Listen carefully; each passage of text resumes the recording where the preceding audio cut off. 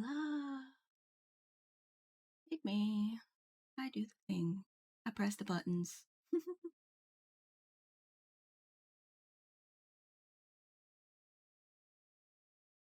Let's see. We have Slime in chat. Welcome to the stream. Thank you for the lurk. We got Ian in chat with a wiggle. Welcome to the stream. We got Legally Blind. Welcome to the stream. On me. Hello. Welcome to the stream. Oh, and thank you for the lurk, Legally Blind. Hi, Ash. Hi, Fi. Welcome to the stream. Oh, my caps were off.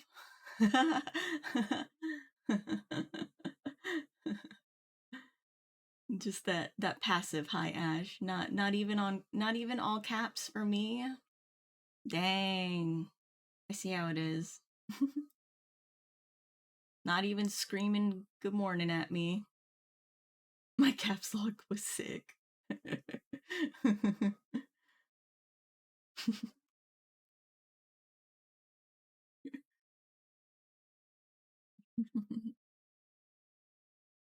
Yeah. Okay, I'm feeling a little sick myself, so I'm kind of bleh.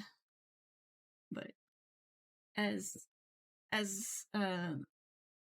as I keep getting told, I will quote, "Fuck it, we ball."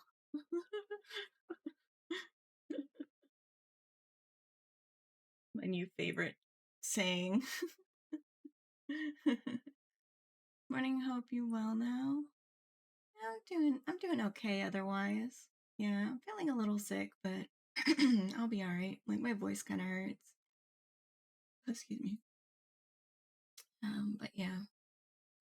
Kinda a little raspy voiced today, but that's alright. We're gonna finish up what we started in Genshin from yesterday. We were put in jail. We were put in gay baby jail. We were put in gay baby jail, so we gotta find out what happened to Child and then break out a big gay baby jail.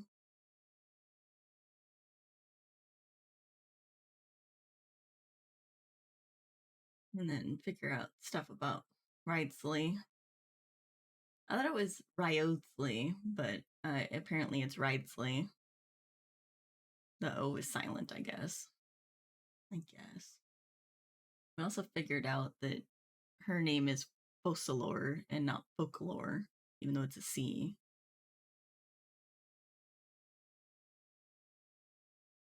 But yeah.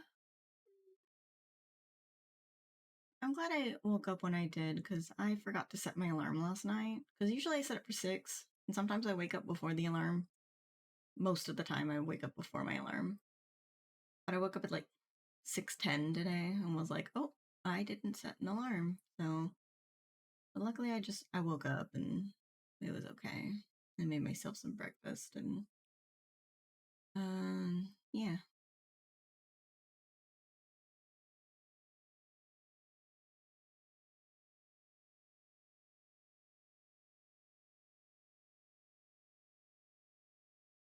Mm-hmm.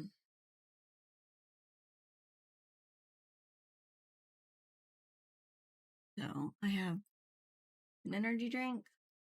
I have a box of energy drinks next to me, but I'm drinking an energy drink. Have my water. I kind of have snacks, kind of. I have like cookies and like sour plums. Like, not really snack ish, I guess. I don't know what to call that.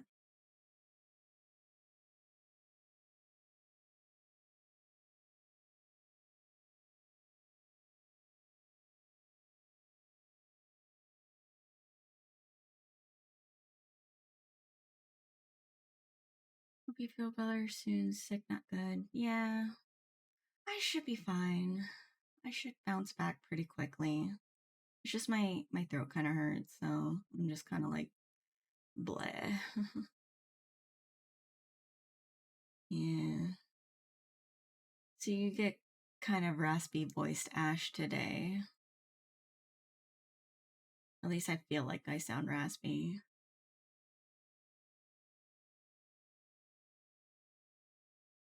It's just as good as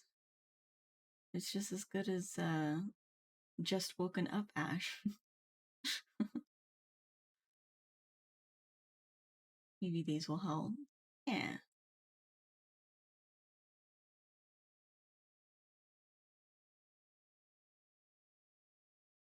Mm-hmm. I guess we should get into it already. I don't really have much to talk about today. Not much happening in my life.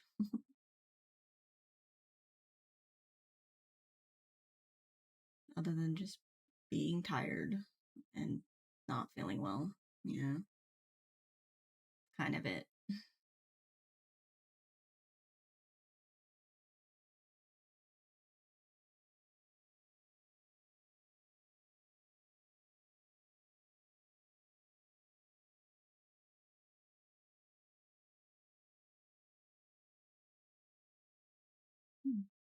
Yeah. I guess finish this. I'm almost done with this energy drink. Then I'll have to get another one.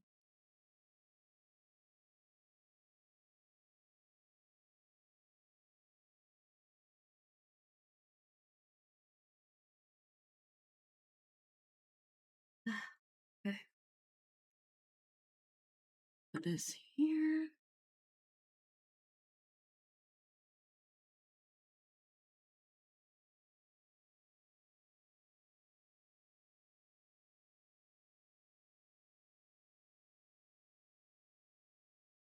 I have another one. Okay. Whew. Okay. Let's go over to the game screen and then we'll get Genshin loaded up. We'll finish up that quest and then we'll figure out what to do after that. If there's enough time, maybe we'll do Honkai or rigging. I got Honkai working again, by the way. So,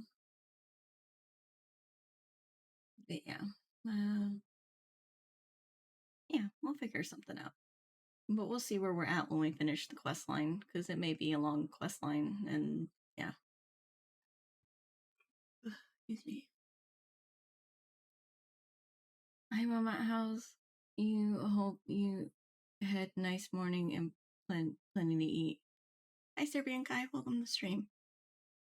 I did. I'm having a nice morning. And I did eat. I ate more tocino spam because I love it. And it's really good. Some tocino flavored spam.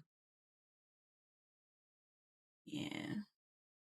For those who don't know what tocino is, it's a Filipino sweet pork. So it's spam flavored like that. Oh yeah. Let's go to the other screen. What we doing today? What are we doing today? We're gonna play some Genshin right now, and then we will figure out what to do after we finish the quest line that we were on, depending on what time it is when we finish. There is Genshin. Yes, I would like to play. Thank you.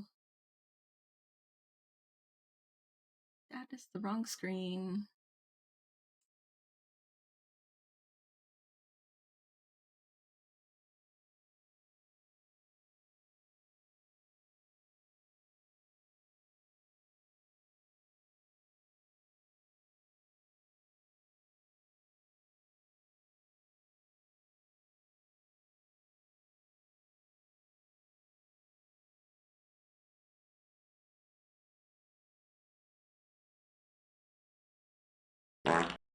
Fart. Who's farting at my chat? Who felt the need to pass gas?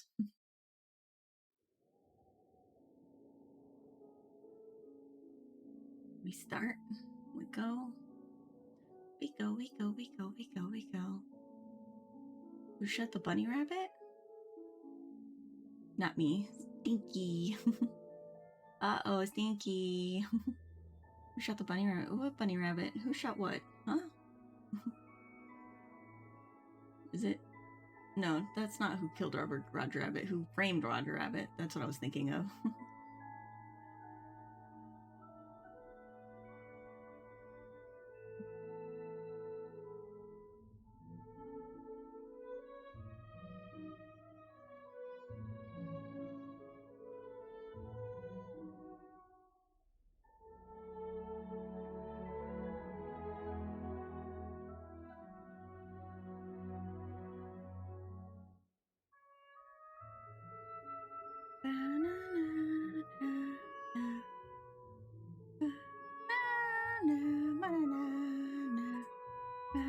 Oh, I got my own drop.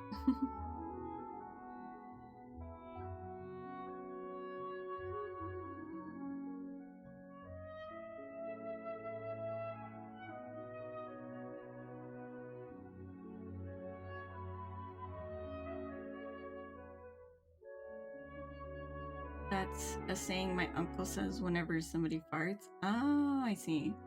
There's something on your face? What's on my face? What do you mean?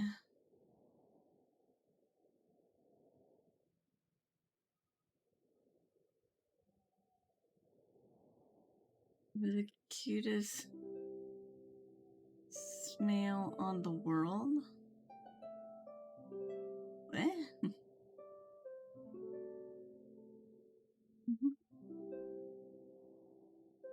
I don't know why it's taking so long to verify the file integrity.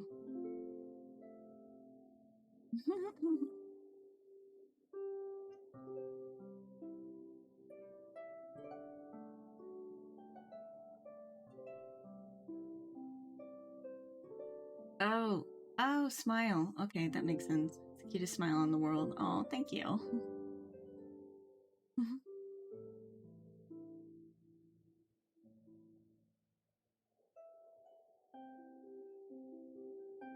I am dyslexic. That's fine. That's fine.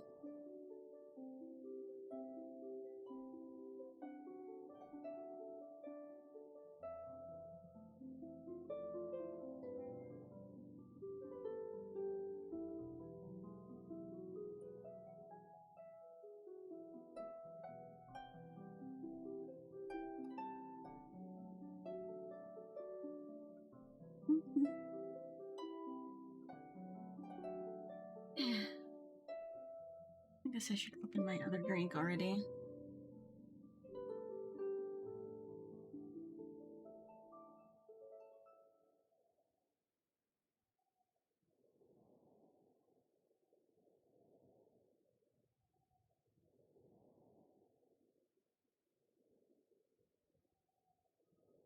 I have orange dreamsicle monster. I have a whole case of them.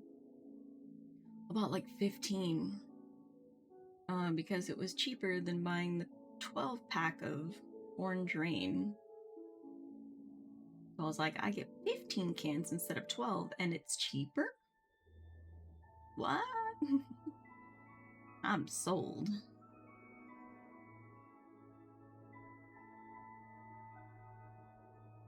Not that I drink energy drinks often, though. Usually I drink them when I do, like, subathons and stuff like that, but I also didn't expect to, like,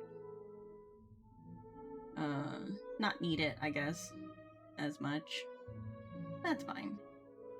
I'll have energy drinks until I run out, and then grocery store prices are crazy. Yeah. I mean, I bought it off of Amazon, and, like, Amazon was like, you can have 12-pack of rain for this much, or you can have 15-pack of Monster and cheaper. I was like, wait, what? Oh, like, I guess so. I guess that makes sense.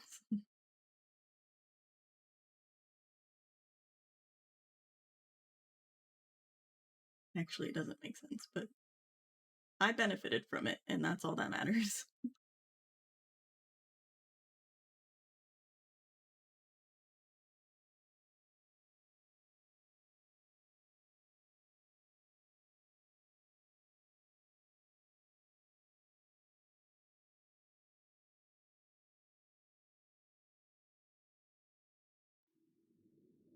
Okay, so we are in gay baby jail. And we need to talk to some people. Let's see what we got in here. What is this? Oh, I have my cake. It's my cake. Oh yeah, and I still have this, which I don't know what I need from that. Oh yeah, what did I name him? Chiraka, that's right. I keep forgetting what I named our wanderer. Okay. Come on, enough procrastinating. Shush! Catching. Let's go. See here. Date summary.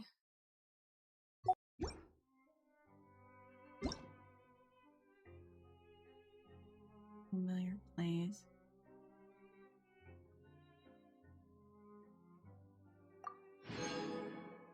Oh, we can do another pull.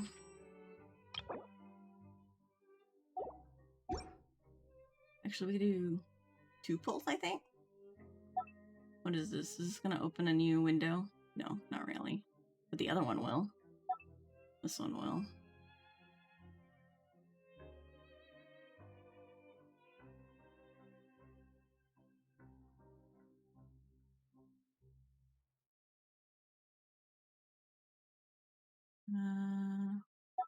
This one go away. Oh, because it wants me to go to the special event?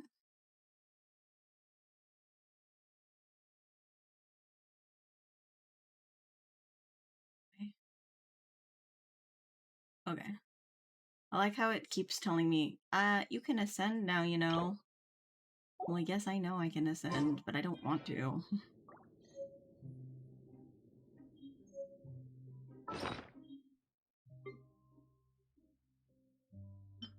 Yippity Octo Baby? Where did this come from? I can have an Octo Baby? Oh, look at him! He's so cute! Octo Baby! Okay. Let's do some wishes.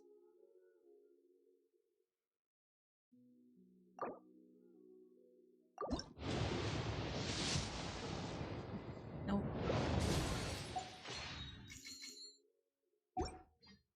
One more, I think. Because it would be 320 if I had to. Okay. One more. No, it's pink.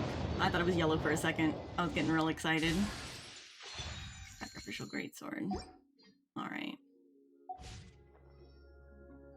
And that was 2, so that puts me at 71 pity. Alright.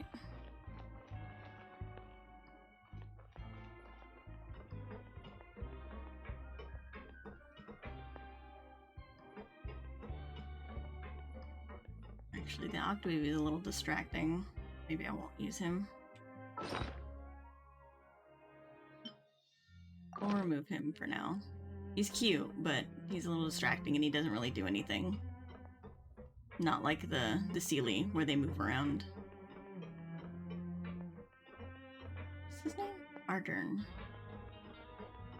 I thought his name was Aberdeen, which is a character that I have. And I was like, wait, he sure is the name of the character that I write for. I forgot how hard this music goes. Okay, is that going again?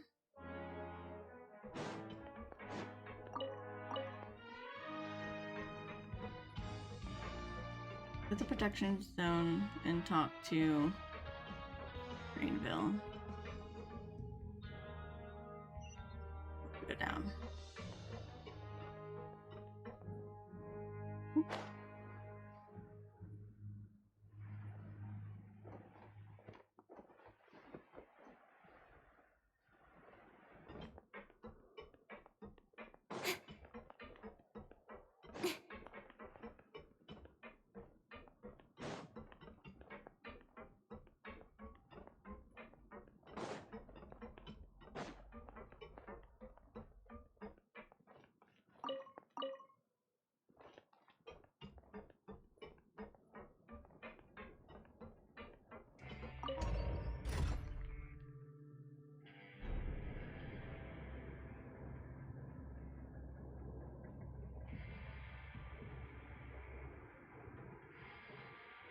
I'm all for work-life balance, but I think this is pushing it.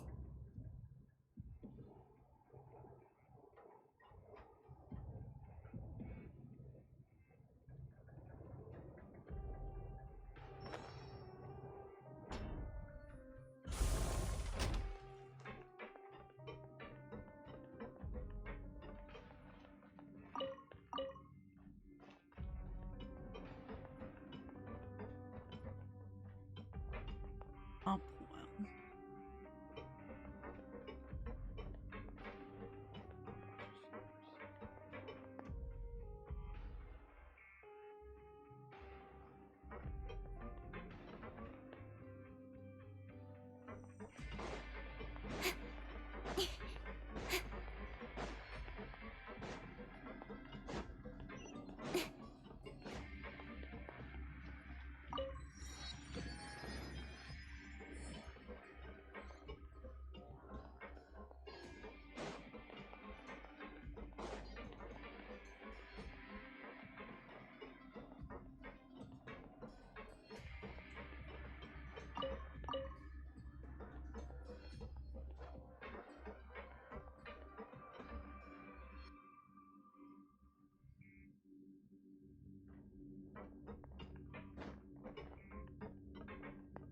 Or do I need to keep going down? Oh no, I just need to go over here, I guess.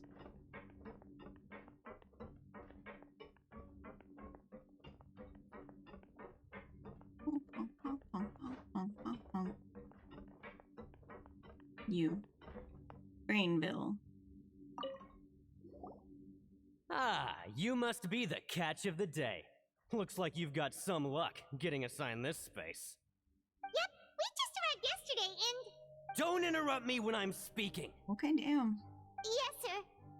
Listen carefully to my instructions. I don't want any mishaps. Every machine here is worth more than the both of you. Working around these machines can be very dangerous. Do your job well, and you can eat in the cafeteria after your shift. Get sloppy, and you dine in the infirmary. Anyway, the Fortress of Merope doesn't want to lose a single one of its machines. And it also doesn't want to waste the production potential of any inmate. You got that? Got it. Your job is to use the machine over there to process widgets. Watch carefully, and make sure you step on the pedal at the right time. If the machine gets jammed, then give it a little maintenance with your fist. Here, take this. Bring me the processed widgets, and I'll give you some credit coupons in exchange. Okay. Modeling process, you must place the unprocessed parts into the machine. Interact with the machine to start the challenge. Some parts get stuck while rotating. You need to attack the rotating part to restore the machine's function. The part space glows. Jump to complete the modeling process once.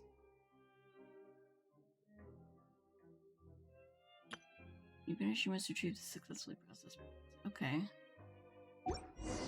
I will try my best.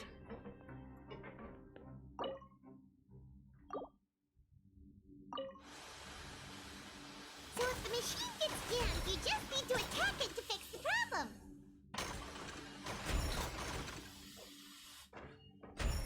Once the widget is hot enough to glow, jump to step on the pedal and hit the widget with the hammer.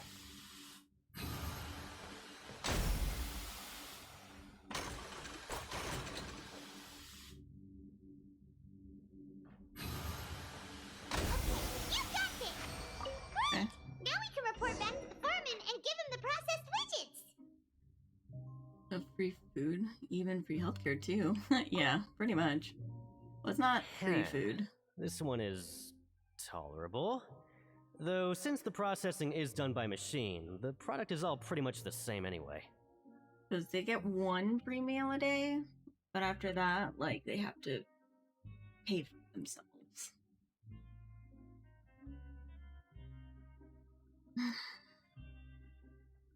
Alright, I'll pass you for now. And we'll count up how many credit coupons you've earned.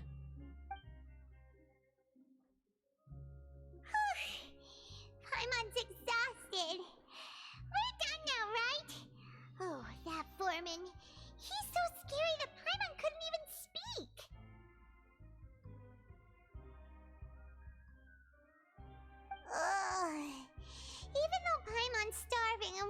head straight to the coupon cafeteria.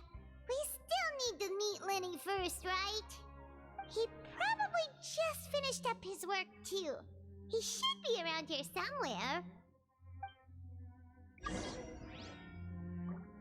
New mail. What kind of coupons?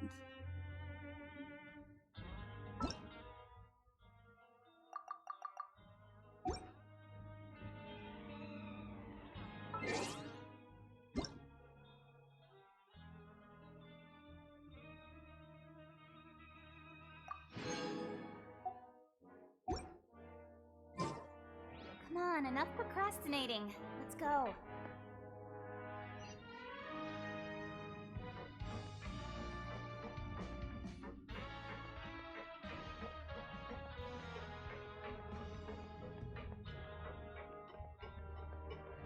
Lenny? Mr. Magician? Where are you? Oh, this had better not be some disappearing act. He doesn't seem to be around here.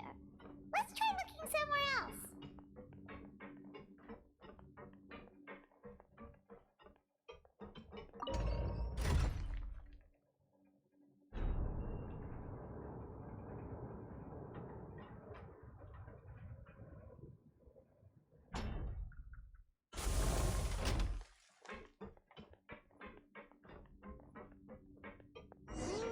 Where could he be? Did he decide to slack off and sleep the day away?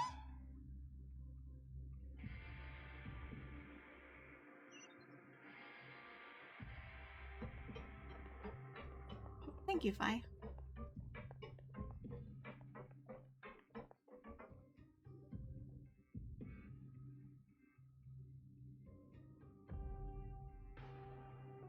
Hey, over here. Lenny. Oh, you scared Paimon! How did you appear out of nowhere like that? Oh, you scare so easily now? Is there something worrying you these days? Oh, you little...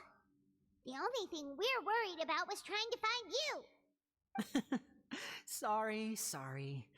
Come over here and keep it down.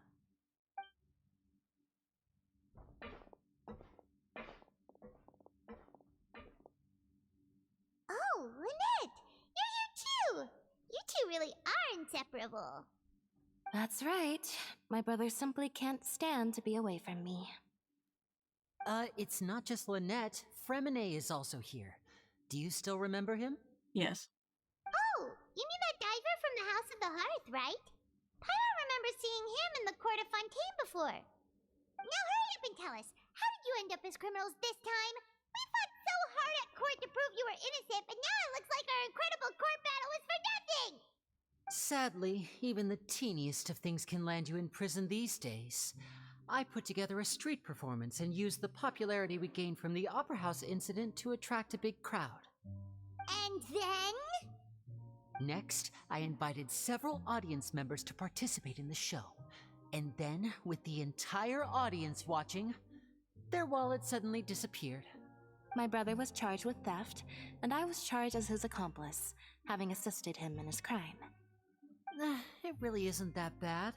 The missing wallets are all in the leftmost drawer of the Maison Gardiennage's big filing cabinet. We just need to see how long it takes to discover them. Yep, we should be released then. In terms of the magic trick itself, I think the performance went perfectly. Leave it to Lenny to magic himself into prison. That's not the point, Lenny. The question is, what are you two really doing here? Indeed. Last time I hid my identity from you, I promised that I'd tell you absolutely everything if you were angry about it. No more secrets. So I don't plan on keeping anything from you this time either. At the moment, the House of the Hearth's interests don't conflict with yours at all.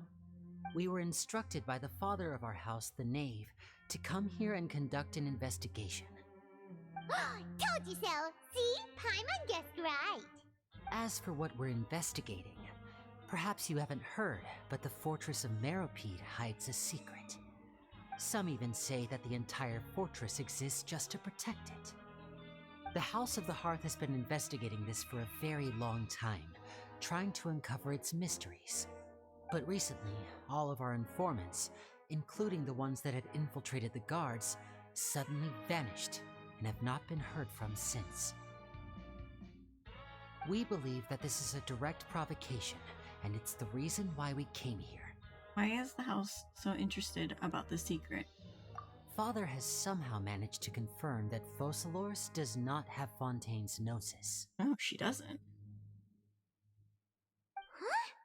How did she manage to learn information that important? Father has her ways. Many of them are beyond our imagination, and we've never had the chance to see her at work. But we trust her conclusions. It was this information that led us to suspect that Fontaine's Gnosis might be in the fortress of Meripede and is related to that secret. So it's all about the Gnosis again. Well, that's about it from our side. How about you two? Did Monsieur Nervulette send you here? Bingo! The maid has been applying a lot of pressure. She wants to know what happened to Child, so we came here to investigate. Traveler, are we allowed to tell them? Oh, you already did. You've already said everything. You don't need to worry too much about that. She's just asking for a report on Master Child's predicament as a means of pressuring you. Father used the situation as a pretext to negotiate with two high-ranking officials in the court of Fontaine.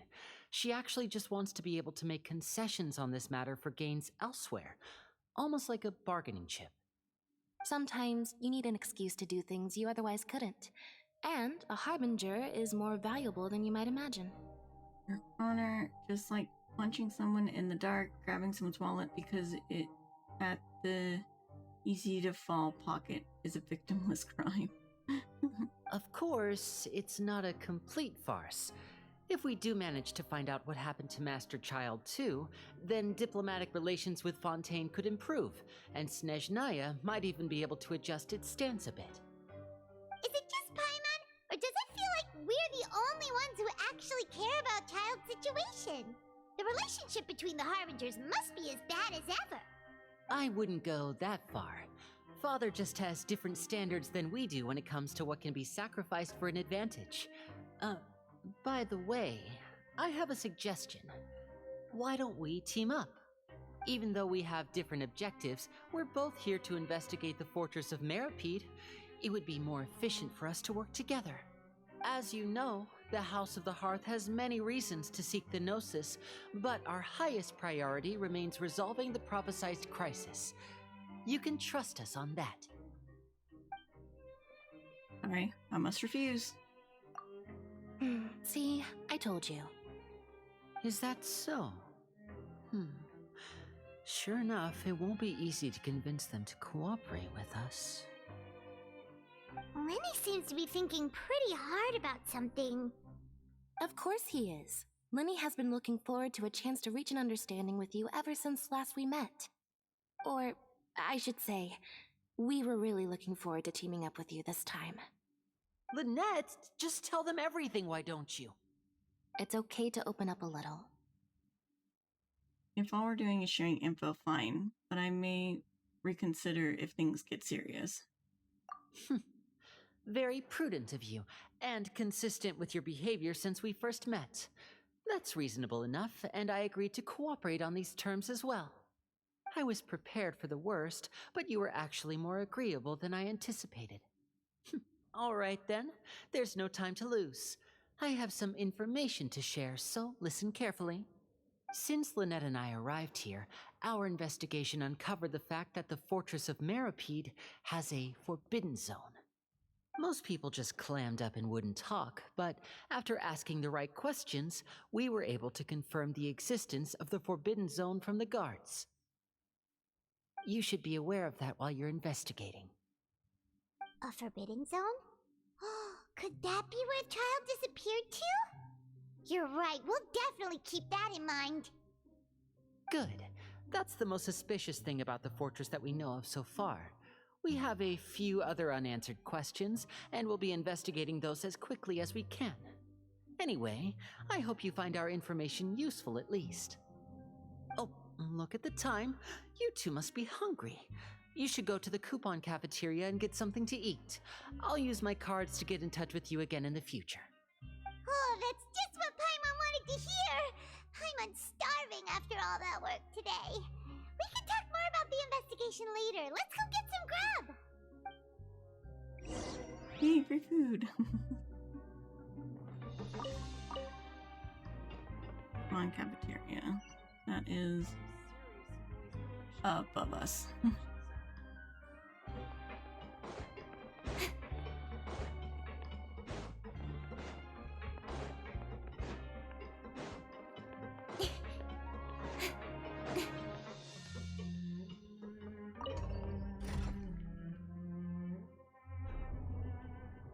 Wait. We need to go up.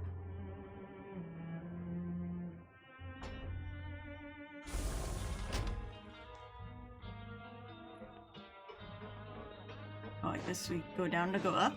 I don't fucking know. I'm just following the yellow thing.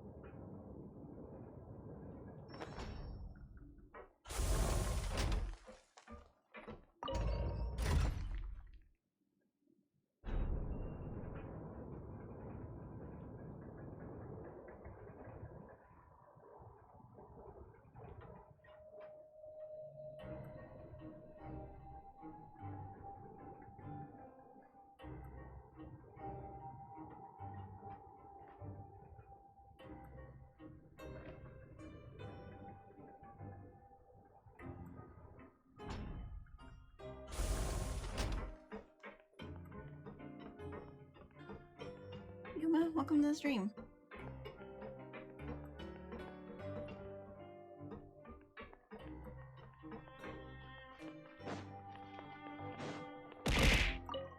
Ow.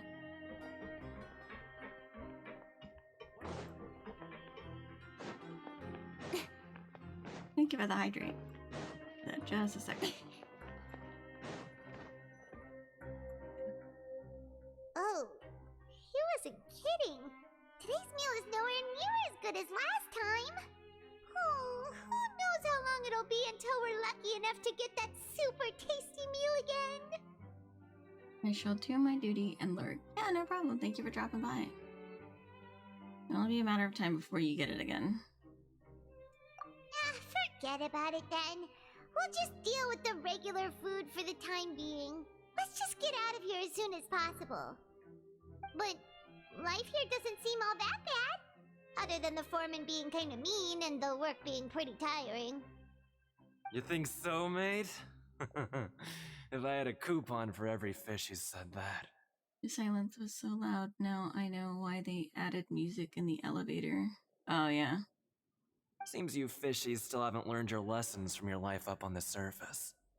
If you take things at face value, then by the time you reach a dead end, you won't even know how you ended up on that road in the first place. Have some advice for us, old timer? I like your attitude. I can, let you in on a little something. Everyone's been telling you to just follow the rules and not cause any trouble for yourself. Am I right? But what they don't tell you is that the rules aren't exactly what they pretend to be.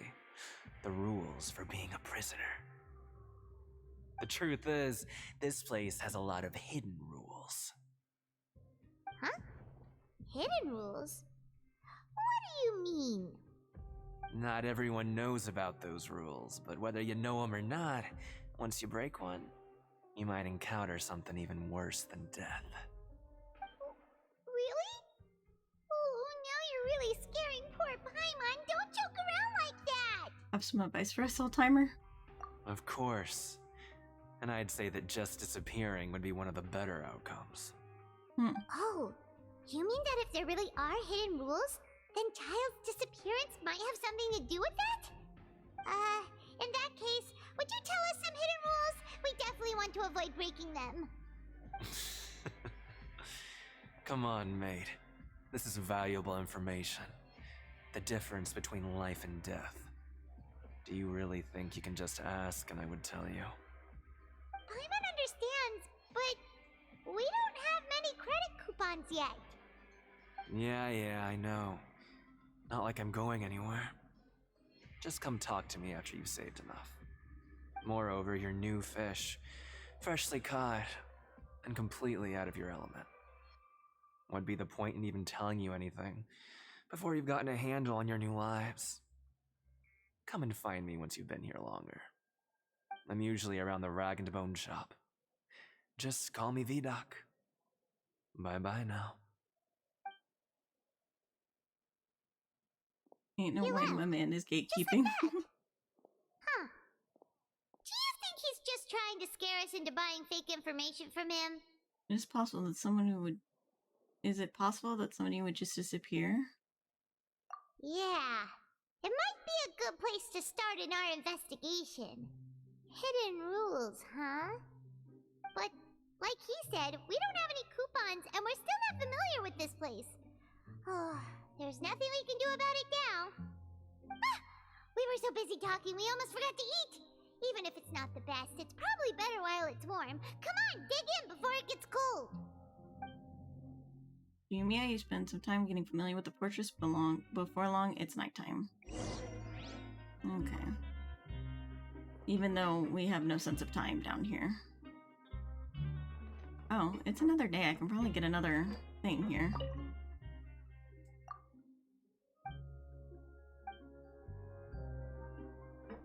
Welfare meal. Yeah. Grab yourself a welfare meal. Oh, what do you sell here? Recipes and dishes. Ooh. What? I need like 450 or 525, 555. Okay, so I need 555 to get all of the recipes.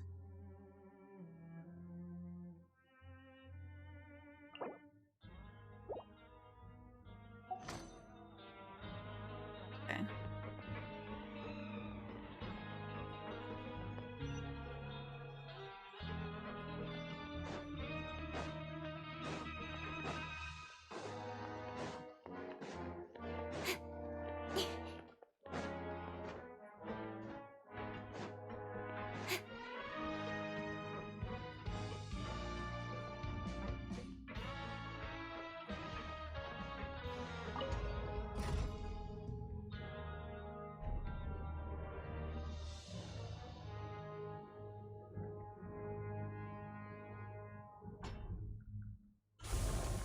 In adventuring, as in business, you always have to seize the opportunity while it's there.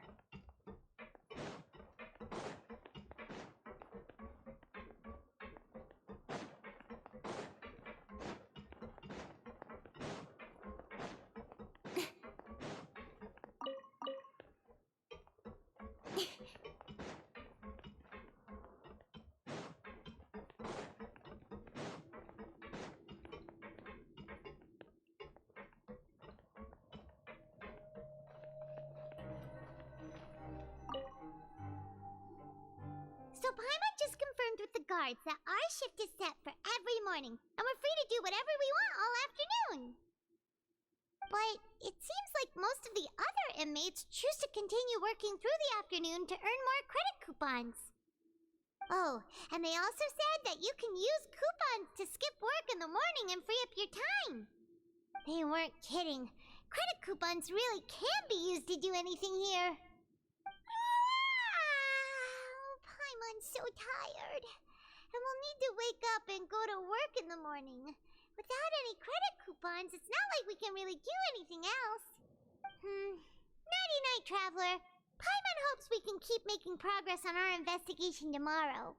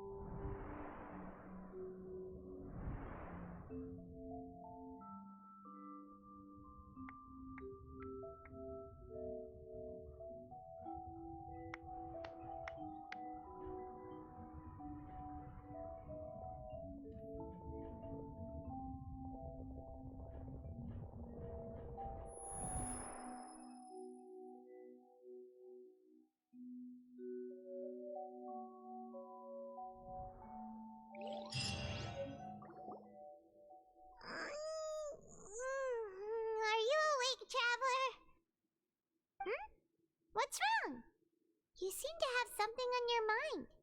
Did you dream about something last night? You dreamed a child. Rather, in the dream, I was child. Is that even possible? Unless it wasn't an ordinary dream? Child's vision! So you had it with you this whole time? Oh yeah, you gave it to us. Maybe the vision connected Child's consciousness to yours. Maybe I can use his vision to see everything he experienced from his perspective. And our investigation has its first major breakthrough! Good thing you brought the vision with you here. So what did you see in the dream? Do you know where Child went? The dream was a little hazy, and I didn't see anything particularly useful. Huh. Okay. Well, hopefully it'll be a bit more helpful in the future. What's more important now is that it's the start of another new day as prisoners. Let's do our best to earn more credit coupons. What's the plan for today? Work in the production zone. Let's go! It's time to start working. If that guard Fielding catches us skulking about, he's sure to give us an earful. Arrive at the production zone.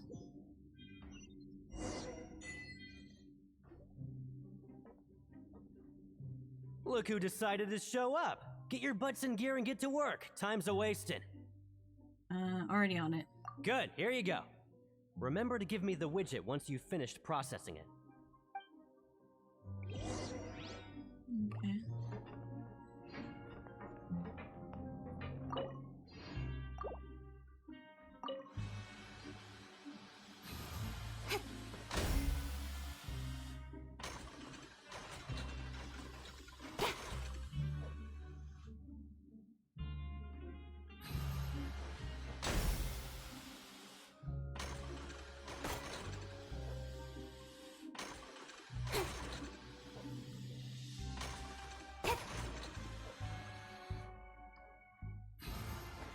Alright, finished!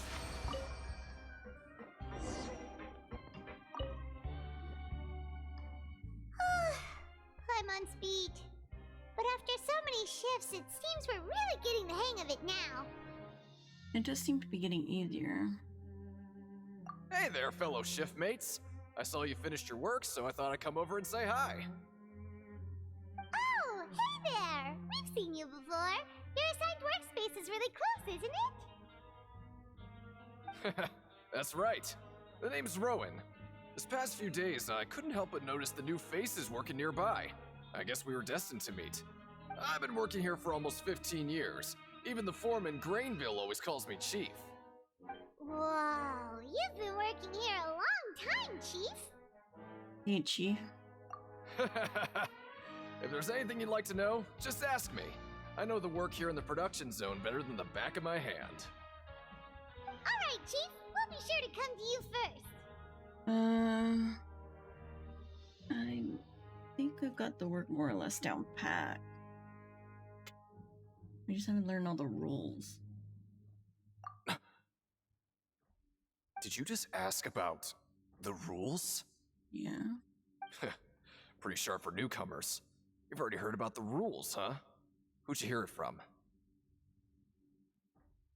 I don't think you need to know that. Alright. Seeing as I'm the one who came over here, you're already calling me Chief. I guess I can tell you a little. You also look like a Genshin character. Hi, Tony Cosmic Brownie. Welcome to the stream. My look was inspired by several different Genshin characters, so that makes sense that I would look like a Genshin character. The rules, bum bum bum. The rules. Truth is, you two keep working like this, you might be putting yourselves in danger. Huh? Wait, there's even a rule about that? What would have happened if you never told us about this? Well, it's usually not that easy to break one on accident. The conditions of the hidden rules are usually pretty specific. But once you do break one, bad things happen. The conditions in this case are... If you work continuously in the production zone for 3 days, and if all you do besides eating and sleeping is just work, then something bad will happen during lunch on the 3rd day. Okay. You said it would be hard to break one of the hidden rules, but that seems pretty easy to do. Especially if you don't know about the rules. That makes no sense. Huh? Like what? Oh, don't scare Paimon! If I knew that, then I wouldn't be standing here talking to you, now would I? You mean, even you have never tried working 3 days like that before? There's actually a legend about this rule. They say that there was a worker who worked way harder than me. He was both efficient and eager on the job, and most other workers couldn't hold a candle to him. One time, he tried to test his limits and worked as long as he could. Then during lunch on the 3rd day, he disappeared into thin air, as if he'd evaporated. Later, some people went and asked some of his past friends about him, but they said, never heard of the guy. What the? How could that happen? What did that worker look like? Unfortunately, we were assigned different production zones. I never saw for myself what he looked like. Beast. Wait, are you thinking that it was... Thank you very much for the information. Oh? We'll try that, yeah. You... Listen, kid. This ain't the kind of thing you should be curious about. Let me tell you, you're better off forgetting about it and looking after yourself. Now I kind of regret ever telling you. Yeah, I agree with Chief here. Do you really want to try? Nothing ventured, nothing gained. Alright, if you insist. Finish your morning work and arrive at the coupon cafeteria.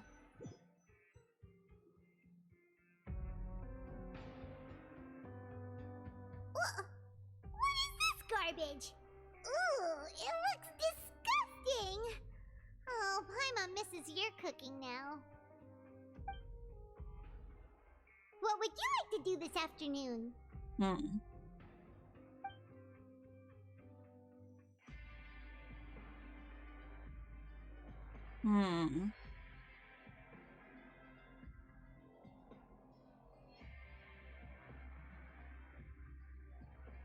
Do we want to keep working or do we want to investigate?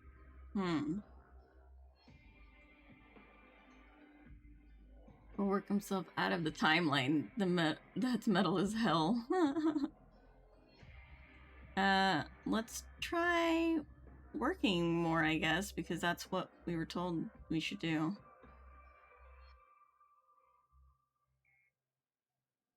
Well, you just said you had to work 3 days. Not that you had to work the whole day. Let's go investigate. Paimon felt like some of the people here were a little strange the moment she saw them. Okay. Run and look for clues. Okay.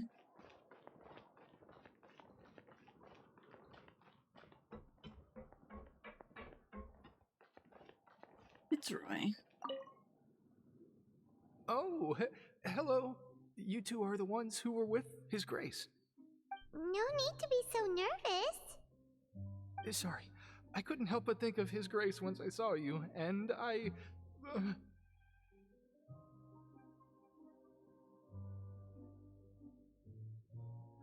Are you that scared of him? Well, it's hard to say. Maybe I am. He's got a very overwhelming presence. It makes me feel like I'm just some insignificant little bug. Wait, seriously? Well, I'm always indecisive, and I tend to make a mess of things. It's like a reflex. I just instantly start to tense up the moment I see a smart and capable person like His Grace.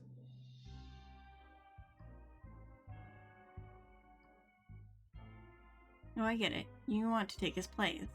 What? Please, don't say anything like that out loud.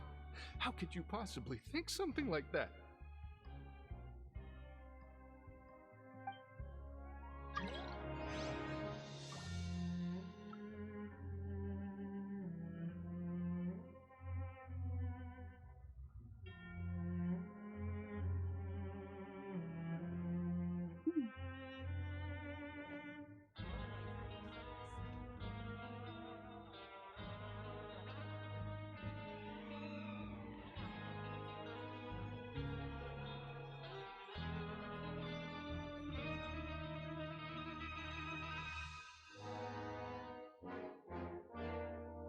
Okay.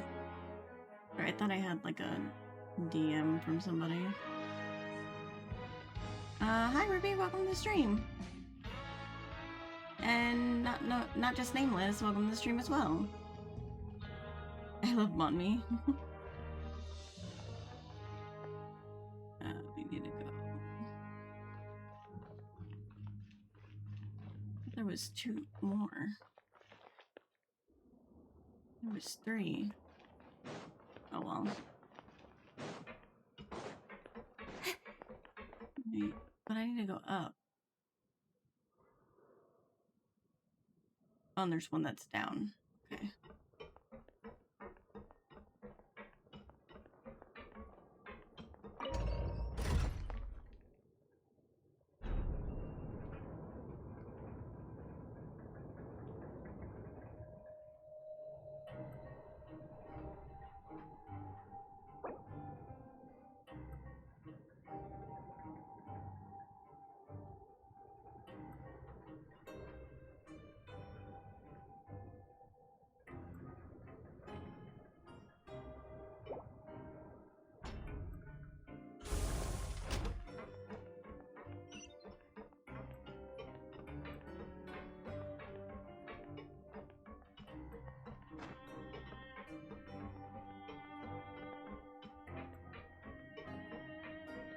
Oh, it's up there.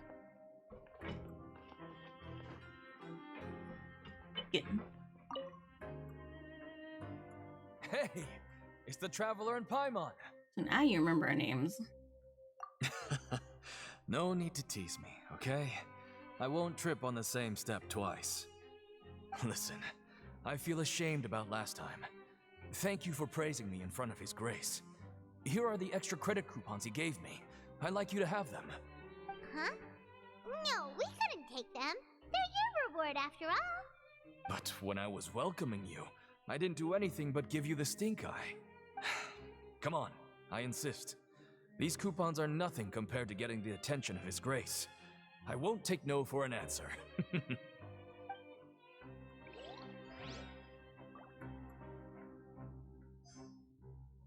Okay. Now we need to go up.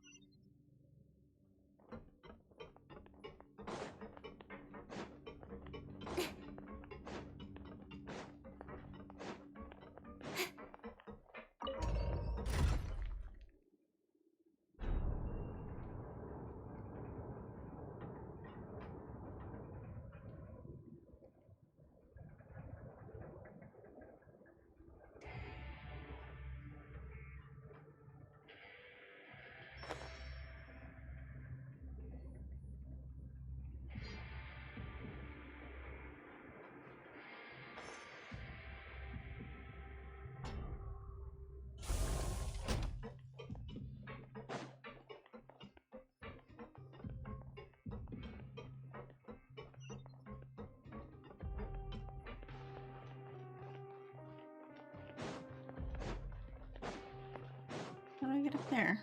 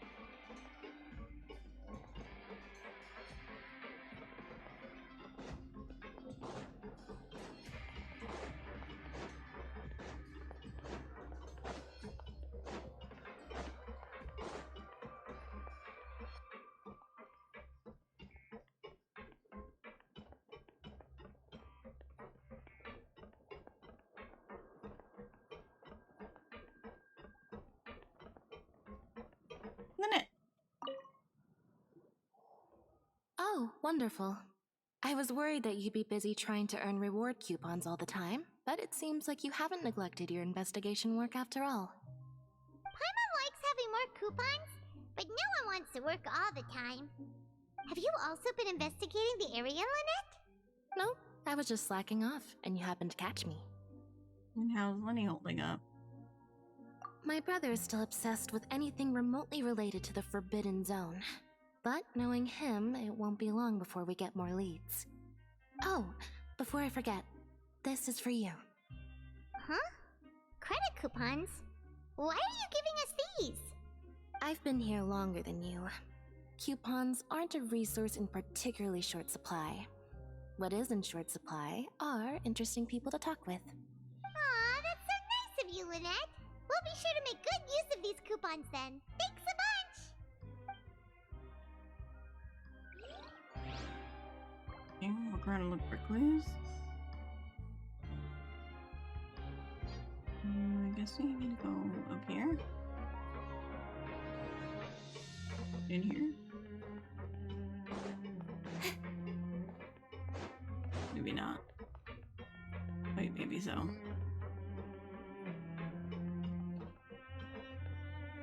Maybe not.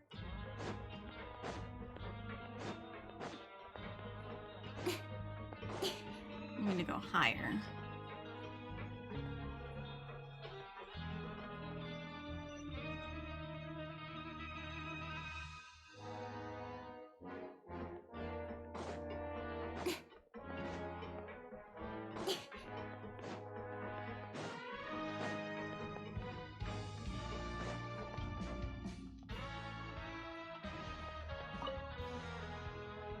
Oh, you want to stop investigating and go rest?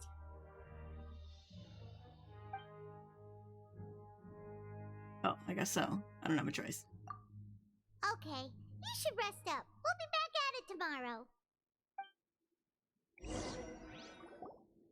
Aw, looks like we won't get a chance to sleep in as long as we're here.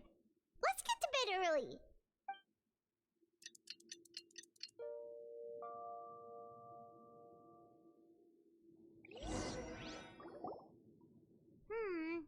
Maybe we can make some progress in our investigation today. What do you have planned for us?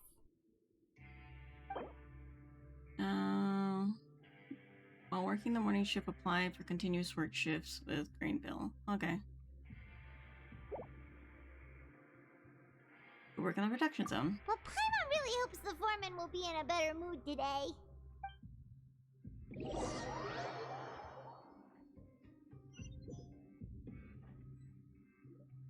Look who decided to show up! Get your butts in gear and get to work. Time's a-wasting. If possible, I'd like to apply for 3 continuous working days. Oh? What's with suddenly wanting to work so hard? You need coupons that badly? Sure. Let's just say we really want to test our limits. Investigate the hidden roles. You and Paimon start working despite the lack of clarity.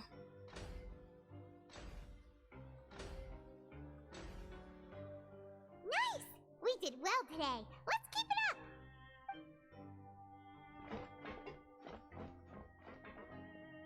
Review.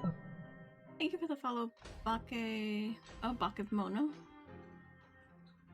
Ooh, Paimon's had it. Who knew that processing these widgets would be so tiring?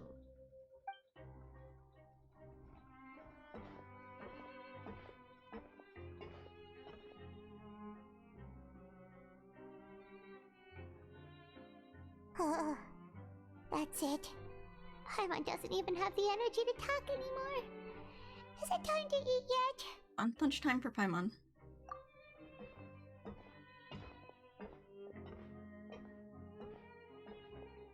Hello. Hi, Bakemono.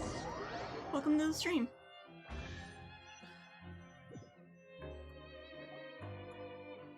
Oh, Paimon's exhausted. It's just work, work, and more work. Paimon's little body can't handle this much longer.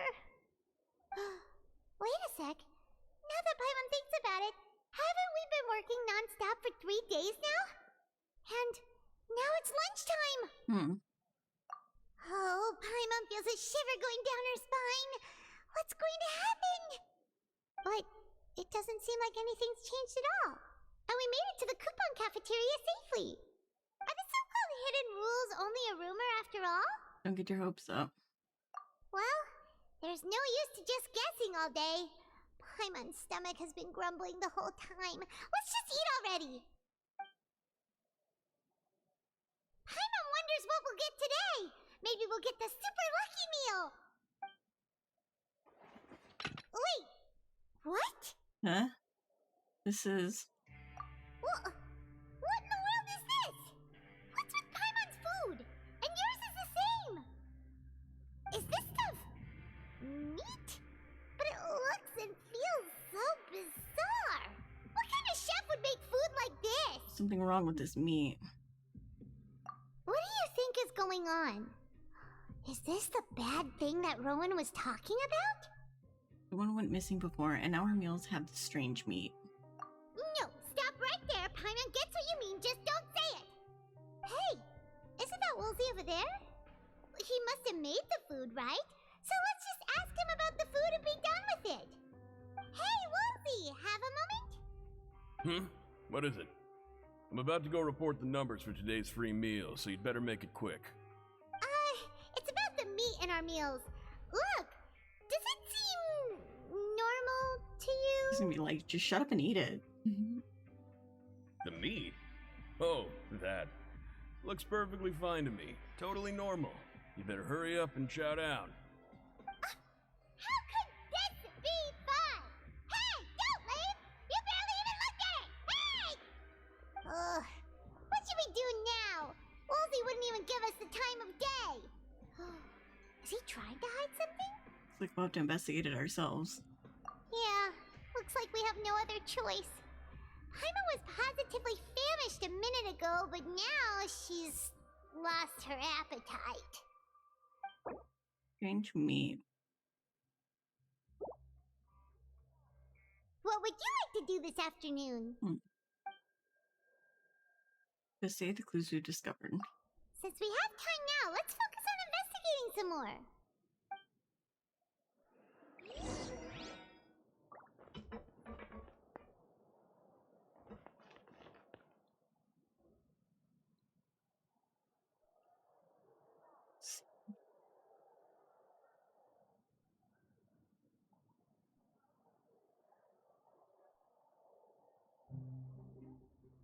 Grab yourself a welfare meal.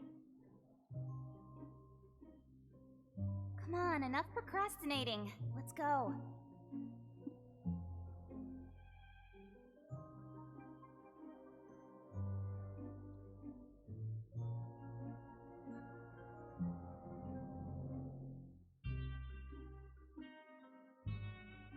Grab yourself a welfare meal.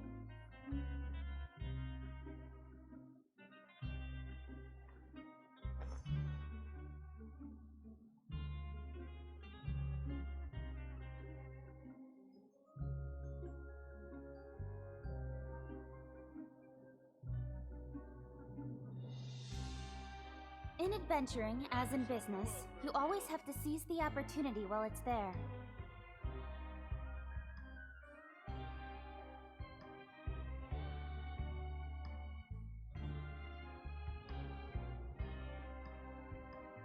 Okay.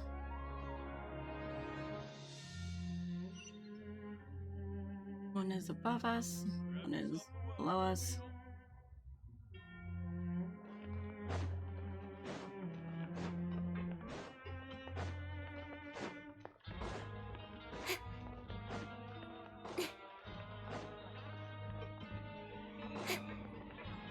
Eat your mystery meat. This ain't good. Bro cooked the rarest steak I've ever seen.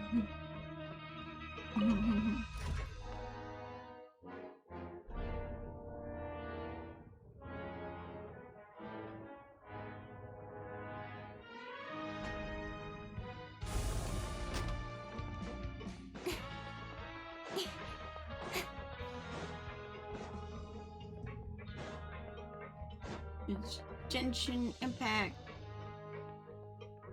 Oh, welcome to the stream. Yumi? Yumi-chan?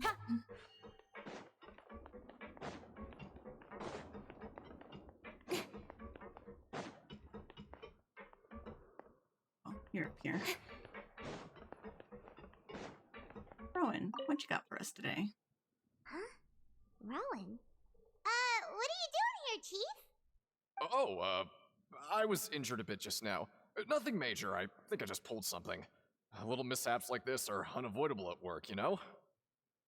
Mother, yes. Yeah, welcome to the stream. Huh. Paimon wouldn't have thought someone as experienced as the Chief would still get hurt on the job. I just knew you would say that. This is pretty embarrassing. Where's Siegeween when you need her anyway? The one time I need to make a quick trip to the infirmary. Oh, you mean she wasn't in the infirmary? Yeah. The rumors say that there's never anybody in the infirmary in the half hour before lunch, and nobody knows where Siegeween gets off to. This is just a coincidence, but she's always absent during lunch. Huh. That's actually really strange. Siegeween's always super dedicated to her work. Where else would she possibly go? Forget it. I can take care of a small sprain like this on my own anyway. No need to trouble her. The infirmary.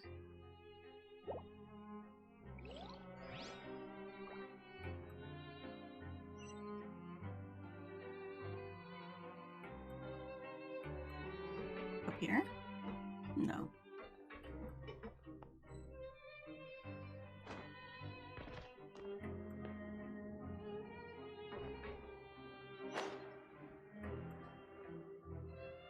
Wait.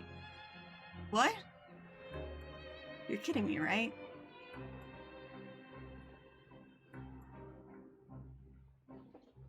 Guess we'll go back up.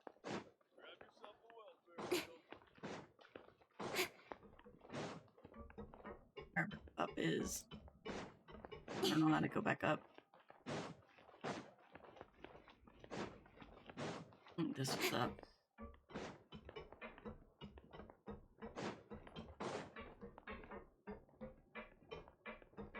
I'm surprised you even have this much space for Genshin. What you mean? Oof.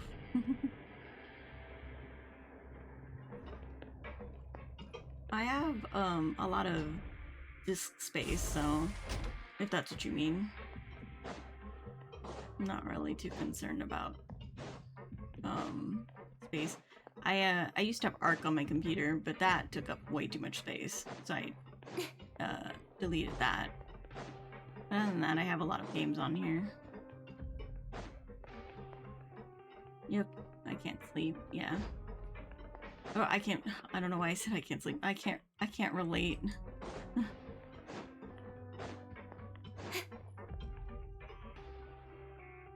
look! There's something here! Looks like a research notebook. That suspicious guy peeking into the infirmary just now. Are they a fan of Siegeween? He must have dropped this. Let Paimon read it real quick. The Melusine perceive the world very differently from humans. There are significant deviations.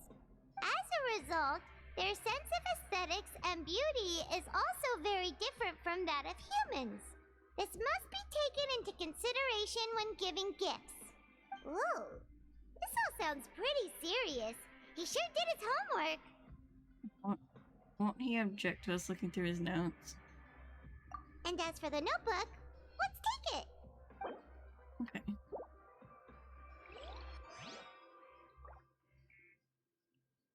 Now we can leave.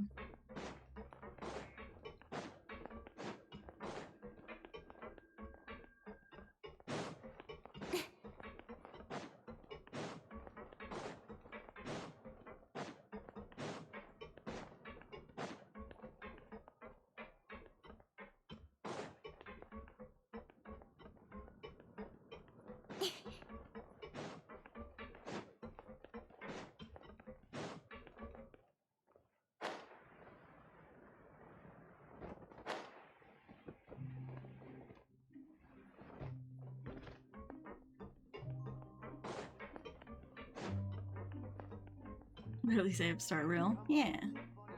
I'm glad I fixed Star Rail, actually.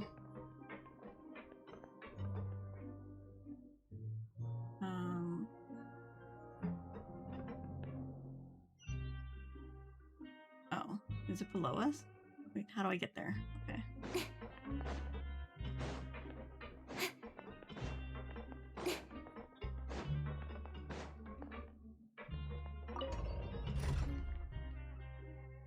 Did you figure out what was wrong with it? I didn't figure out what exactly was wrong with it, but I just reinstalled it on a different drive, and that seemed to work. But I think it might have been the drive.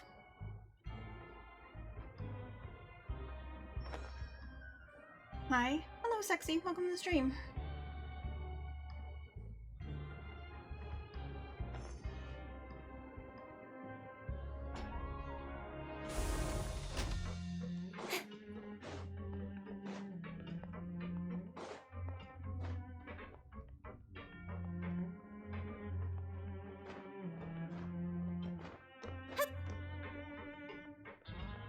You know, all those tricks in the book. Uninstall and reinstall. Pretty much. Siegewing? Aren't you supposed to be in the infirmary? What are you doing in the production zone? Hello, traveler. Paimon? Everyone's usually busy around now, and we don't have any patients to look after in the infirmary. I thought I'd come here and enjoy the sight of everyone hard at work. Enjoy? What's there to enjoy here? It's really worth watching. I often stand here and observe everyone. Humans are just so interesting and adorable. I like to watch your expressions while you work. Are you talking about pets or people? You also happen to be a veterinarian as well as a head nurse. Oh, I can see why you think that, but you shouldn't jump to conclusions. See, we Melazines are a different species, and we see the world very differently from humans. It's very easy for me to observe everyone's condition. All it takes is one look, and I can tell which workers are exhausted. Wait, Melazines can see that? Huh. That does sound useful for being a nurse. Yes, running around tending to everyone's health is very fulfilling. But I'd much prefer it if you're all happy and free from exhaustion and pain in the first place. Take care of your body, and make sure you eat well. Always rest when you're tired from work, and don't push yourself too hard. We'll definitely take care of ourselves. Thanks for the reminder.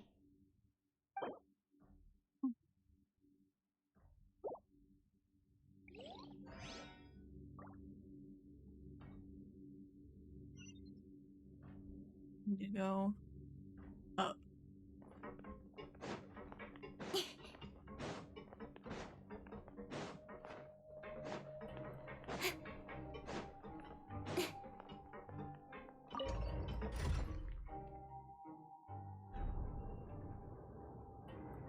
Tank Seawing. Tank Seawing. Yeah. Come on, enough procrastinating. Let's go.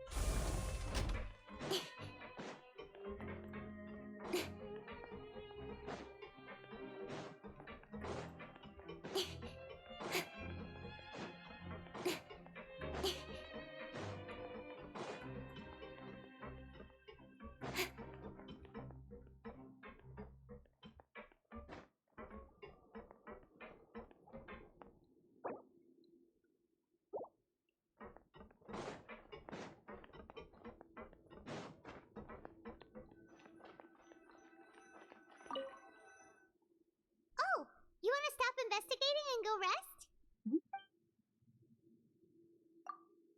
Okay, you should rest up. We'll be back at it tomorrow. So after working a few days straight, we got some strange meat in our lunch. What was that all about? Has our investigation turned up anything useful recently? I think I've got something, but unfortunately it's not related to child. Really? Then it looks like that part of the investigation has hit a dead end. You know if the new water duder is worth pulling?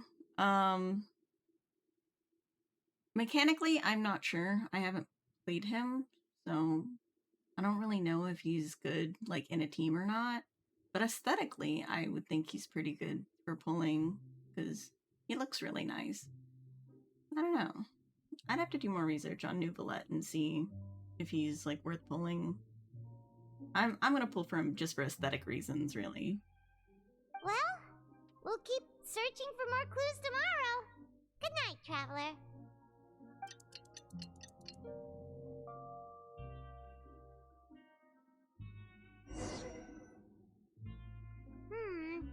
Maybe we can make some progress in our investigation today. What do you have planned for us? Okay, so we need to go to the Pancration Ring and gather information. Let's go to work in the protection zone? Yeah. After working here so long, we're really starting to get the hang of it. But doing the same thing all the time can get old pretty quickly. How are you holding up? Let's see if there's any really easy work. Yeah, it's good to kick back and relax once in a while.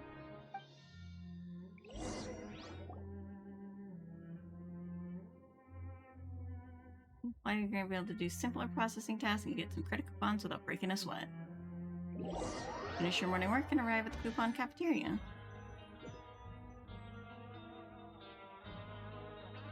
Whoa! Isn't this the super lucky meal? Looks like hard work really does get rewarded. Paimon's gonna take her time and savor every bite. What would you like to do this afternoon? Yeah, we need to go to the Pancration Ring. Knowing Child, he must have been there all the time. Okay. Let's see.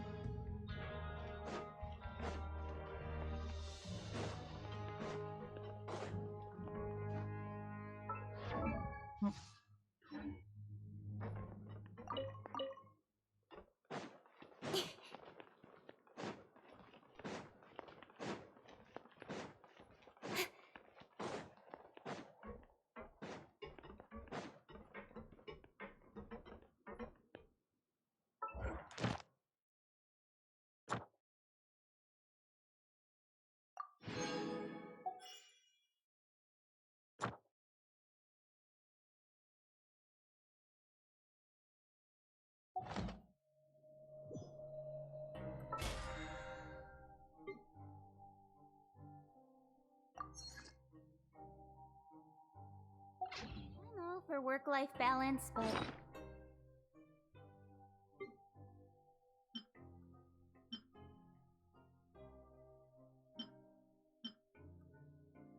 Oh, should I use it? Let's use it. Oh, retro resin. Cool, cool.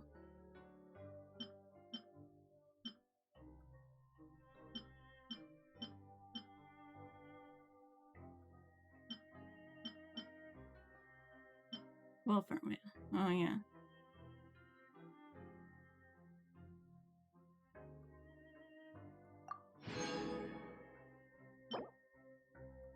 Don't be depressed when you fail. Sometimes ship sinking to the bottom is also a kind of a rival. What the fuck?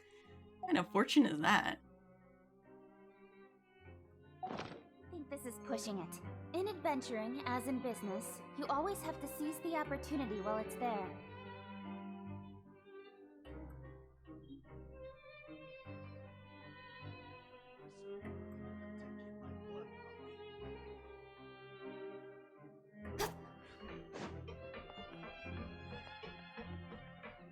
If the new water duder is worth pulling. Oh wait, I already read that. Okay. I don't know why I keep rereading stuff. I'm very not there in the head right now.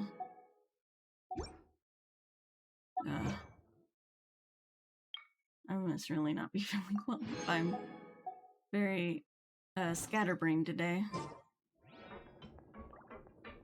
Hate doing this, but I gotta get ready for the day. Have a good rest of your day, Astral. Hope you feel better. See you tomorrow night. Yeah. I will see you later. And you have a wonderful rest of your day.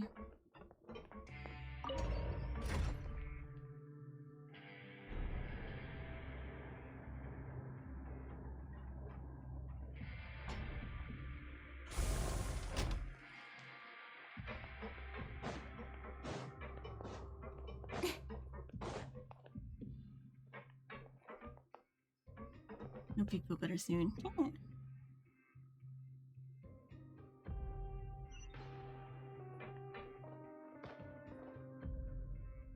Oh, you must be the traveler, huh? Sorry, mate, but competitors as strong as you are prohibited from participating. I don't make the rules, mind you, but I was given very specific instructions. Even convicts value their lives, don't they? I hope you can understand. But we have a game here that'll let you show off your strength, and you'll even earn some credit coupons in the process. What do you think? Interested? And if we lose the game, will it cost us credit coupons? Of course. That's the cruel reality facing every competitor in a place like the Pancration Ring. Right, I'll give it a try. Okay, great. Let me walk you through the rules. The targets in front of you will pop up one after another. You'll need to hit the targets in the same order that they popped up. If you can complete a few rounds in a row with no mistakes, then you'll win credit coupons. But the second you mess up the order, you'll lose. Game over. The game costs 300 credit coupons to have it go. So, you up for it? Okay. Thanks for your patronage, mate. Now. Alright. I'm gonna try my best. I'm really bad at memory. Target light turns blue. You must attack the targets in the order in which they came up. Successfully follow the order 4 times. We'll complete the challenge. Then attack in the wrong order. And leaving the challenge area will also cause you to fail. Okay. Okay. I'll try my best. Okay, do your best to hit the targets, just like Colin said. Okay. This one. This one. And then this one. 1, 2, 3. This one. This one. This one.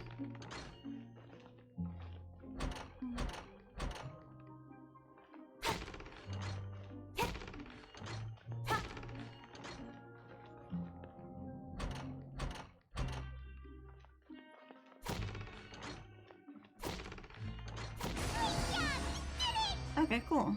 I did it. That wasn't too bad.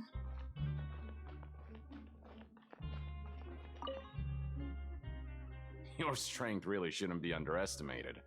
Now I get why you're prohibited from participating in any official fights. Nobody who values their life would be willing to get in the ring with you. Flatter me.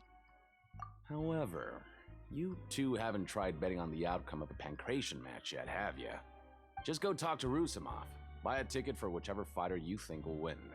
There's a big payout if the fighter you support comes out on top. But we don't know anything about the fighters. How can we possibly know who to support? That's normal. Just watch a few matches and get a feel for the fighters. It won't be long before you can pick winners in your sleep. He's got a point. Why don't we give it a try? If we have enough coupons, we could probably bet at random until we figure everything out.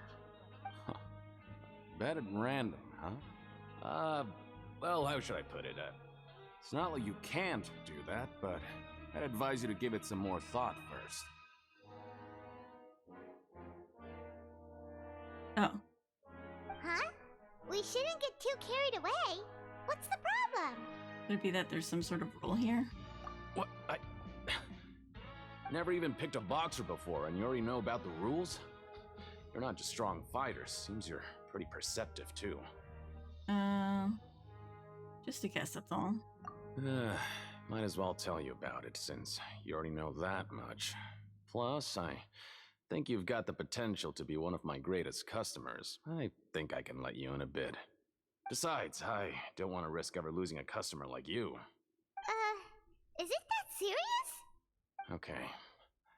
The hidden rule here is, if you buy both boxers' tickets and support them both, something bad will happen the next morning. So the rule is that we shouldn't pick both boxers in the same fight. But if anyone actually did that, wouldn't they be guaranteed to lose coupons? Who would do that anyway? And what do you mean by something bad will happen? How would I know? Not like I'm stupid enough to do that. But I've heard a story about the rule. According to the rumor, there was a masked boxer who possessed incredible skill and power. None of his opponents even stood a chance against him. However, in the final match, the organizers told him to take off his mask. He refused and never showed up to the fight. And after that, he was never seen again. Some say he died, or that he was taken care of by the event's organizers. But everyone remembers that he was someone who cherished honor above all else. In his eyes, supporting both boxers in a match would dishonor the competition itself.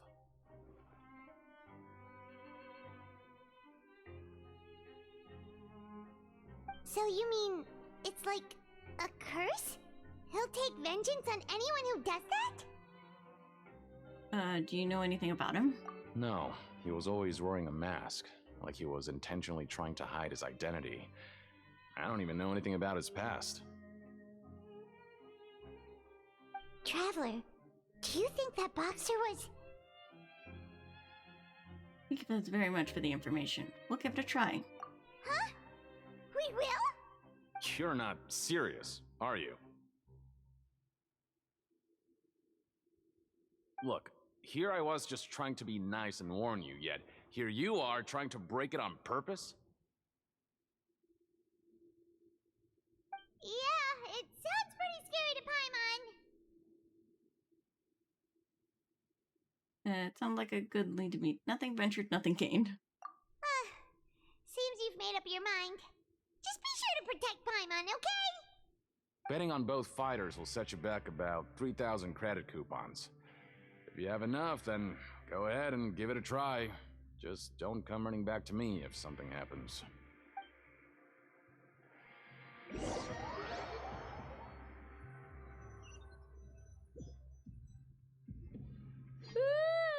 We woke up so early today that Paimon's been nodding off all afternoon. Good thing it's finally time for bed.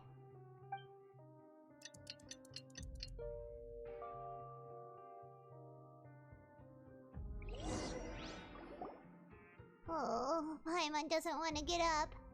Paimon still feels completely exhausted from yesterday. What do you have planned for us? Let's see. Beating of the Pancreation Ring.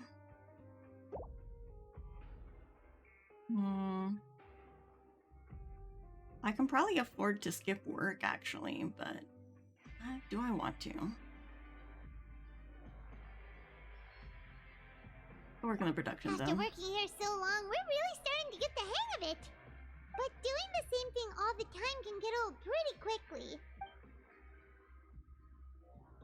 See if there's really any easy work. Yeah, it's good to kick back and relax once in a while.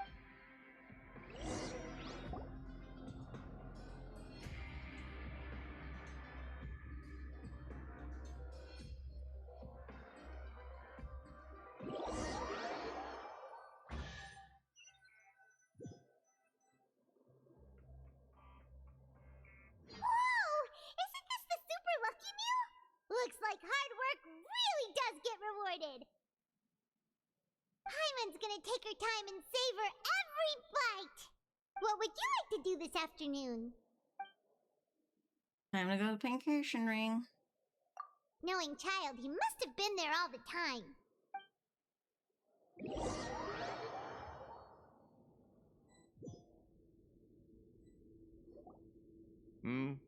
Are you two here to buy tickets? Better be quick about it. Another match is about to start. Who are the boxers in the next round?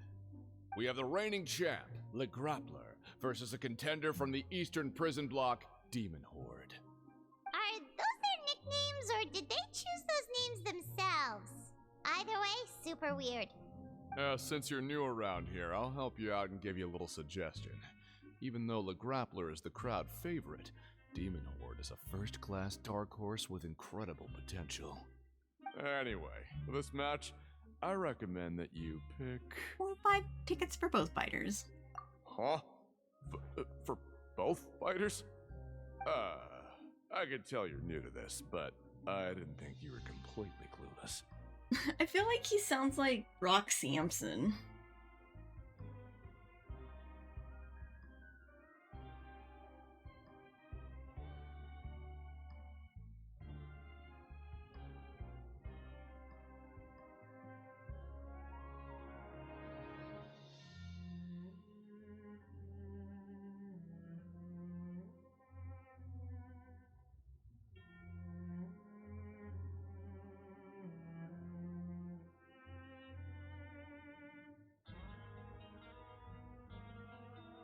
Where's some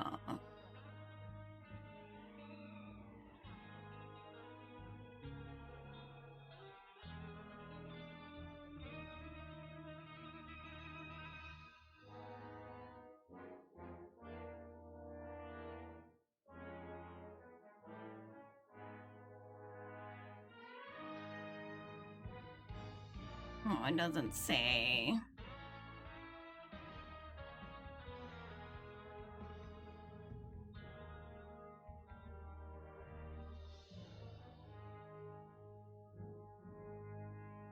It don't say. Maybe you don't quite understand the rules, no? Let me try to explain again for you more clearly. You see... Oh, no need.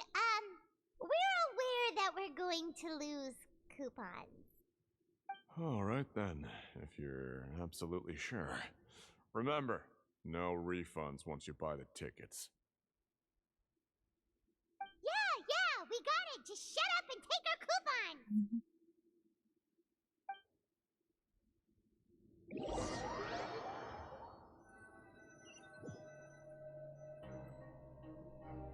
Seems we had a productive day. Hope we can make even more progress tomorrow.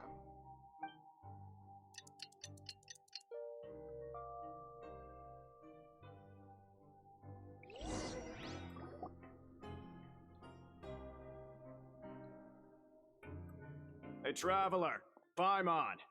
Package here for you. The next time you buy something, go pick it up yourself. I'm not a delivery man, you know. A package. Huh? A package? For us? Did you buy something, Traveler? Paimon's not quite awake yet, so why don't you go take a look? I didn't buy anything unless this is. Ah, right! Yesterday we broke the hidden rule and bought tickets for both boxers. Oh, maybe this package is the bad thing that Colin said would happen. Paimon suddenly feels wide awake. Wait, maybe let Paimon go hide somewhere first. Just call Paimon after you opened it. Hey, wait!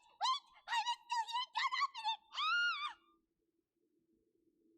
Doesn't seem especially scary, but there is something a little odd inside.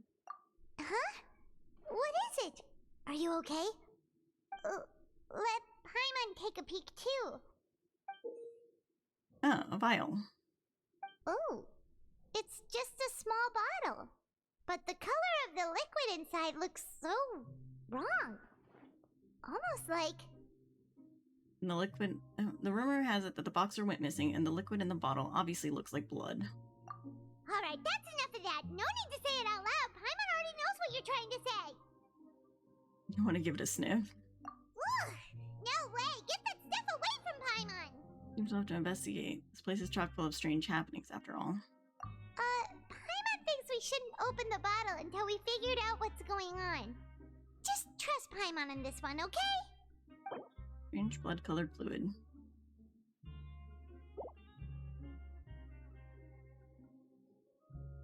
What do you have planned for us?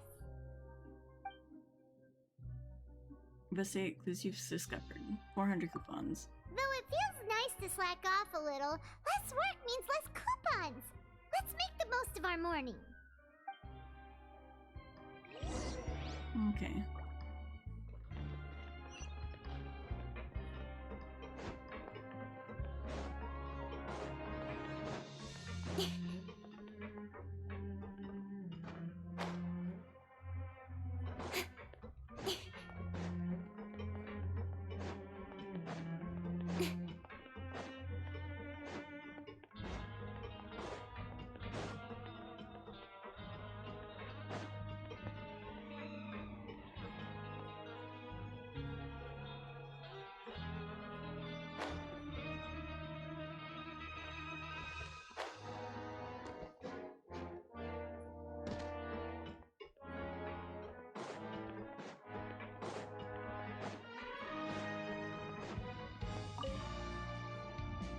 If there's no way to send it all out, maybe I'll never get a chance to leave. Who are you? We've never seen you before, and you don't look like a fellow convict. I'm not! Of course I'm not. Please, don't mistake me for a criminal. I'm a good, law-abiding citizen. Then what are you doing here? You sure seem anxious about something. I'm a promoter for Fontico, and I'm usually responsible for promoting our drink products. I thought I could complete my task here quickly and return to headquarters, but I've been here way longer than I anticipated. Oh, a promoter from Fontico? So what kind of problem did you run into? I'm so upset. It's all because of that Duke. After discussing the company's promotional plans with him, he told me outright that my project was worthless. However, in light of our long history of successful collaboration, I still tried to patiently explain the details. However, to my surprise, he just cut me off while I was speaking. Let me take a moment and recall his exact words. I'm just gonna stop you there and say no. If anything, I'm saving you time. It seems you don't fully understand the value of credit coupons here, nor do you understand the value of your own products. The former is because you are from the overworld. That's understandable, and I don't blame you for that. But as for the latter, only someone monumentally stupid, so breathtakingly stupid, that they were completely ignorant of the value of credit coupons, despite living in the underworld, would ever possibly consider buying your drink. Let's just forget it. Anyway, that's how he rejected my proposal and asked me to come up with another solution with the condition that it doesn't cause any trouble for him. Can you believe that guy? Well, he is the head honcho here. Not much you can do about that. We met him too and could tell that he's the kind of guy that's hard to pin down. Fine. I know I should just let it go. I'm on his turf after all. His house, his rules.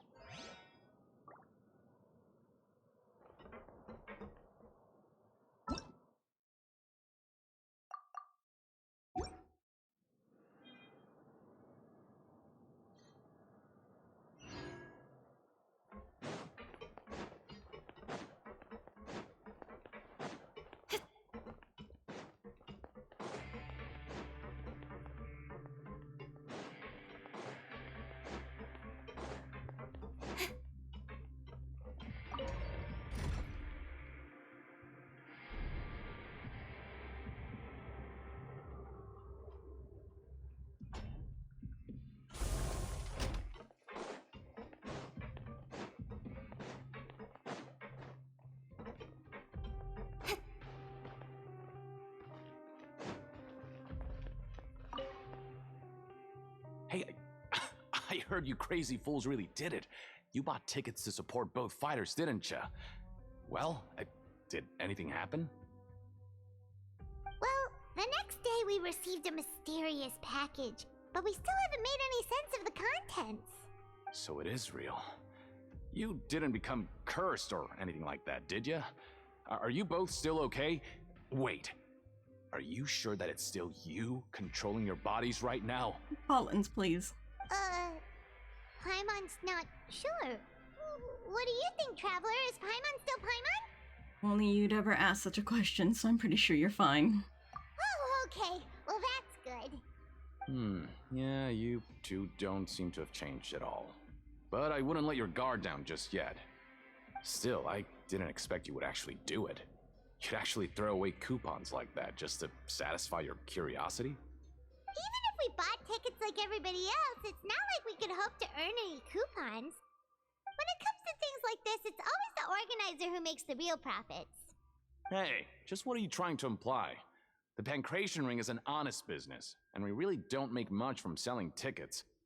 We make so little that even the current tournaments can only be held thanks to funding from the producer of Fanta. Oh, so it's the company that manufactures Fanta sponsoring the events? Paimon thought all of this was thanks to the Duke's support. Let's just say it's a mutually beneficial arrangement. They reached out to us first, hoping to promote Fanta products in the Fortress of Meropide. I understand. Anyway, you try and take extra good care of yourselves these next few days, you hear? Okay.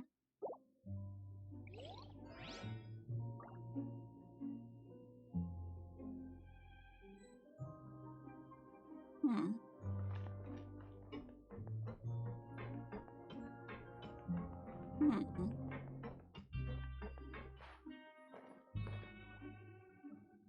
Hey, what are these papers scattered all over the ground?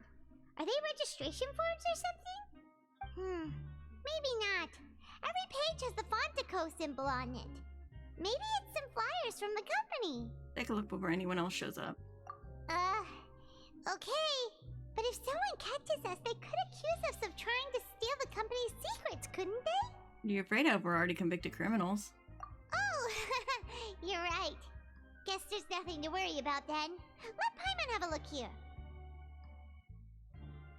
Without assistance from the Fontaine Research Institute, development of the new product has been slow, and some researchers on the project have voiced concerns.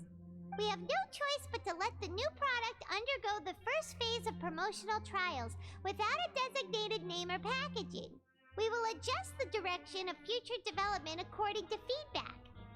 We have decided to only conduct closed, small-scale trials for the time being. Sure doesn't seem like anything unusual. The company is just trying to develop some new products besides Fanta. But it sounds like things aren't going well at all. Let's put these papers back where we found them and make it look like nobody went through them. Okay, good.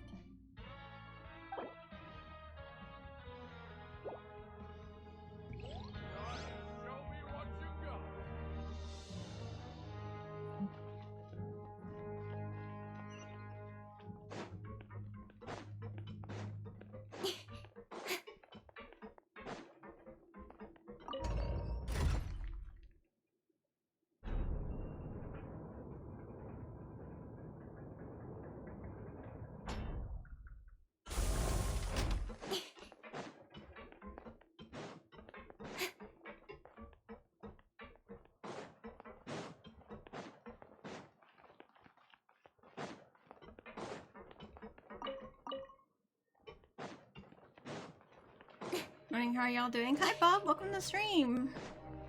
Hopefully you're doing well. I'm doing okay. I'm feeling a little sick, but other than that, I'll be alright. Huh. We ended up here without even thinking about it. Wanna grab something to eat? Let's end the shift. Alright.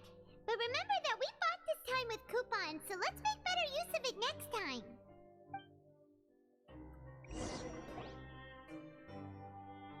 Oh, just a regular meal set.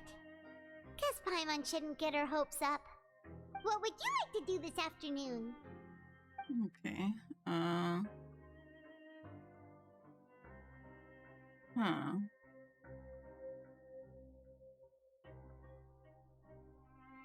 Let's go investigating again.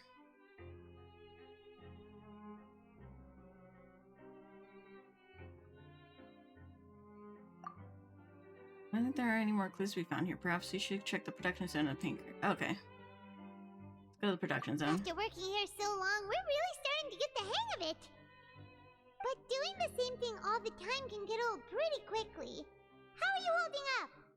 My command is pissed at me right now, so I've had better days. Oh, I'm sorry to hear that. Hopefully you can, you know, just relax and vibe here. Just chill. Yeah. Hopefully things can feel a little better. See if there's any really easy work. Yeah, it's good to kick back and relax once in a while.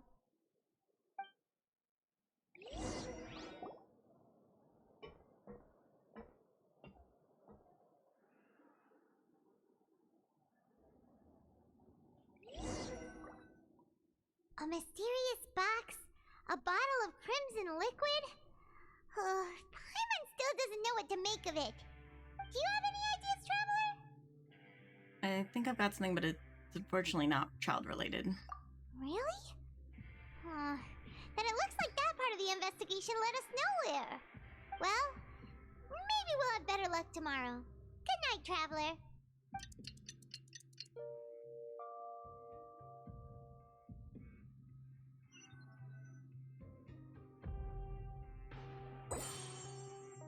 Okay. Okay, so we've investigated 2 of the hidden rules.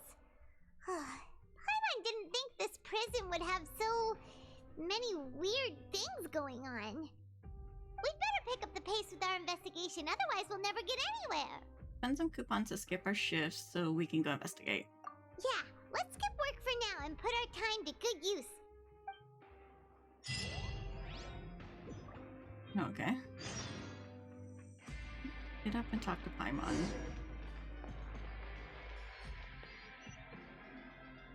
Continue asking around for clues. Okay.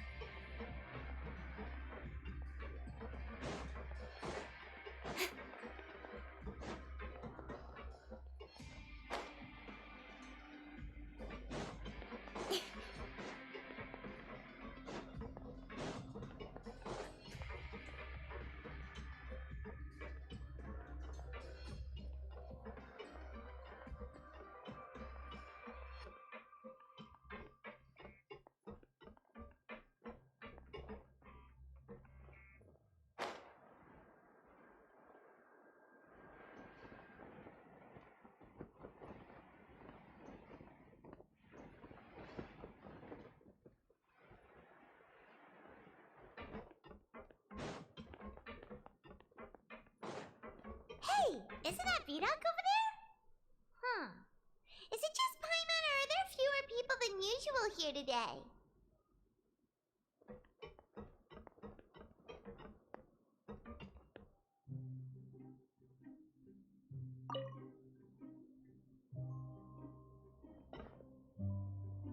Ah.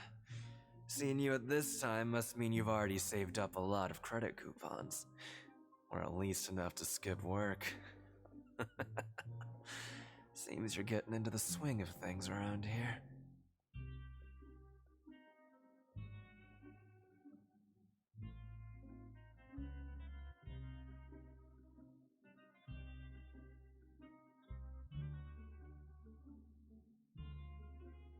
Getting by.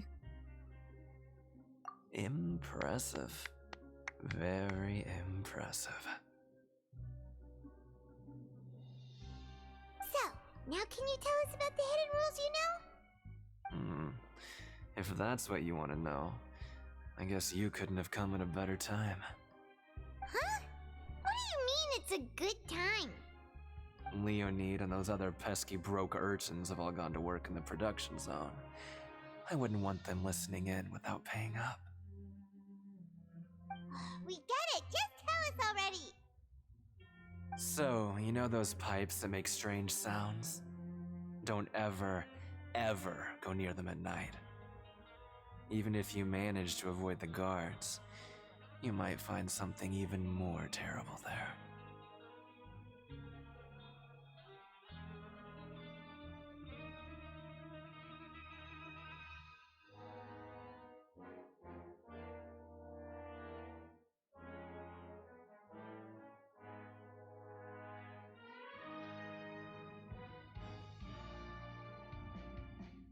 Something even more terrible? Like what? A group of cannibals. I'm sorry. Cannibals? In the Fortress of Meripede? Every month, they meet a few times in the dead of night. Rumor has it they might be connected to the people that have disappeared here. But what's even scarier is that they have a special proclivity. Since they have no way to dispose of the leftover remains, they have ways to transform them into other forms and keep them in the fortress forever. Paimon might already know what you mean by other forms. So that's what's going on here. Oh, Paimon's stomach doesn't feel so good.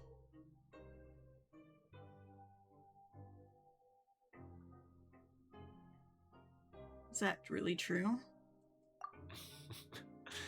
You two look pretty skeptical. No matter, learning the truth behind dark secrets isn't necessarily a good thing. I've got things to do too. I suggest you just act like I never told you anything. Traveler, can we just trust him on this one? Oh, Paimon doesn't want her blood and flesh entombed here for all eternity? Even if it's true, do you really think cannibals could take me in a fight? Oh, so that's how you see the situation. Huh. You know, Paimon does feel a little better about it now.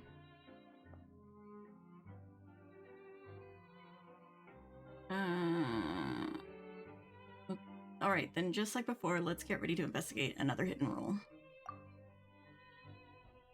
When will all the secrets end?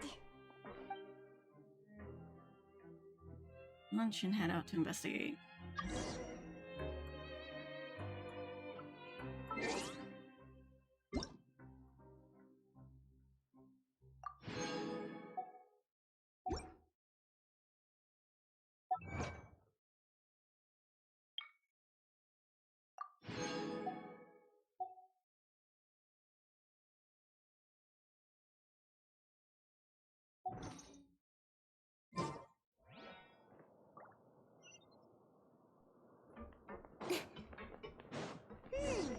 Vidoc isn't here. But the guys who went to work in the morning are back. Let's go ask them! Just stay away from me. What? What are you saying? You shouldn't go around saying stuff like that.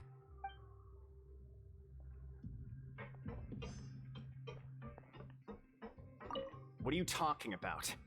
Listen, you should keep your nose out of other people's business.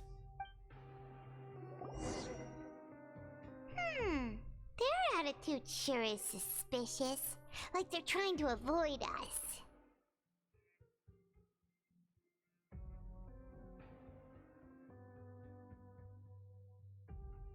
Pretty obvious they're hiding something. Could they be connected to the cannibals? But if they're being so obvious about acting weirdly, do you think they might just be trying to lure us in? Oh, this is all getting way too creepy for Paimon. Let's approach it from a different angle. So you mean we still need to investigate some more? Okay, if you say so.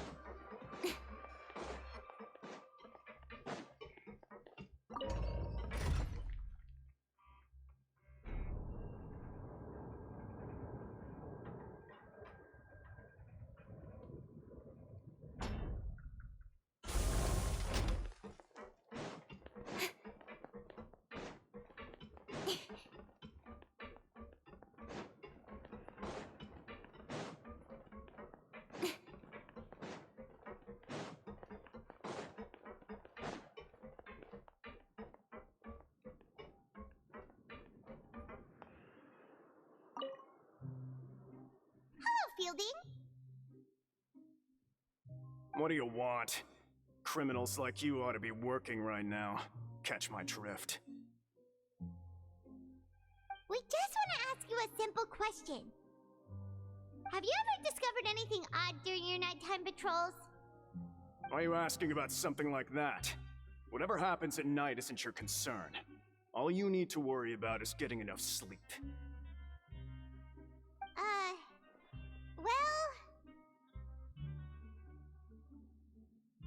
You see, sometimes we hear strange noises at night. Right! We've heard it happens a few times every month. Paimon has sensitive ears, so it makes it hard to sleep. Really? I see. But it's not like I'm on duty every night. And now that you mention it, I recall my colleagues talking about something like that before. They say that strange things tend to happen at night on pipe cleaning days. Lots of us don't willingly take those shifts. So, what happens at night on pipe cleaning days? They just conduct regular cleaning of the fortress's drainage facilities. There are 3 pipe cleaning days per month, and it just so happens that today is one of the scheduled days. You can try to confirm the sounds tonight if you want, and if they're real, then I can report the issue to my superiors for you. Oh, okay. Then we'll keep both ears out tonight. If that's all, then I'll be leaving now. I advise you not to try anything funny, though. Even if I'm not on duty tonight, someone will still be watching you. Don't worry, we don't want any time added to our sentences. Oh, he left. So what do you think about the pipe cleaning days he mentioned? Those might be the days when the cannibals are active, but it also might be nothing, just the pipes being cleaned. Right, both are a possibility. But Fielding did say that tonight is a cleaning night. No reason not to find out the truth for ourselves. Paimon knew you would say that. Alright, sounds like we'll be up all night tonight then. Paimon just hopes the guards don't catch us.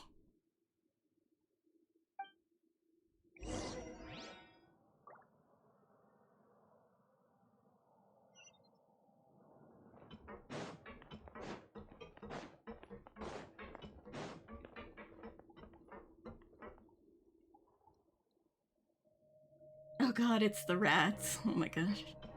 And the rats make me crazy. No! Oh,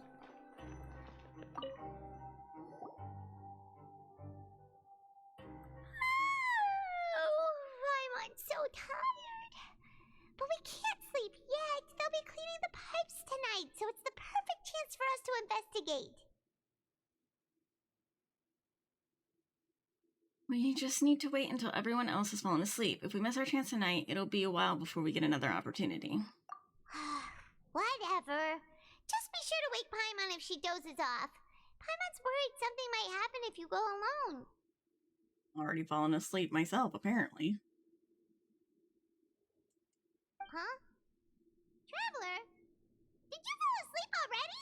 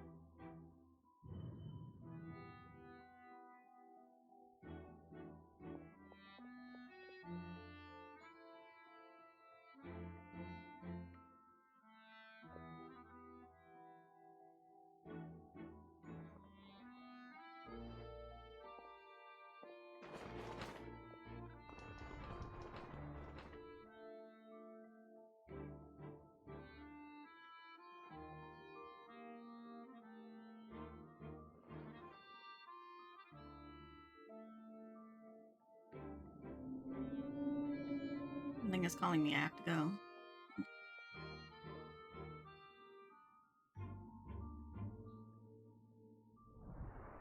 Traveler, come on, wake up!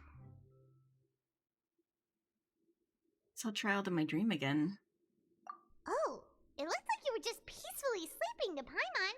Well, what did you see this time? Investigating the pipes tonight is the right call. Child escaped via the pipes. Really? So we're finally starting to figure out what actually happened! But what about the cannibals? How do you explain them? I'm sure we'll find out soon enough. Okay, well it's about time for us to get moving. Just be careful to avoid the patrolling guards.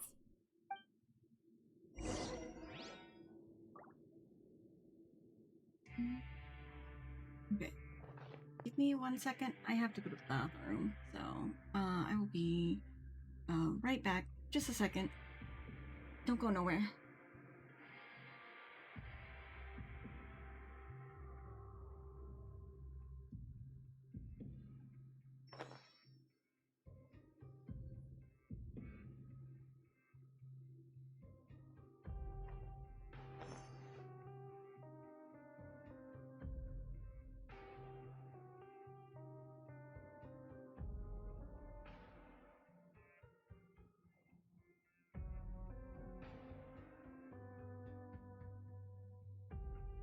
I'm all for work-life balance, but I think this is pushing it.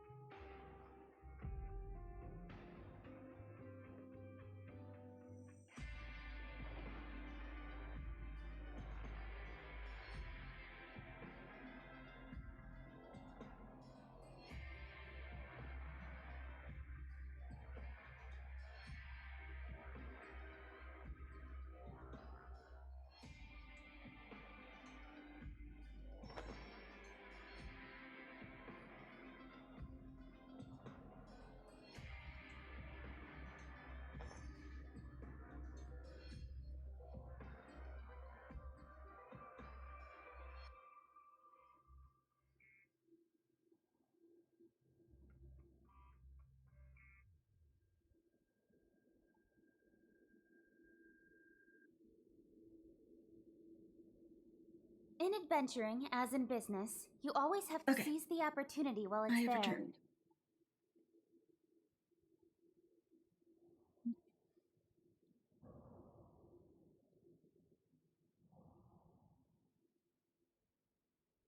Okay.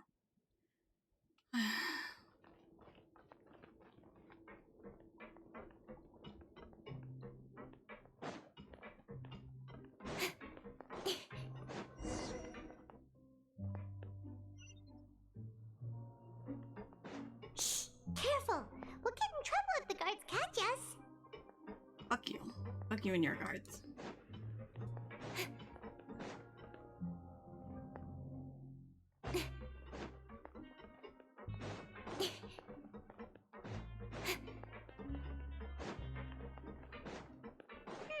This should be the place.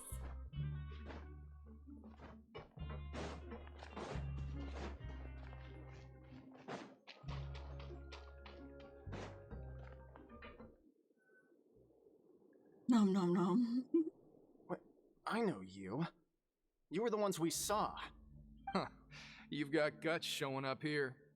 You know who we are, right? You'd better leave now. Ain't nobody coming here to save you. Enough with the theatrics. What'd you say?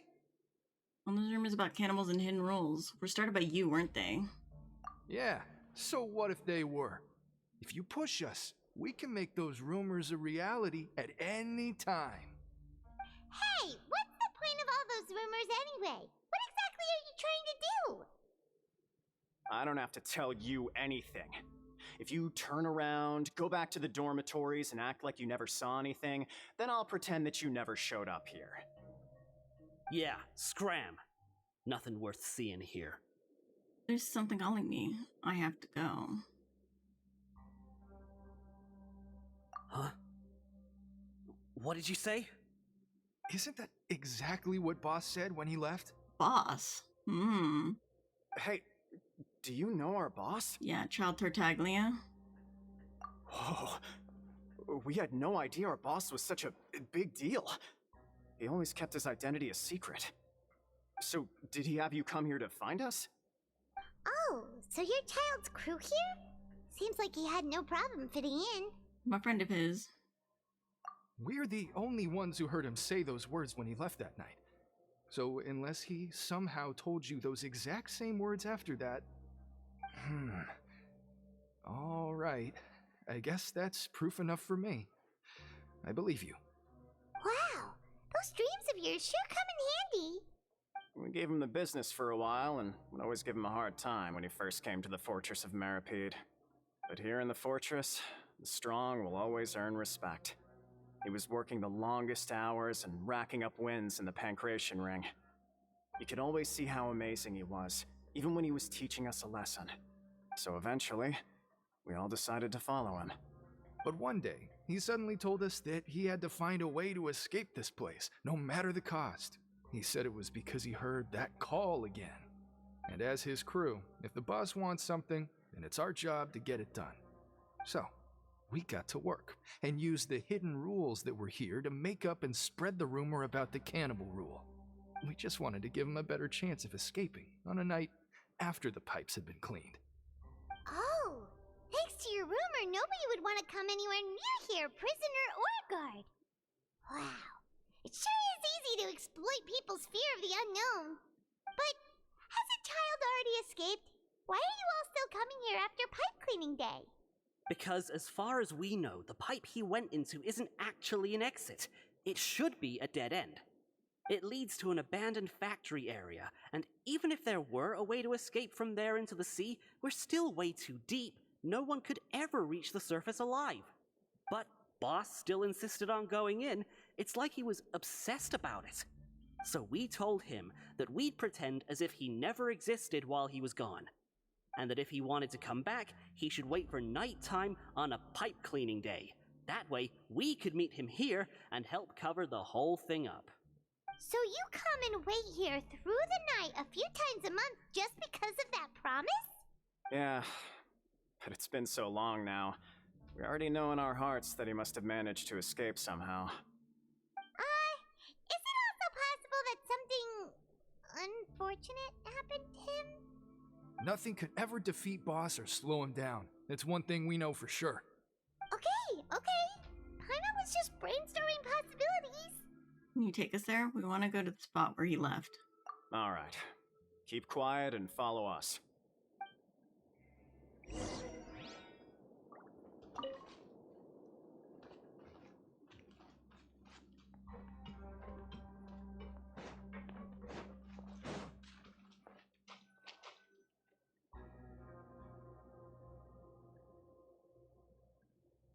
The way up from here has been sealed off. It's impossible to get through. Boss left by going down from here. It wasn't full of water at the time. Later, we came back hoping to have a look. That's when we found out it had been completely flooded. It's impossible to navigate unless you're an extremely skilled diver. Do you think Child got trapped by the water? Not likely. We all know that Boss was an incredible swimmer. I know a good diver. Really? Then have him come investigate. Pronto. Just be sure to tell us if you get any news about Boss. It's getting late. We should leave before the guards come this way. Yeah, we learned a lot about what happened to Child here. Let's get going! No, I wanted to collect the stuff. In the dormitories. Wait, where am I? Oh. Whew. We finally learned some key information. Seems all of our investigative work has finally started to pay off.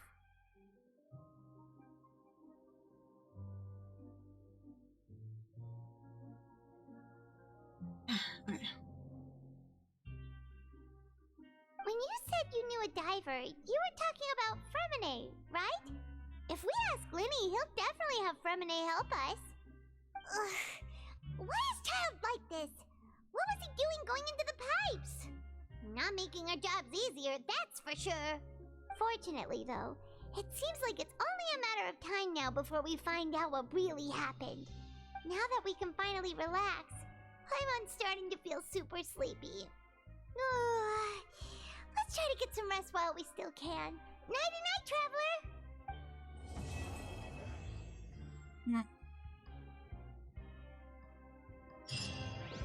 Is that it? Oh, okay. It's morning already? Oh, Paimon still needs more sleep. Suzuki wants to skip her shift this morning. Huh? Wait, look over there! Isn't that... It's one of Linny's cards! You're right. It's been a while since we've contacted him. Let Paimon see what's written on it! Maybe you haven't heard, but today is the monthly free day. Everyone has the day off today, which makes it the perfect time to do some investigating. It's been a while since we last talked.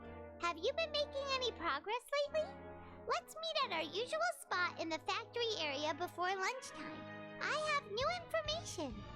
Ooh, today's our lucky day. We have the day off. From the sound of it, Lenny's been making progress with his investigation. Wonder what he's discovered. We still have some time before we meet up. Let's talk with the people here for a bit more before we go.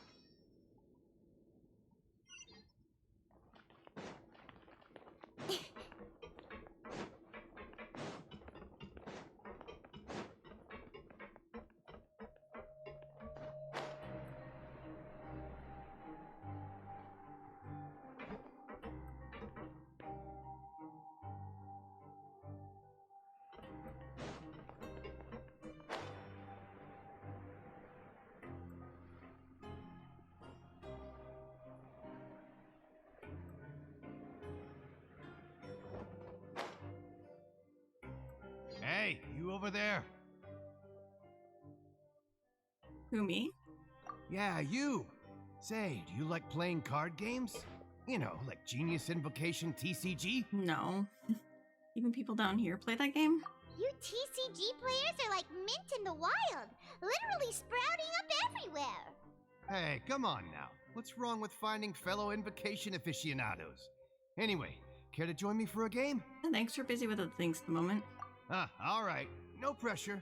But why would you be looking for people to play Genius Invocation in a place like this? Don't people usually come here to fight? Whether you're throwing down cards or throwing punches, it's all a competition, isn't it? It's all the same in my eyes. There are lots of card players here in the fortress. When I saw you, I immediately thought, hey, even outsiders from other nations play cards. So I came over to say hi. I hit my pop filter with my can. My bad. Would you mind chatting with us for a moment? Sure. Great! Since you've been here longer than us, you need to flex your seniority a little bit, right? Maybe you could start by telling us newcomers some stories about this place. I thought you would have already heard everything by now. All right, then. Did you have anything specific in mind? Or do you want me to just pick a topic? Why don't you pick? We'll let you know if we've heard it already. All right. Have you heard any strange rumors since you've arrived? Yes, we have. Then, did you know that there are some people who are always gossiping over in the corner? I didn't know that. There are two guys who are always skulking around in the corners of corridors gossiping. The bigger guy is Quisto, and the skinny one is Lavaroon. People call them the Bombshell Bros. I never really found their gossip very mind-blowing. And it's pretty much just the same stuff that I hear about when I'm at work every day.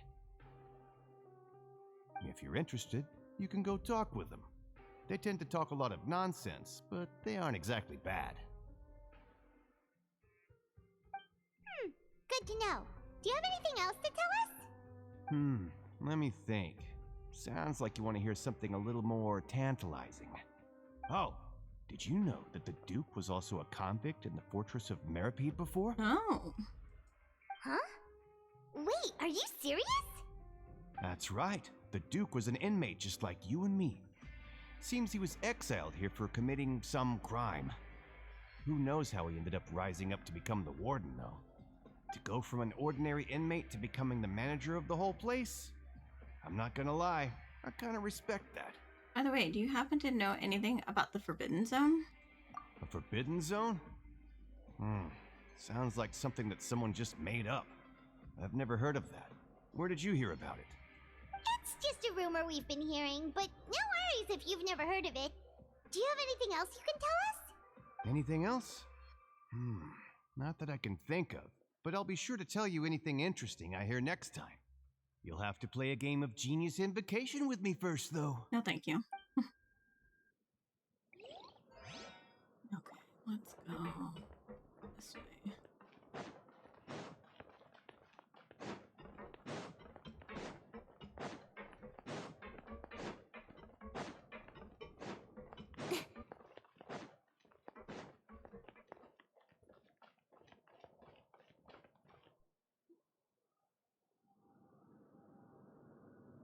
Look, there are some people talking over there.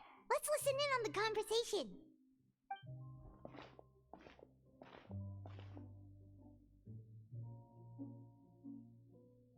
If you ask me, those pompous parasites on the surface act like they're all a bunch of aristocrats. Do any of them give half a hoot about a bunch of dogs like us? Hey, speak for yourself, mate. I'm no dog. Oh, you think you're special or something? If you're here, then you're just a convict like the rest of us. I've heard that even if you're released after serving your sentence, going back to life on the surface ain't any better. Once a criminal, always a criminal. We're marked for life. I don't buy that. Hey, how cool would it be if the whole world was destroyed by a giant flood and everyone had to start over from nothing? What kind of filthy bilgewater are you spewing? I have family up there. You best shut your sewer hole with talk like that. Listen, things ain't so great on the surface, but who says that you have to leave? I've heard that you can still stay here and work even after you've served your sentence. Not bad if you ask me.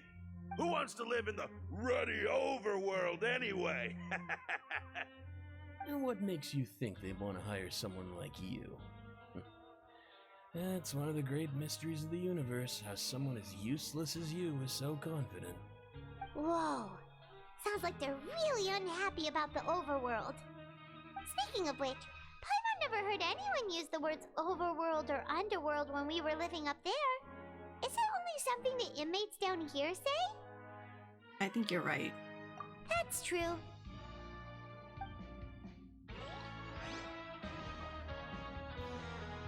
Ow.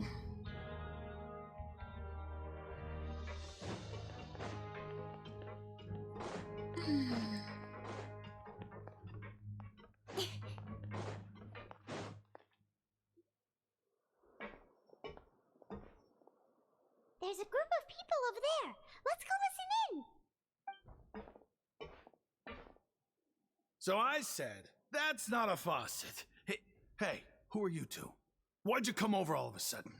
Oh, sorry for eavesdropping.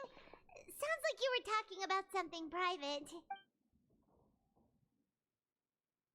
What's the matter? They're just looking to join in on our fun, that's all. Hey, don't pretend like it's okay for them to just interrupt us like that. Fine. You're lucky we don't mind extroverts that much. Thanks, you guys are really nice.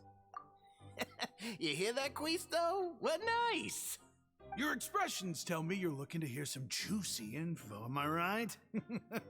But before that, it just so happens that I know you two. Really? Are we that famous? You're kidding. How often does anyone get a personal tour led by His Grace himself? Practically everyone was talking about it. Word has it that you also caused quite the kerfuffle. Oh, it was just a little mistake. A little mistake, huh? I like the way you put it. You see, people with a good attitude can join our group anytime, unlike some of the others here. Your group? I'm Quisto, and this is Lavaroon. People usually call us the Bombshell Bros, but don't worry, we're not playing with bombs or anything. It's just that our information is always so explosive, and we blow minds on the regular. So, you two really like to gossip? Whew, you sure know how to embellish. No, you don't get it. Knowing intelligence will make things better for you here. For example, knowing who's working with whom, who has the latest rumors, who's not getting along. Wouldn't you like to know all that? Sure, fill us in. Whoa, all this info's worth something, you know? You should prove you're worthy of it. I don't mind him. Quisto's always this way. Just play nice and say something to massage his ego. The welfare meals. Talk about the welfare meals. We ate the most incredible welfare meal recently. Right. That meal we had yesterday was super delicious. Paimon can still taste it whenever she closes her eyes. Is that so? To tell you the truth, I've been helping out with making those welfare meals. I've been working as a kitchen assistant for about a month and a half now. Oh, so you're the one who made those delicious steaks. Amazing. You could be a professional chef. You are correct. I am a true professional. In fact, I even went to culinary school. But since you like my cooking, I guess that means we share similar tastes. Listen carefully. This little bombshell will help you learn what's really going on here in the fortress. Huh? Did Lavaroon just wink at me? It seems he's saying, don't be upset, he's a good fellow. Listen, kids. The power structure within the fortress is quite complicated. The overworlders couldn't care less about us down here. We're basically dogs to them. You've already met the one person here you should never cross, the Duke, Risley. He knows more than you think. And if he doesn't care about something, then he often doesn't bother dealing with it. Those who have the Duke's attention get all kinds of special perks, even better treatment in the infirmary. I know who you mean. It's that Jurier character, right? I don't think there's anything useful about him at all. Why does he visit the infirmary practically every day? Is it normal for anyone to be going in and out of there so often? If you ask me, he's just faking it to get out of work. But did you know that Churia was a talented researcher from the Fontaine Research Institute before he came here? There's no denying that. I don't care if he was a researcher that could turn dirt into Mora. Once you're in the fortress of Meripede, you're just another inmate like everybody else. Ah, interesting. According to Cousteau, a person named Jurier frequents the infirmary. I should take note of that. Speaking of which, the last time I saw him, he was passing by the corridor with Lorvine. I also heard they started arguing in the library and got into a fight, right?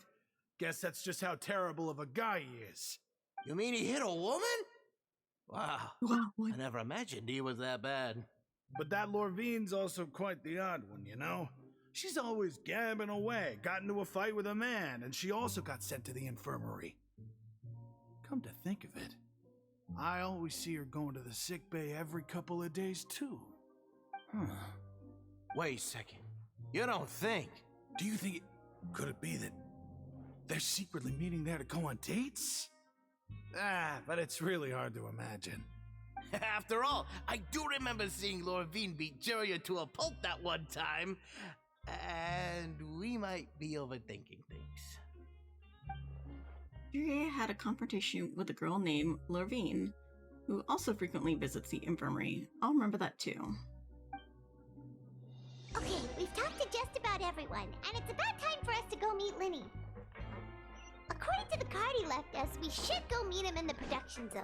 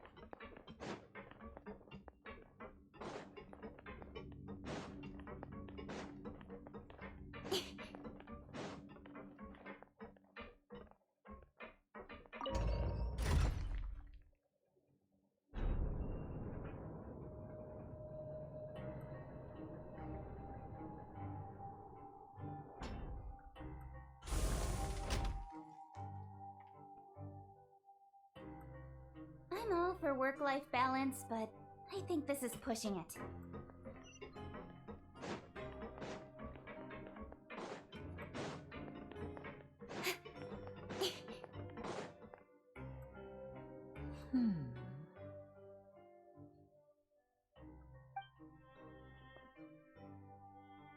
Huh?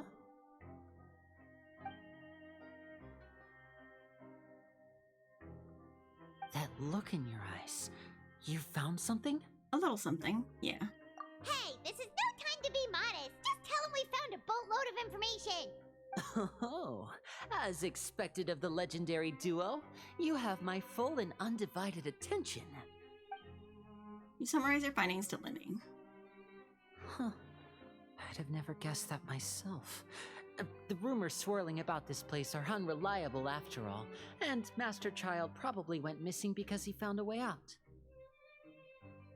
He is a harbinger after all. I suppose he's much more resourceful than I initially gave him credit for.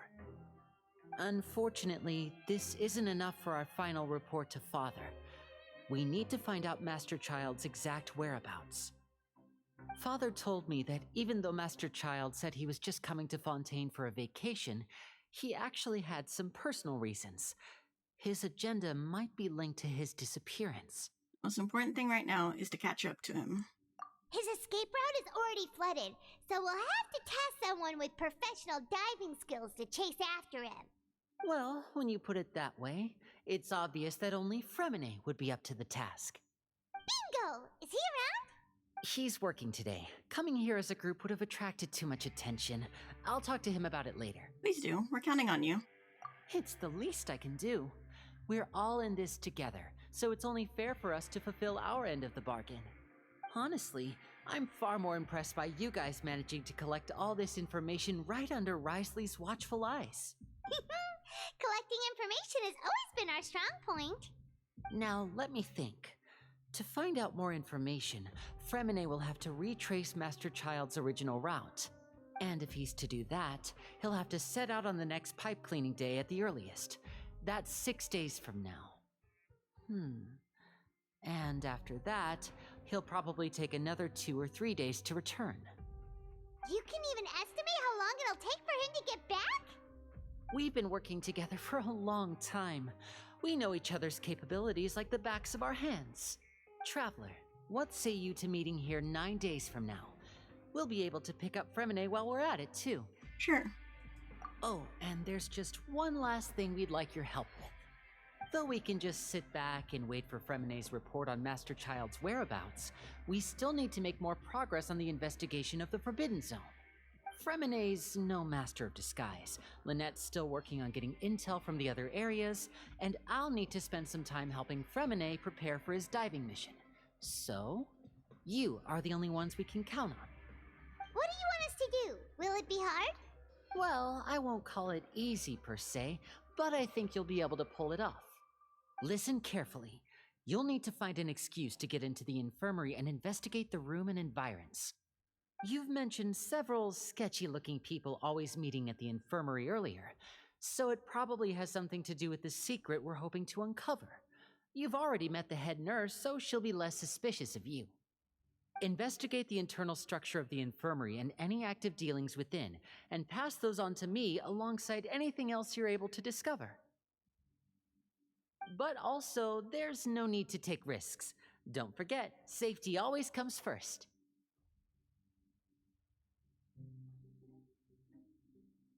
Sounds good. I'll give it my best shot. My apologies. I just started rambling out of habit. It was almost as if I was talking to my younger sister.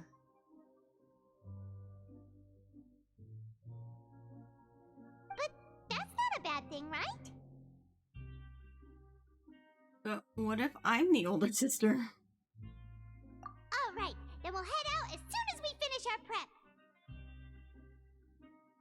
Let's go our separate ways for now, then. Don't forget, we meet here again in 9 days. Stay safe.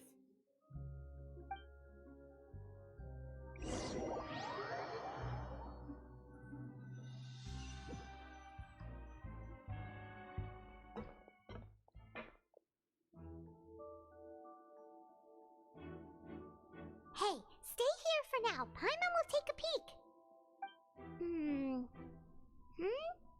There seem to be several people inside.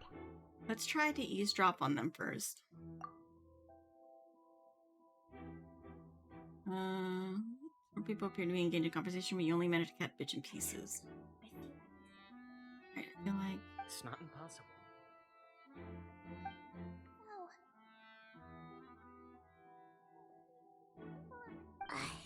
It's a bit hard to understand them from here, so why don't we just try to talk to them in person? Let's go as soon as you're ready. Now to take a long deep breath before inhaling a large amount of vapor and foul-smelling potion you found. Potion resulted failed attempt at cat alchemy. Wait, what? Wait, what am I doing? Someone, please help! She's sick! Oh, I see. Whoa, are you okay? Oh my! What's wrong, little one? There's no need to panic. Take a deep breath before you begin. The traveler started complaining of a stomachache, and then nausea, and then collapsed onto the ground. Paimon doesn't know what to do! Freezing limbs, twitching fingers, and pale complexion? Could it be poison? Let me take a look. Please, lie down over here. Oh, my stomach really hurts. Don't worry, I'll get you to the bed safely. Here, hold on to my shoulder and walk slowly.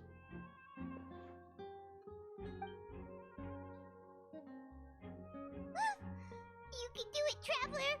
Thank you. I'm sorry. Don't apologize. You're sick after all. Now, please relax. I'm just going to do a preliminary checkup on you. Yue has taken out a few instruments and begun to do her checkup. I hope I'm not so healthy that she gets suspicious. I see now. My checkup has confirmed that she's not in any mortal danger. That's our worst fear out of the way.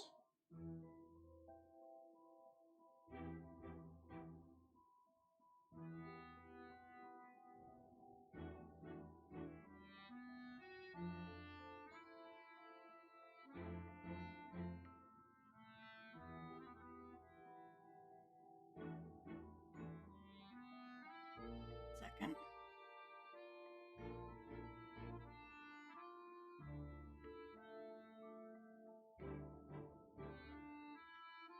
Ah, this is what I was looking for.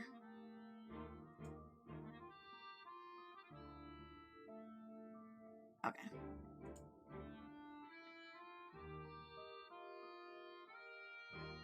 Okay. Oh, that's good. But Hi, Sleepy Keela. Welcome to the stream. Dang, I kind of want Farina to bully me and call me useless like Xiao does. I'll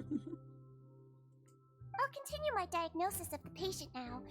Please, relax and take a deep breath. You know what? Mood, though. How does she hear the heartbeat when Lumine still has her dress on? Oh, I don't know. Seeing using her hands to palpate different areas on my abdomen. Seems like she's using elemental energy too. Her expression growing more and more relaxed. Don't sense serious damage to your organs either. Does it hurt when I press here? It's not too bad. And here? Oof, that hurts a little. Huh? But based on my initial checkup, there shouldn't be a problem here. How strange. Oh no, was my acting a bit over the top? What about here? Does this hurt? No, not really. Can barely feel it. Oh, I understand. So that's what it is. I think you just ate something that disagreed with you. That's all. Nothing too serious. Outside of a pretty bad stomachache when it decides to act up. So that's what it is. Thank goodness it's not anything more serious. And there have been other inmates complaining about the food recently. I'll inform our head chef, Mr. Wolsey, of this problem as soon as possible.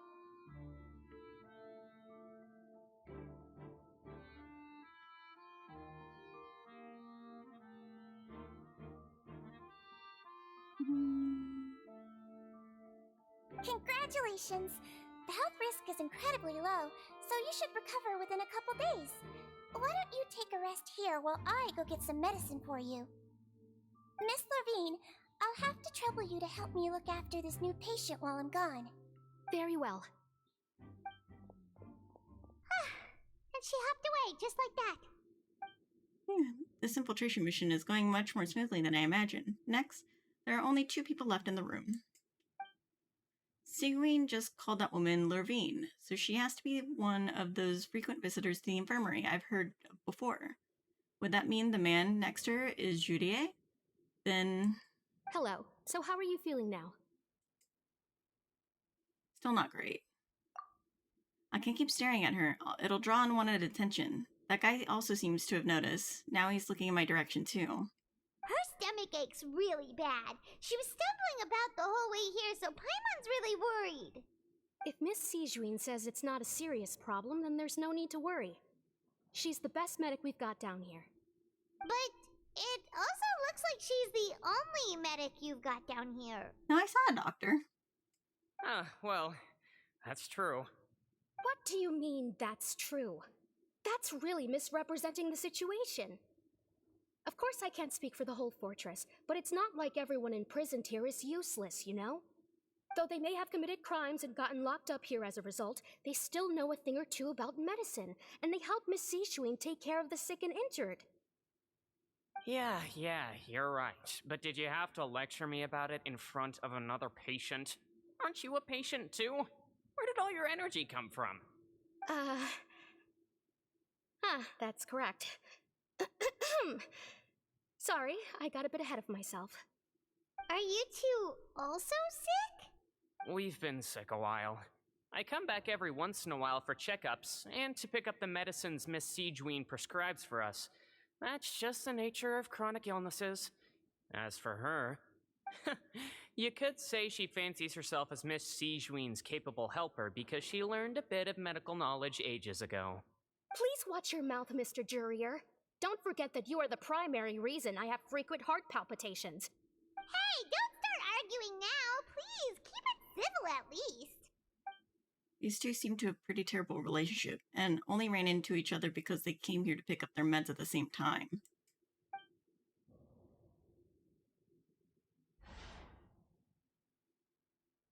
But outside of the two of them, there's nothing suspicious inside the room. All the files on the table appear to be patient records, and while there's a box, I can't check it out right now.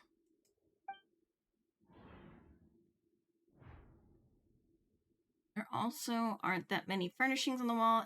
Wait, there seems to be a movable hatch on the ground over there. Hey! There's no need to fight! Everyone will be released someday, so there's no need to argue over silly things like this!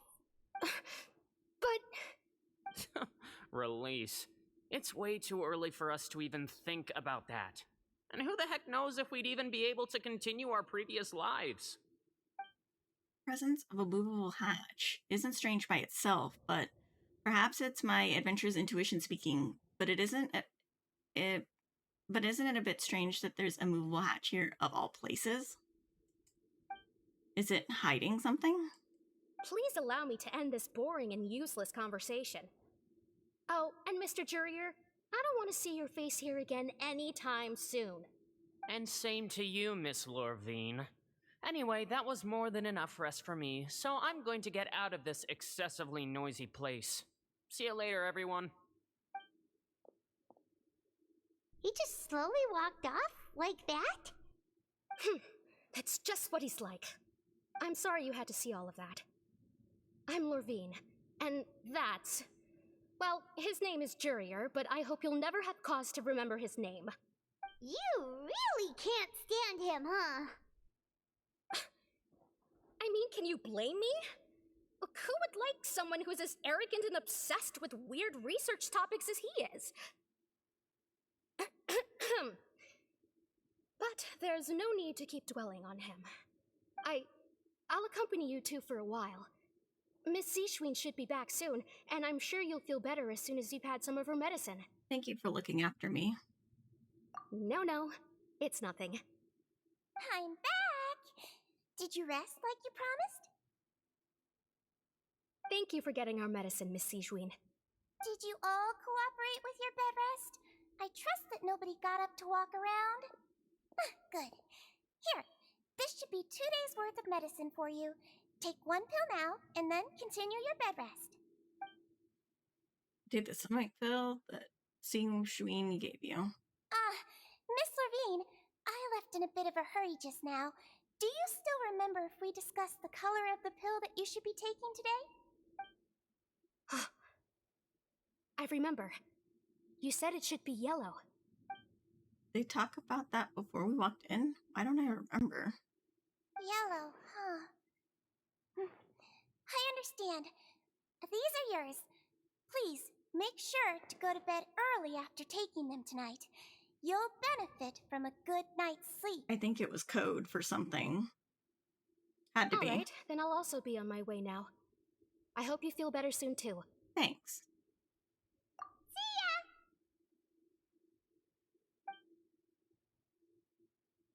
I'm going to fill out your medical record now.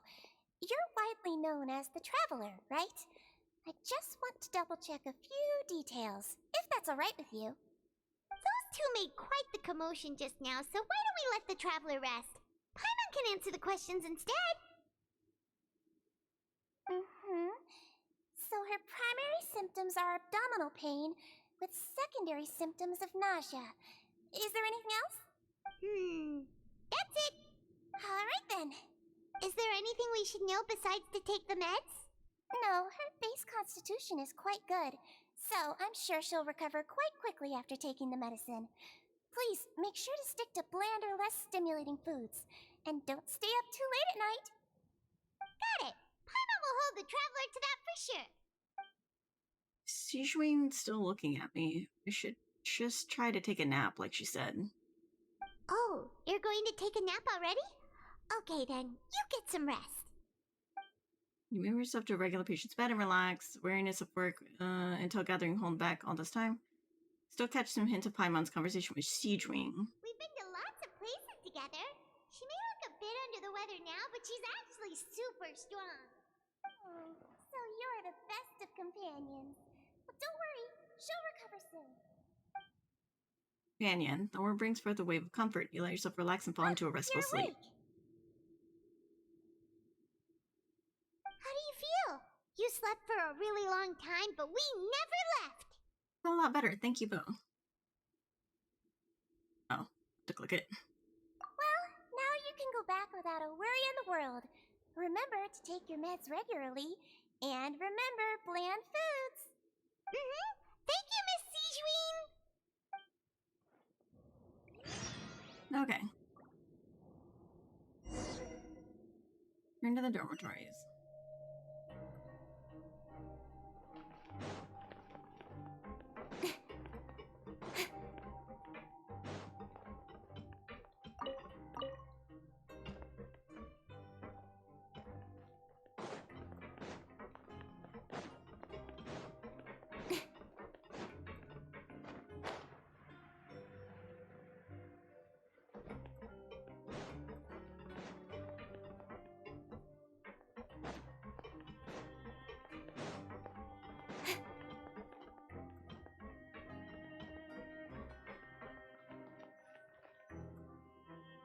You really are something. To be able to fall asleep like that and even sleep talk the entire time, you scared Paimon half to death! Did I say something I shouldn't have?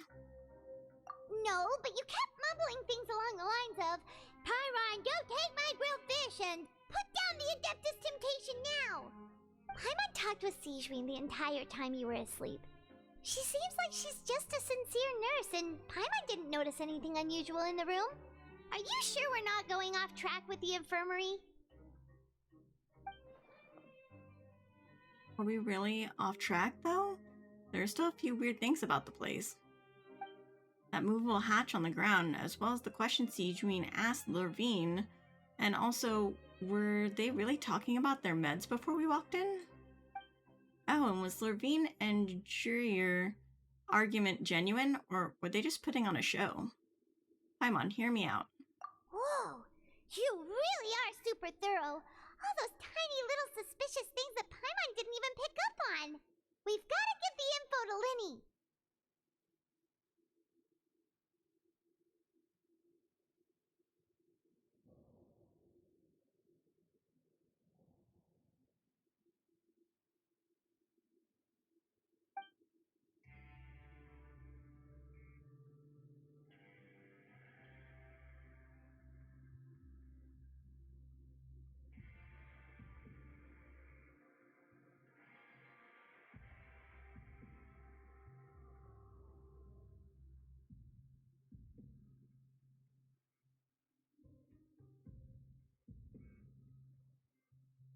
Even look at you and change your expression as she pockets the info. Interesting. Your voice is annoying. Yeah, it's pretty annoying.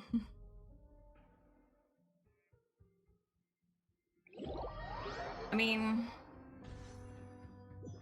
I don't know, I don't find her annoying in general, Let's go meet up with Linny. but her voice is a little much.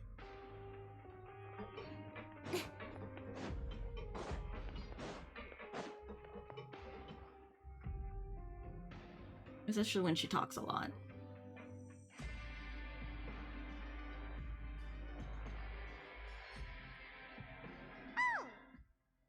Hmm?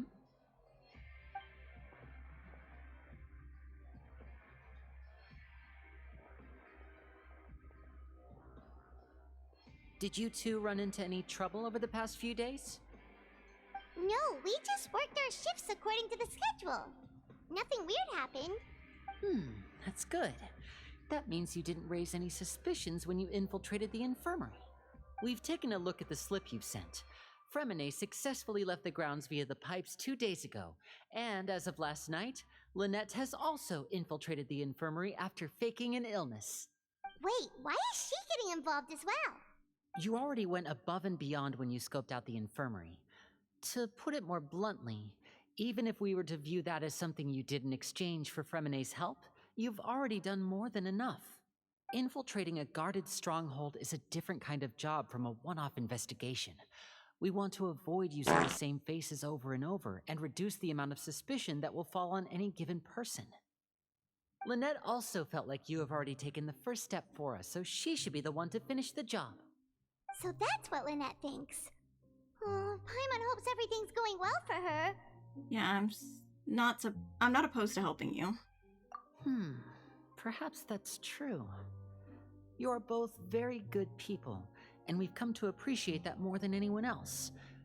Unfortunately, there's still one thing that could get between us, lest you've forgotten. The matter of our respective loyalties. You've mentioned before that you've had some run-ins with the Fatui. I can understand that feeling, so I assume you're just helping us out of the kindness of your hearts? Well, everyone could use some more friends. We'll be counting on you to help us in the future, too. Since I see you as friends, then it's even more important for us to protect you from any peril. Fremine and Lynette feel the same way. I get it now. Glad to hear it. Then, let's go check on Lynette before Fremine returns. If everything went well, then she should be wrapping up her investigation right about now. Is now really a good time to go over?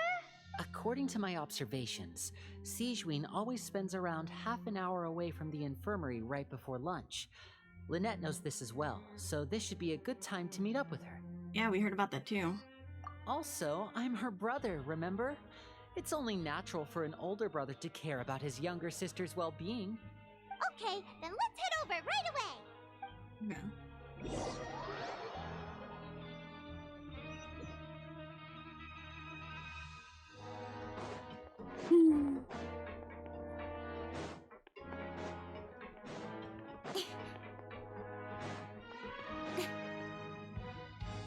Lynette should be here right now. She's not. Strange. Lynette? As expected, Sigewinne isn't here, but why isn't Lynette here? Could she have found a lead and left to follow it? No, Lynette rarely deviates from the plan. We agreed that if she were to make changes on the fly, she'd find a way to let me know. Unless... Let's see if there are any clues around here. We can look while we wait for her. Who knows? Maybe she'll be back soon. Okay.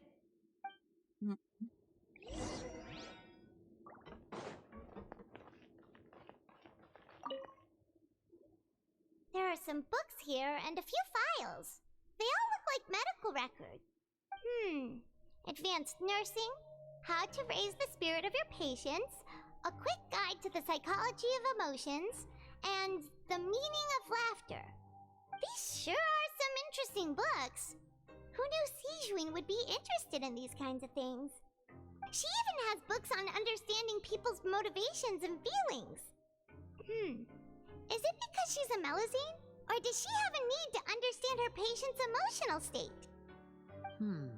Seems quite normal to me. These are skills that would come in handy for a nurse from time to time.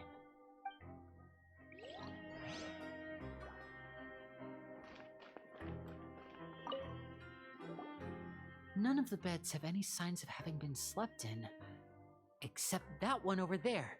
That's the pretending to be sick. Mm-hmm.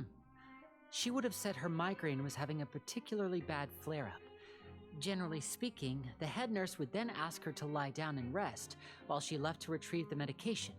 This bed is still unmade. Which means either the head nurse didn't return the entire time from when Lynette laid down up until she left the bed, or the nurse intentionally left it this way. Oh no, that's not a good sign.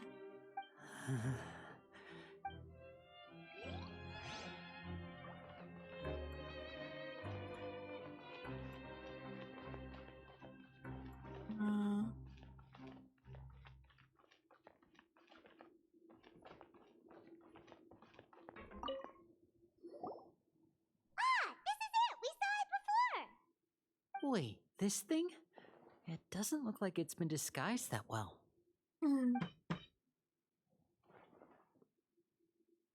The space behind it is empty. From its size, I don't think it's an entrance that is meant to be taken apart. There's probably a mechanism around here somewhere.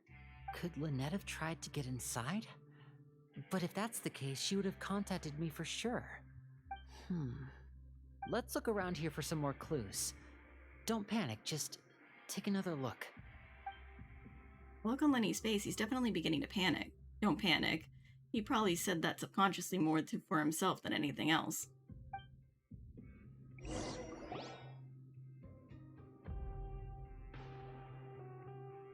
you guys, there's a slip of paper over here. A slip of paper? It's right over here, and there's a bunch written on it too.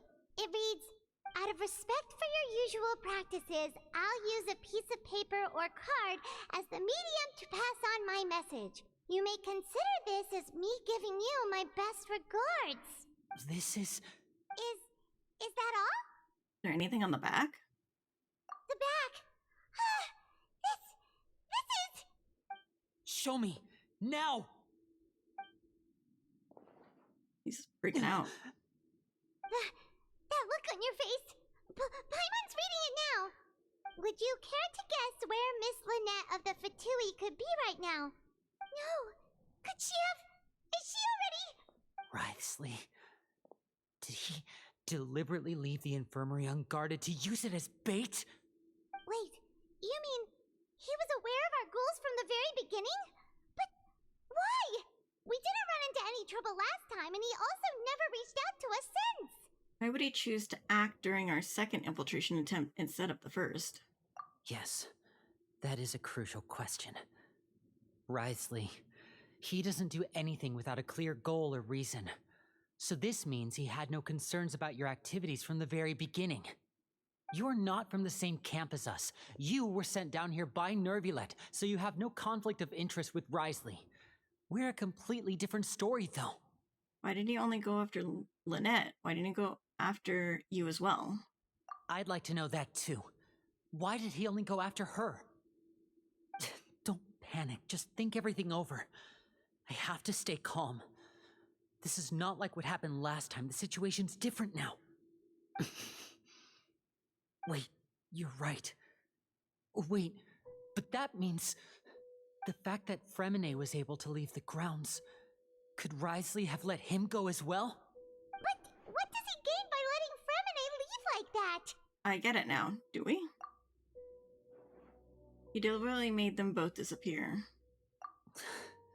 So he's challenging me and trying to provoke me, I'm sure of it. We never should have sent out Fremine. We had to go through all that trouble to find an opening to sneak him around the guards and into the pipe, and we even thought luck was on our side. If Writhsley let him leave on purpose, then he's probably in a terrible spot now as well. Lenny's getting more and more panicked. We have to calm him down. Lenny, calm down. Don't be like this, Lenny. Fremine wouldn't have left if we hadn't told you about Child. That was our fault. No. I'm the leader of this operation, and I'm the one responsible for this team. I was the one who failed to protect them. I'll go talk to Writhsley. Hey, don't be reckless! Traveler, please talk some sense into him. I simply cannot allow Lynette to be abducted again. I have to go. I'll find a way to get them back. Lenny? He's rushed out the door! After him! Knowing 1000 IQ tactic. Go back to sleep, Ish.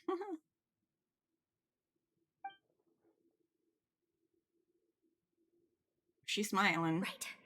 I feel like we still have some room to make changes on these details.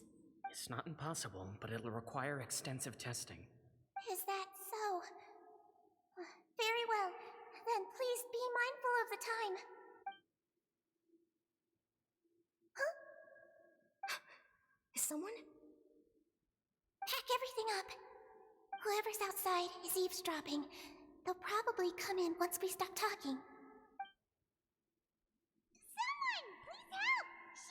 She's sick! Whoa, are you okay? These two. As expected, they've already found this place. Oh, they are quite sharp. What a delightful turn of events. I like smart people, but I also like playing dumb. I like the feeling of being trusted. Oh, Sijween. Little rascal. What's wrong, little one? There's no need to panic. Take a deep breath before you begin. Being able to read human expressions is quite the useful skill. Wait! It's no use, we have to catch up to him!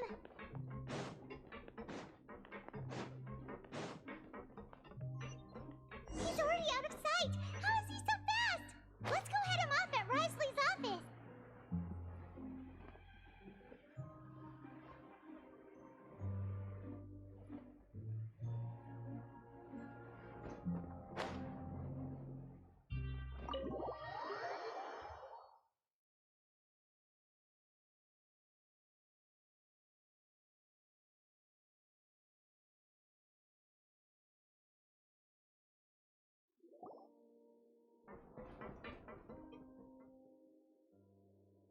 Come out and face me, Risley! Aren't we at an administrative office space? Why don't you at least try to follow even a couple rules from the fortress's indoor management regulations?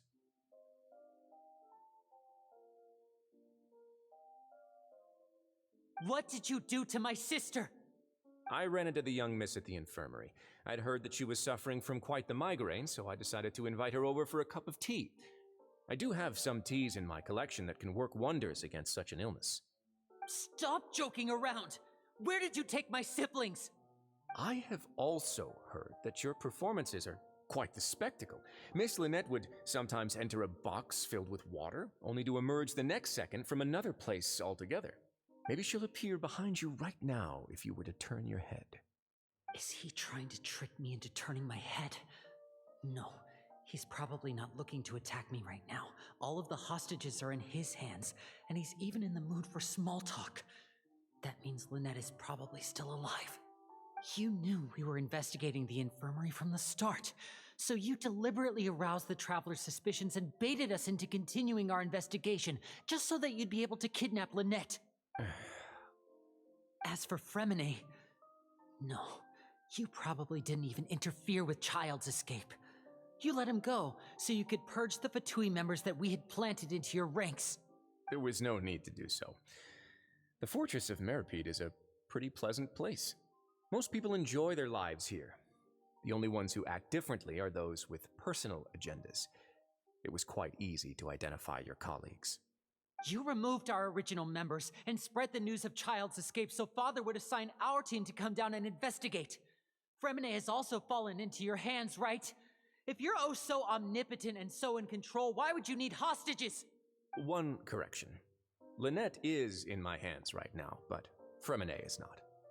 He's not? What do you really want? Lenny! Oh, wonderful. Everyone is here, so I'll only need to say this once. Wish me luck, Thank and you y'all so have a much nice day. for cooperating with me. Oh, thank you for dropping by, Bob. You have a wonderful rest of your day. We're Lynette and Fremine. Eager and to the point, I see. Alas, only Miss Lynette is currently having a cup of the fortress's finest tea. Although, as per your original plan, Mr. Fremine should also have returned to the fortress by now. but he has neither shown up within my gates, nor has he been taken into any kind of custody. So where do you think he may be right now? Wait, you can't mean you locked him outside in the sea? I closed the fortress's gate to the outside world. That's all. Fremene's a star diver, so he should be fine, right? No, we're still here, so he definitely tried to find a way to come back for us. So we can't assume he might have made a break for the surface. But why would I do this, you may be asking? To have an audience with you, of course. My intel tells me that Mr. Linney is a great magician, so it's only natural for me to want to have some cards of my own when it comes to negotiating. Besides, I do recall you mentioning to Miss Lynette that you've always wanted to have a face-to-face meeting with the Lord of the Fortress of Meripede, regardless of whether it was in a personal or a professional capacity. Well, you got your wish. So, you've been keeping tabs on us before we even set foot in the fortress. Some of my folks just happened to hear a thing or two, that's all. In any case, I will be straight with you. I was willing to play dumb and turn a blind eye, so we had a pleasant few days playing games together here. But once you started focusing on the Forbidden Zone, all of that changed. Mr. Linney, the cards are stacked against you right now. Miss Lynette is in my hands, and Mr. Fremene is still slowly being pickled out there in the brine. You know just as well as I that he cannot last out there forever. Thank you for the follow, Destroyer. You need do but one thing to guarantee their safety. I would like you to contact your superior, and ideally invite her over for a cup of tea with me. You want to see Father? But why should she bother giving you an audience? Well, if she cares for the well-being of her dearest children, she should have plenty of motivation to join me for a parents' evening. I've heard that the bonds between the members of the House of the Hearth are like the bonds of family. I don't see why she would refuse. Why did you think Father sent us to handle the Fortress of Meripede? This place is basically a no man's land. It wouldn't be fitting for anyone as important as a harbinger like Father to come here in person. Oh, I see. So it's because she doesn't care for my place here. That's such a shame. After all, I've amassed quite the tea collection. I was looking forward to sharing it with her. Both Monsieur Neuvillette and Lady Farina have already received many samples as gifts. Was this the extent of your master plan to get to Father? No matter how much pressure you may put on me, I won't allow you to use us to blackmail her. You people really are difficult to get along with. All I'm asking for is a face-to-face conversation. Does she truly have no interest in the fortress's secret? Mr. Linney, you have one last chance to invite your father here. If you refuse... Linney! Why do you have to do this? Instead of asking why I'm doing this, why don't you try to see things from my perspective for a second? From the very beginning, the Fatui has been actively infiltrating my fortress. I gave you a warning by cutting off the first few operatives I found, but that only caused you to double down. Had you given up on the fortress then and there, I'd have no reason to want to talk. Mr. Fremene left the fortress on his own, and Miss Lynette tried to pry out my secrets right in front of me. No matter how you look at it, the responsibility for this falls on you. I shouldn't ask Father to do anything because of us. 6, 5... Wait, 2, 1. Time's up. It really is a shame, Mr. Linney. Risley! Negotiations have broken down. Please leave, ladies and gentlemen. It's time for my afternoon tea. Please wait, can we really not talk about this some more? Yeah, listen to the Traveler. If you can't talk to Linney, can you at least talk to us? You do realize that I'm only letting you go because of Neuvillette, yes? You're here helping him out, and I've already done my best to stay out of your way. But that doesn't mean you can just do whatever you want. The fortress may be small and remote, but it still has its own set of laws. I want to say Fremene and Lynette too.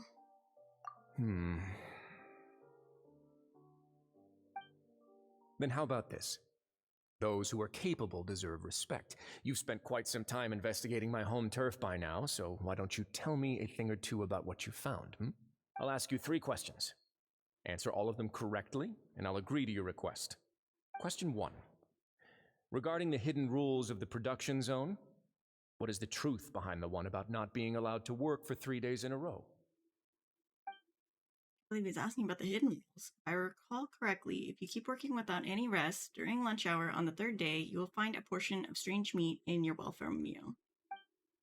It's a good thing that we already run a thorough investigation on this. Let's see if I can remember all the clues. I should be able to find an answer if I can piece everything together. You break a hidden rule of the production zone. Your welfare meal might contain some strange meat.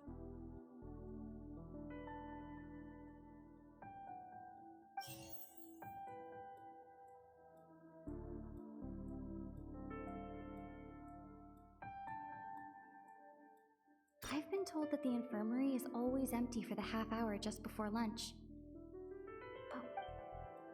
But the Fonta promoter has been struggling because he doesn't recognize the real value of coupons.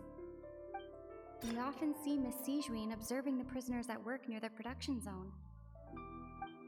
Fonta's internal reports suggest that they're starting a new trial of an unnamed and unpackaged product. But the product has to undergo a trial because the research note said that the Melusine race perceives the world very differently from humans. Because of that, the Melusines have... According to Collins, the Pancration tournament only took place because the Fonta company sponsored it. The company must want a return on their investment as well.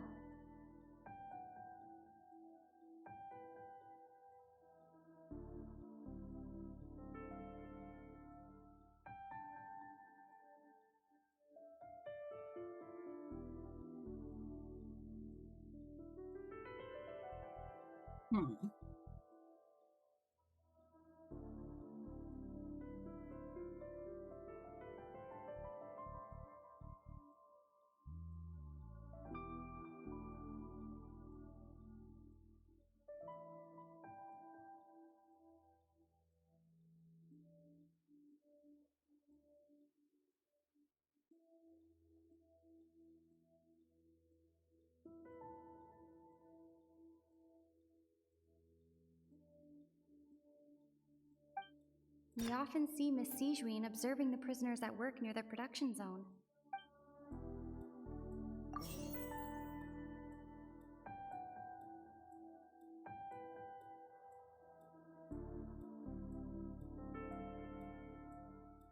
I've been told that the infirmary is always empty for the half...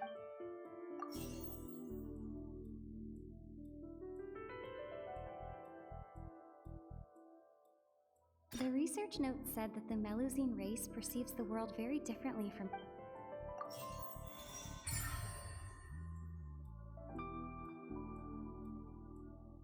Ah, so that's what's going on. Paimon understands it now. Who would have guessed? The hidden rule of the production zone. People are not supposed to work 3 days in a row, and if they do, they'll get strange meat in their welfare meal. At first, we thought this strange meat must have something to do with the people who disappeared, but in reality, they were all prepared by Sijuin, the head nurse. She often visits the production zone to observe the workers' health and makes a note of anyone who has worn themselves out after 3 full days of work. Out of her sense of duty as the head nurse, as well as her genuine concern for the workers' health, Sijuin visits the cafeteria right before lunch and cooks an extra dish for those who can use the stamina boost. Sijuin has only the best intentions with her surprise gift and doesn't want anyone to find out about what she does. However, unfortunately, Melusines as a race perceive the world differently from humans, and their sense of aesthetics is even more alien to us. The recipients of her lovingly prepared special meals cannot taste the care within and usually just freak out. Are we on the right track? Not bad. You've uncovered Sijuin's secret and even guessed her intentions correctly as well. It's nice to know that her efforts have not gone unacknowledged. Your Honor, you don't even dare? Alright, now for my next question. Okay. There are also some hidden rules in the Pancration Ring, including the one that you're not allowed to support both sides of a fight. Why is that? Hidden rules of the Pancration Ring. I remember if someone tries to support both boxers at the same time, they'll receive a package the next morning, which contains a strange blood-colored liquid. We've also done a lot of research on this matter. Let me sift through what I've found and come up with the correct answer. If you violate the hidden rules of the Pancration Ring, you will receive a bag containing a strange blood-colored liquid. Okay.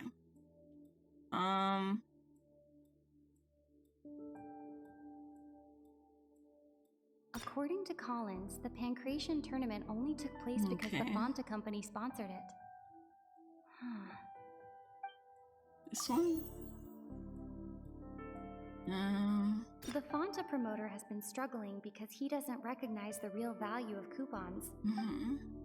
Okay. Buy tickets the support providers receive in the package. Fonta's internal reports suggest that they're starting a new Okay. Wait, what? Why does the... Okay.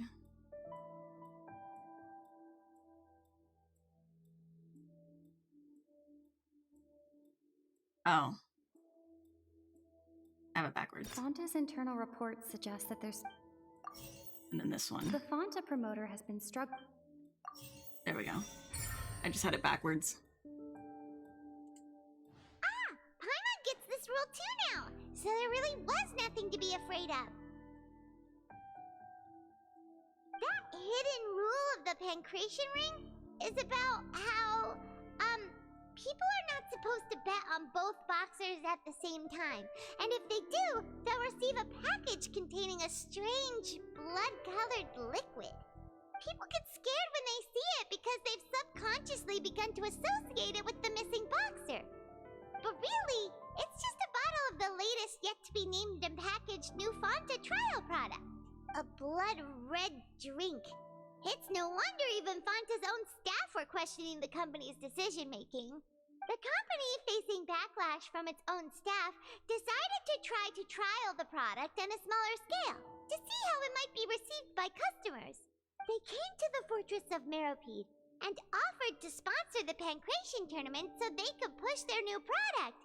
But the Duke completely refused to even entertain the idea.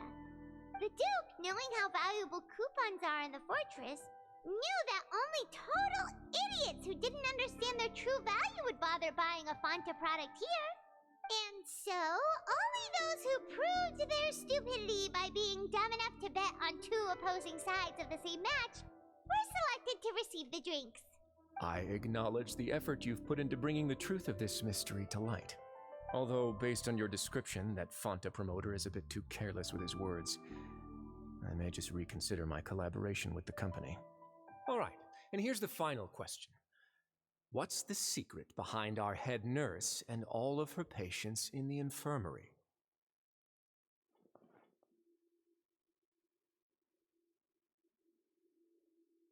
We haven't collected enough information to answer that question.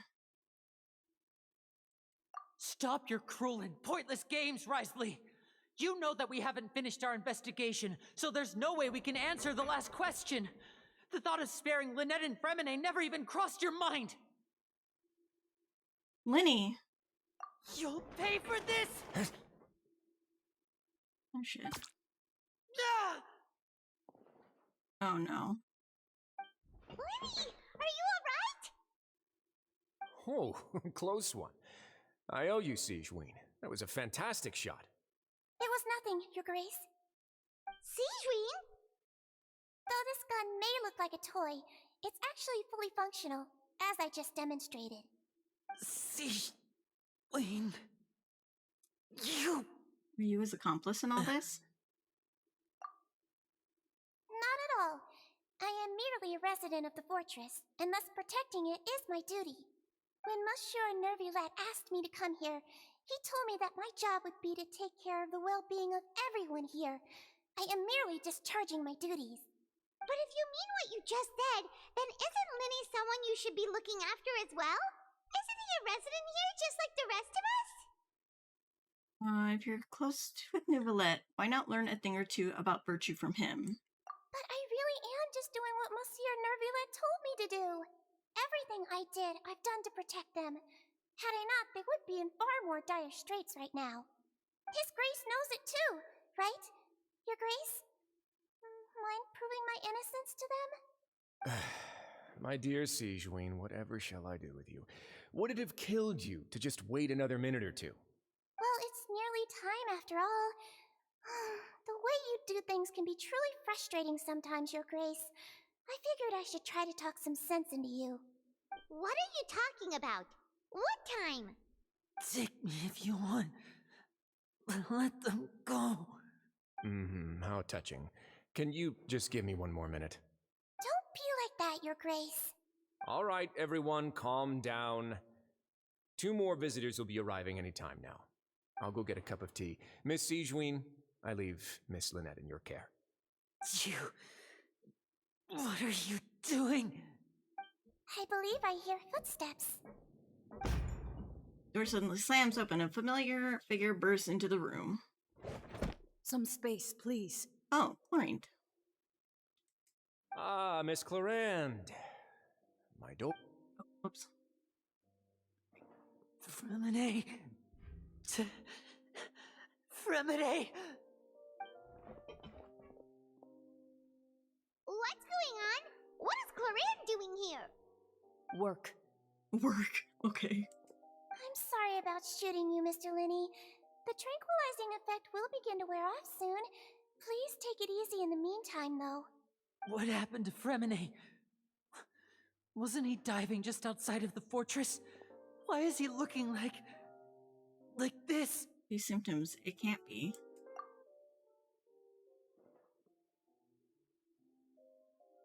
A flushed face, an accelerated pulse. He must have consumed primordial seawater. Sorry, what? What did you say? Please, make some space.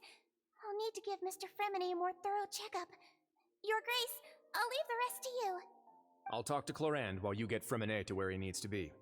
Everything else can wait. Sorry, what is happening? Try to understand the situation of the people around. Okay. Let's talk to Liddy first. Make sure he's doing alright in all this. Minnie's expression looks disgusted. It seems like he'd rather not have Sigewinne touch Fremine. Still, he didn't stop her, since it's obvious that Fremine does require urgent medical care. Sigewinne examining Fremine carefully. She doesn't look too upset, which is a good sign. I hope Fremine will be okay. How is he? These symptoms are probably caused by an acute ingestion of a large amount of primordial seawater. Still, his condition is not critical. Of course, it would be best if he stayed for further observation. Let's leave him here for now, and move him to the infirmary once he's recovered a bit more. Sorry. I am aware that the infirmary may not be your favorite place in the world at the moment.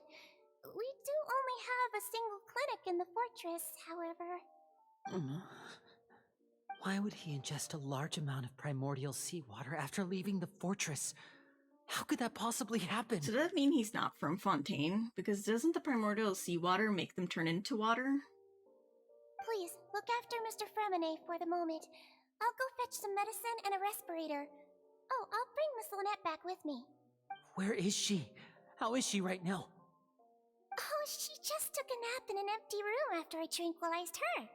If my calculations are correct, she should also be waking up right around now. You might not believe me, but His Grace and I actually made some snacks and tea for her.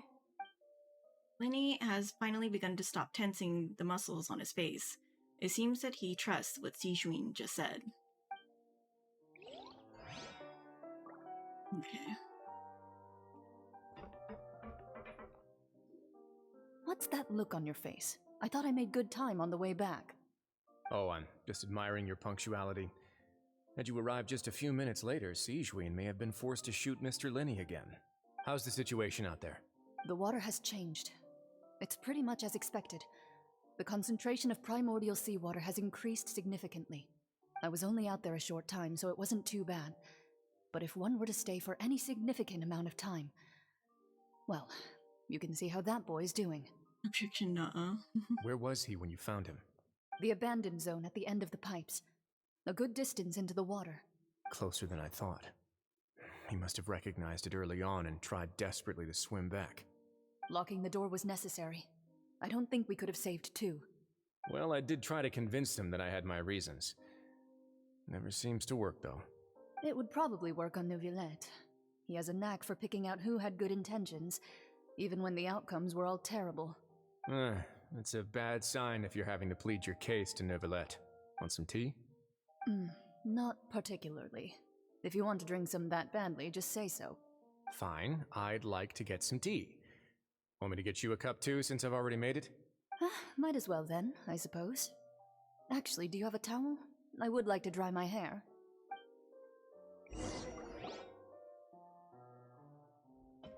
Linny, are you okay?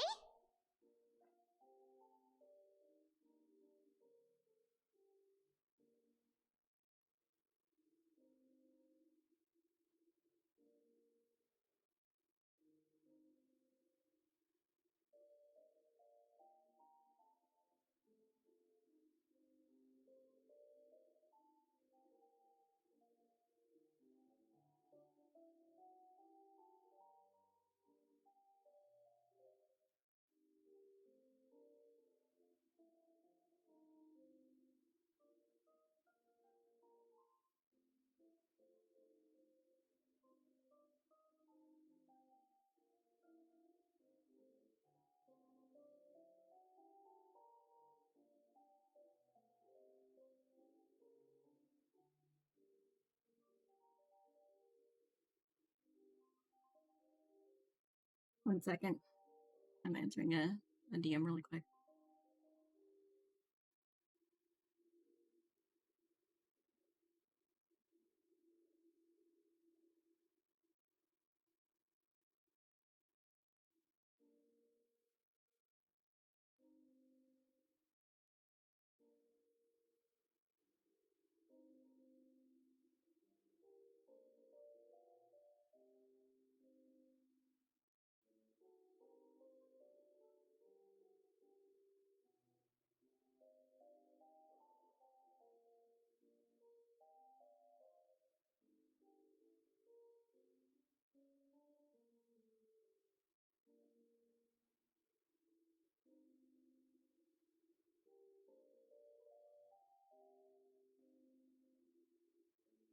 Renee, are you okay? I'll be fine. They're all here now. Don't worry about me. Are you sure? You don't look alright. My hands and feet are still a bit weak, but that's probably just the residual effects of the tranquilizer shot. I'm back, everyone. Lenny! Oh, Traveler, Paimon, you're here too. Remine? Is he... He'll be fine. But for now, please help me lift him up. Lenny and Lynette immediately come to lift Remine with their help. Something. Words that are too fast to read. I hate that they do that. Oh, what happened to my model? Okay. I hate that they do that. Where they, like, have it timed instead of letting me just read and click ahead. His breathing's beginning to slow down. Give me a hand and help me get him to the infirmary. Yeah, I'll take him from this side. Lynette, together? On it. Traveler, you seem pretty worried about him. Want to come with us? Very well. The Duke and Clarande are gone. They probably went to get some tea. The Duke will explain the truth in just a bit. Miss Clarande will need a break, since she only just returned from rescuing Fremine out of the sea. I didn't say Fremine from the sea, just what happened there. Okay. What's up here? What is up here now that we have... Oh, there's these two. Could I tempt you with some sugar for your tea? No need. Okay. Thought maybe there would be something interesting up here, but there isn't.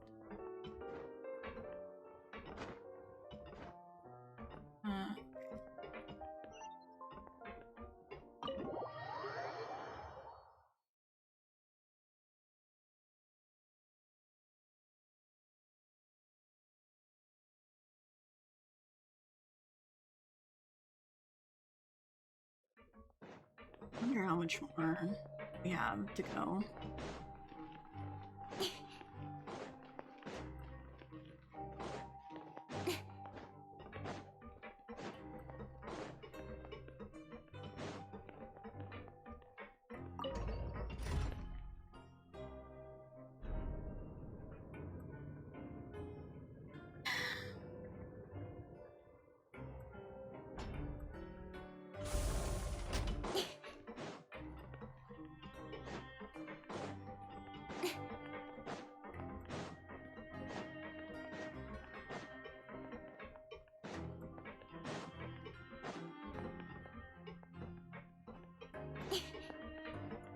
Here?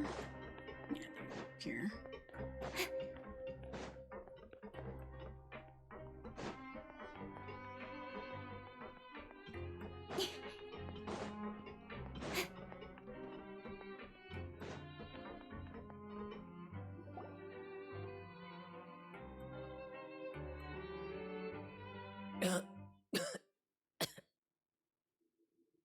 He's awake.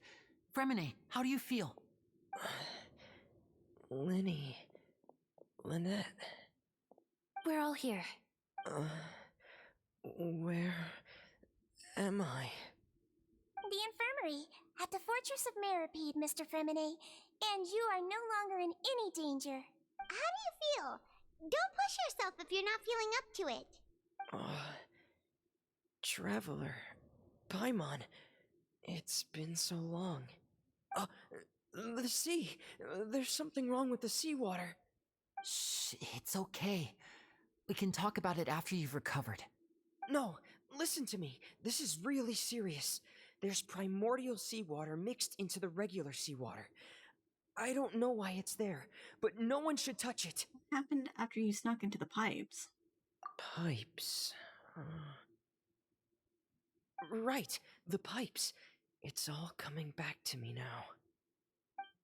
Okay, what happened?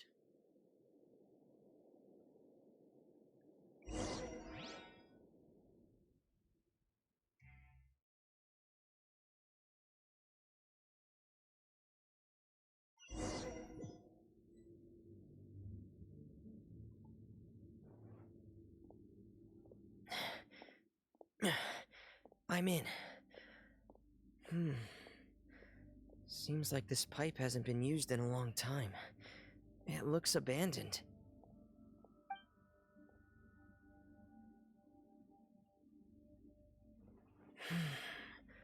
Where could Master Child be?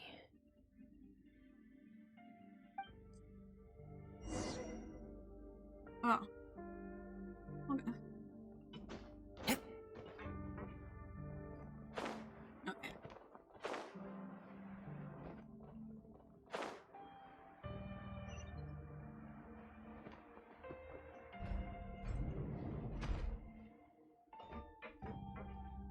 Huh. This mechanism looks like it's been tampered with. Could he have done it?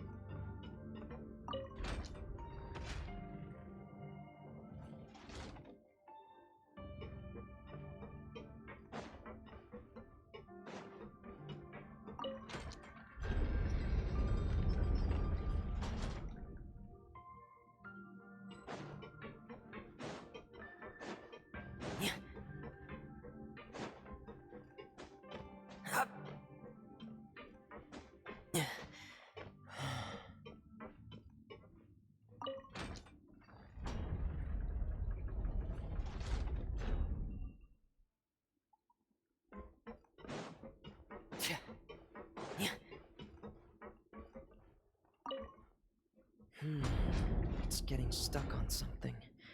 Seems like I'll have to avoid those obstacles while I turn it.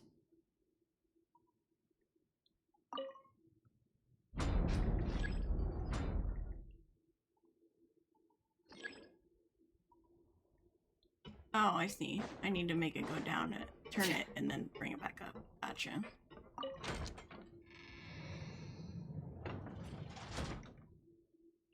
I'm smart.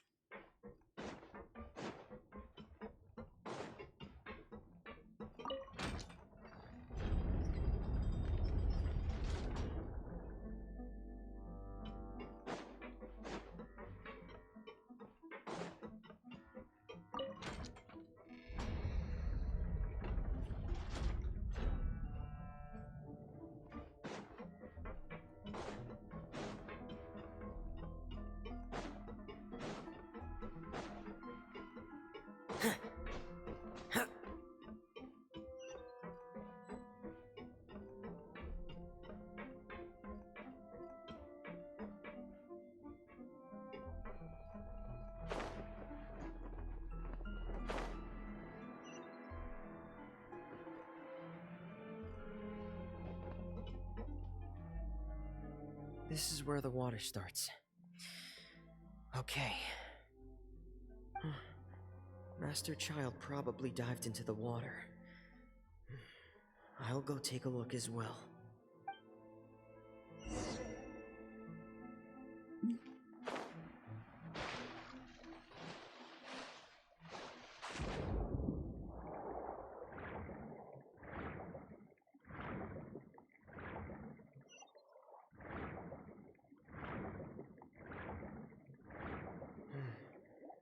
The vegetation here is a bit more sparse. These traces aren't natural. A person must have left them, and recently. I should be going in the right direction. Oh, there are traces here too. I need to keep going. Huh? The traces are gone. But I don't see where he could have gone from here. Wait, what the?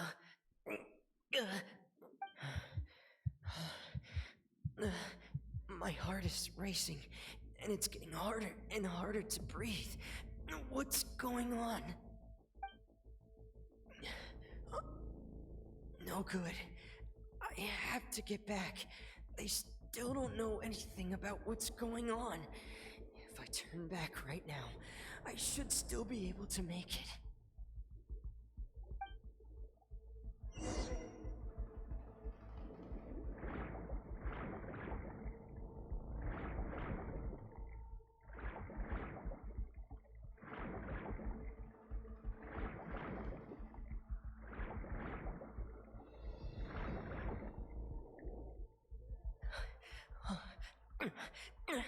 I can't die here.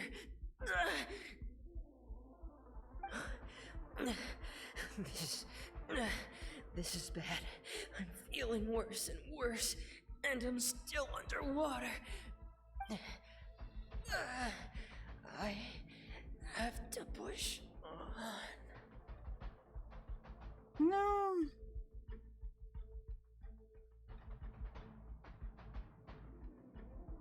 Not the insane anime shot.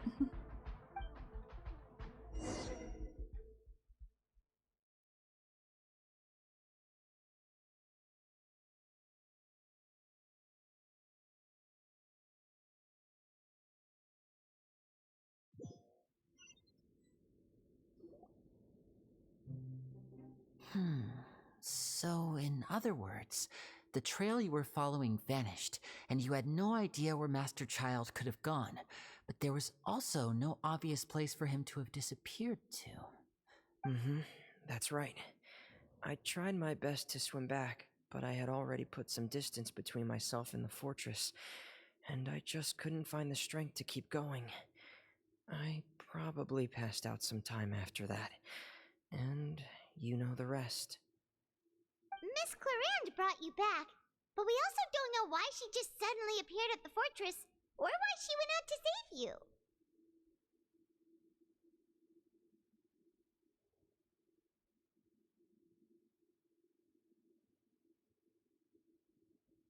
Miss Clarande, you say? I must go thank her in person. You're still too weak for Monet. You can go after you've had some more rest. Miss Lynette is right. I believe Miss Cloran will stay here as a guest for another few days, so there's no need to hurry. A guest? Then I can assume Risley was the one who invited her to come down here?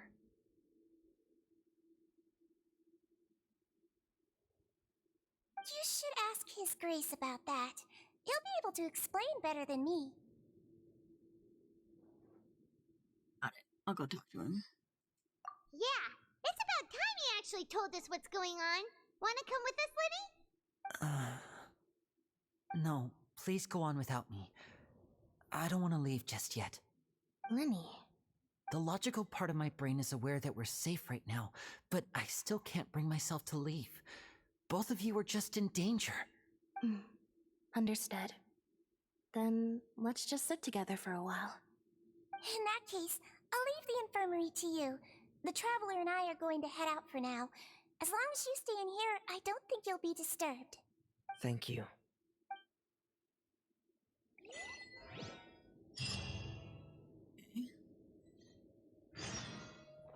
Go to the Duke's office.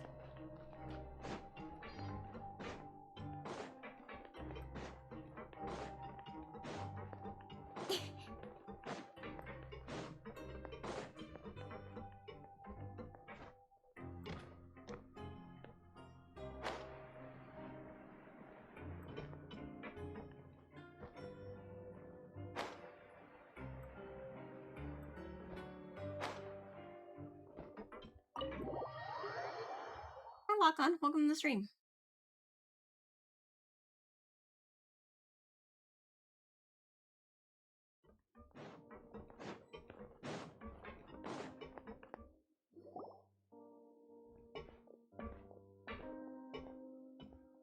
Excuse me?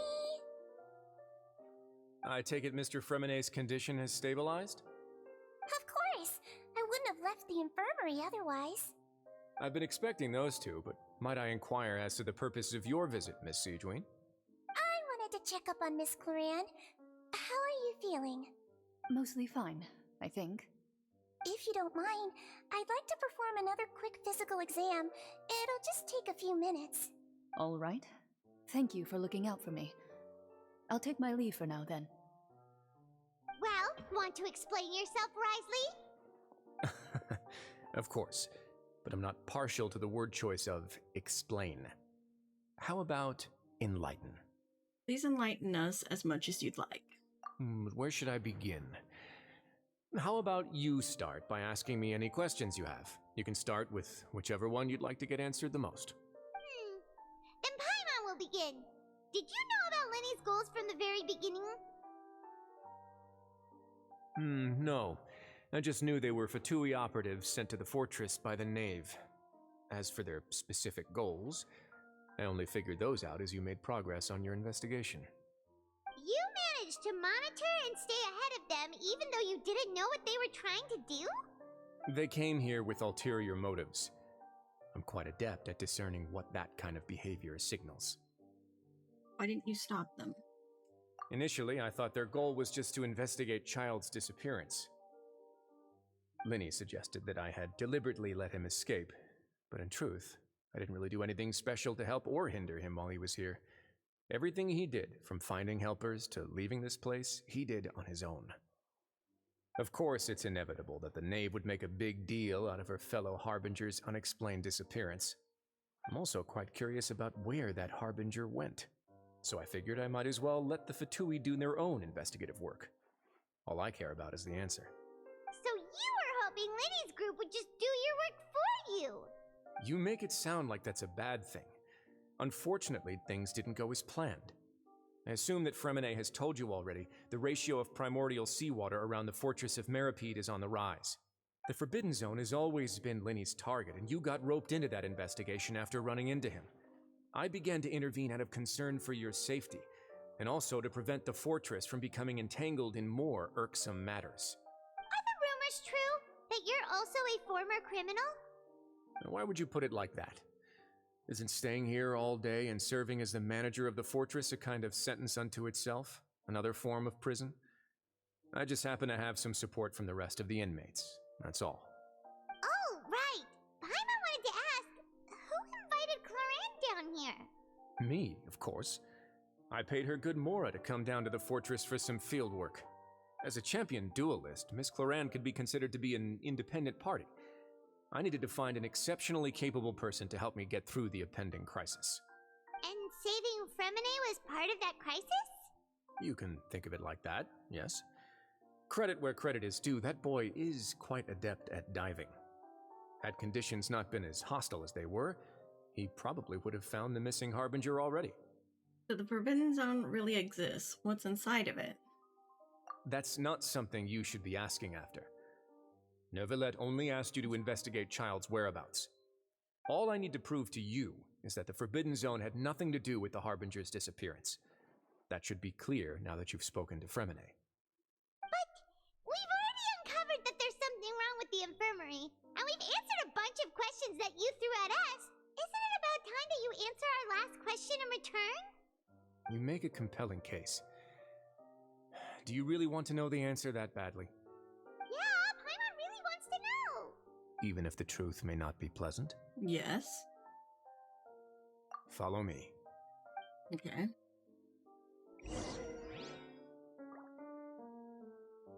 Okay, follow Railsy.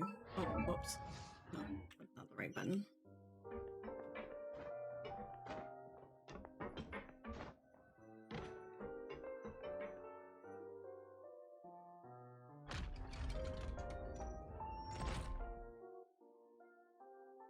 There's a hidden door here? And a whole basement behind it? Huh. You're pretty good at hiding stuff, Risley. It seems you've forgotten just what kind of place the Fortress of Meripede is.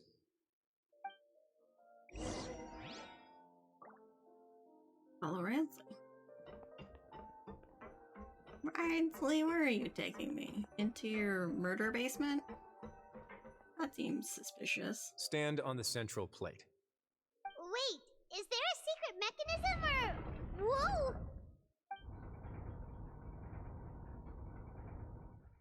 So everyone has taken their positions on the circular plate and we can slowly move downward.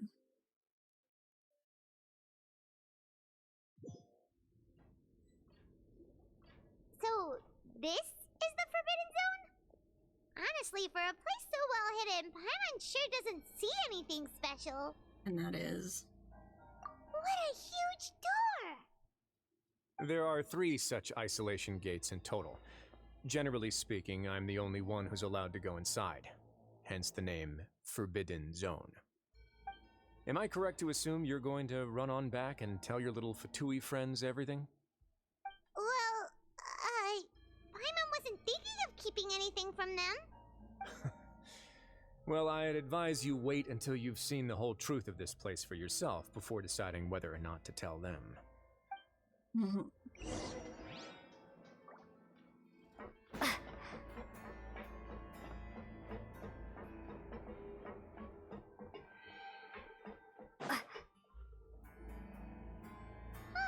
So there's a switch on the side.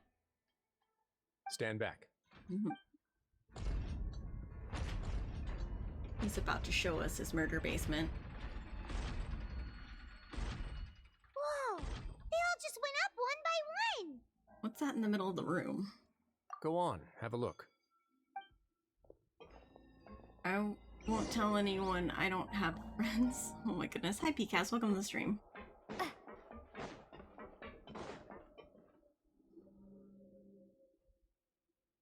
This room is really empty with nothing in here, which is quite strange on its own. There's also a device smack dab in the middle of the room, which looks like some kind of massive sluice gate. I've been interested in what lies beyond that gate ever since I assumed leadership of the Fortress of Meripede. Of course, it would be unwise to recklessly open it, but it'd also be risky and negligent to simply ignore any potential danger that could be behind it. The readings on that dashboard have not budged since the day when I first laid eyes on this place. But over the past year, the needle has crept upwards from its original position, likely because some parameter it's been tracking has changed, if only infinitesimally. Normally I would have ignored it, but I happened to have some free time when I noticed it, so I investigated. Any guesses what the reading could be tracking? The water pressure, the temperature. Water pressure? Very reasonable guesses. I've considered both of those as well. Unfortunately, our dashboard is tracking something less ordinary. Primordial seawater? The temperature should vary with weather and climate changes, so for something that rarely shifts, the water pressure is more likely. We ran a few tests to increase the pressure from the outside, but the readings didn't change at all. Later on, a few more possibilities occurred to me, such as a potential connection with the primordial sea. I began to make a few preparations based on that hypothesis. Over the past few days, the needle has moved again. With that, and the symptoms that Fremine displayed after leaving the fortress, I can now confidently conclude that the readings represent the concentration of primordial seawater in the seawater nearby. That's what I thought. The concentration of primordial seawater? But we're already under the sea! And that is precisely the problem. We're at the bottom of the sea, and now we're surrounded by toxic seawater. Somehow, primordial seawater got mixed in, and the concentration is steadily rising. Primordial seawater is continually leaking into the sea. Yes, that's very likely. But forget about the two of us! Not even Novelette knows where the primordial sea could be, much less where we could find and plug a leak. Oh. Oh! Here. Seems like you've figured it out. Mm-hmm. I believe the primordial sea lies directly beneath this sluice gate. Sluice, okay. For some reason, the primordial seawater levels have risen significantly, and it's now very close to us. The indicators are now red. Although the gate still stands, some primordial seawater has already leaked out and mixed into the sea around us. If this continues, soon it will no longer be able to hold back the primordial sea at all. Hi, Destroyer. Welcome to the stream. I'm deeply terrified of banana bread. I'm not terrified of banana bread, but I can't eat it because I'm allergic to bananas. So I avoid it myself. And if the primordial sea is leaking through, if this gate falls, all of Fontaine will fall with it. Yeah, you know what the legends say. If this place falls, then everyone in Fontaine will be turned into puddles in the span of a night. Oh my god.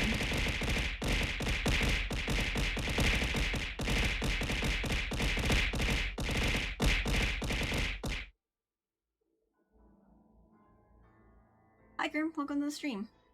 I hear bread. I didn't reach 1 year of following you. Nice! I have a question. Bread.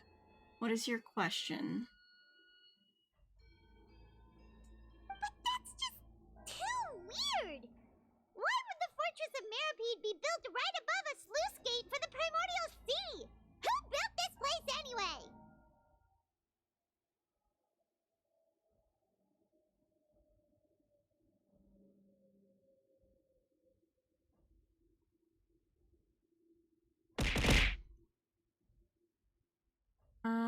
If I enter an Apple store and fart, won't everyone die? Because there's no windows. I don't think they die, but if there's no windows, then definitely would be very sneaky. Also, thank you for the hydrate, Legally Blind, and the stretch lock on. Let me hydrate really quick.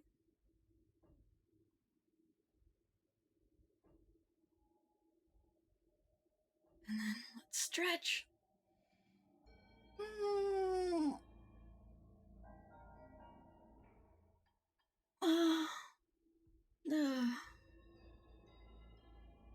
Okay.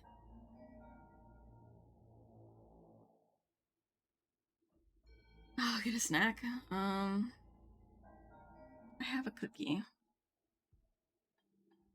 Let's see, cookie.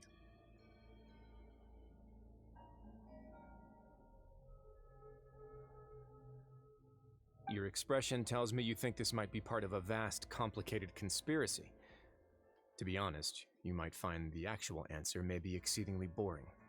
It's just that the secret of the Forbidden Zone had been long forgotten by the nation before I rediscovered it with my research. Warframe DE stream today? Oh, I'll have to be on the lookout for that. There's no single founder of the Fortress of Meripede in any traditional sense. What we know about its history has been left to us by the people who used to live here.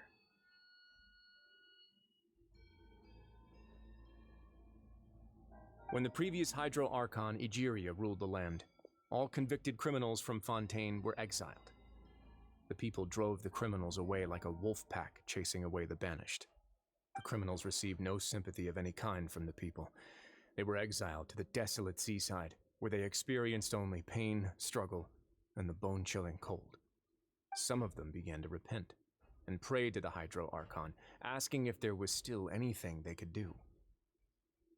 The Hydro Archon took pity on them and said, "You may go guard my secret, deep underneath the waves." And so, leaning on the power of the Hydro Archon, they gathered underneath the sea and began to build a fortress. They became a community down there in the deeps, and over the years helped it to grow. As the number of exiles increased, more and more people joined the community. When the first group of exiles died, they left the yet unfinished fortress to their successors. The Hydro Archon continued to lend her support, allowing the fortress and what it stood for to continue growing ever larger. Before long, this dark underwater fortress became the sinner's only home. And with that, the people here stopped referring to the fortress as a prison. They saw themselves as repenting sinners who would regain their freedom once they had sufficiently redeemed themselves. But as time went on, people also realized that the fortress was a lonely place. Once they had gotten used to life here, they could no longer feel comfortable living in the overworld. Once they had finished serving their sentences, some people left and some others chose to stay. They'd find some idle position and let their withered souls fade away with the ancient secrets of the past. After many, many centuries, few people still remember the reason for the fortress's founding. Now they just see it as an integral pillar of Fontainian society, as the place where criminals deserve to be sent. Now and again, researchers manage to break one law or another and live out their days in the fortress. I learned all this from an elderly historian. Everyone else just thought he'd made it all up. But now you know every part of that history is true. Indeed. It's just as the prophecy says. If this gate fails, then everyone will be dissolved into the sea. Do you believe in prophecies? To be frank, not really. But sadly, that hasn't stopped this prophecy from proving all too accurate. Prophecies are troublesome things. Just hearing one will create the first wave of panic. Seeing signs of it will bring about the second, and actually witnessing it in real time, the third. Great, so you have a nice rest of your stream. Okay, Legally Blind, thank you for dropping by and hanging out. You have a wonderful rest of your day. As the Duke of Meropide, just what do you plan to do about it? Let's go somewhere else. I want to show you something. Okay, where else are we going?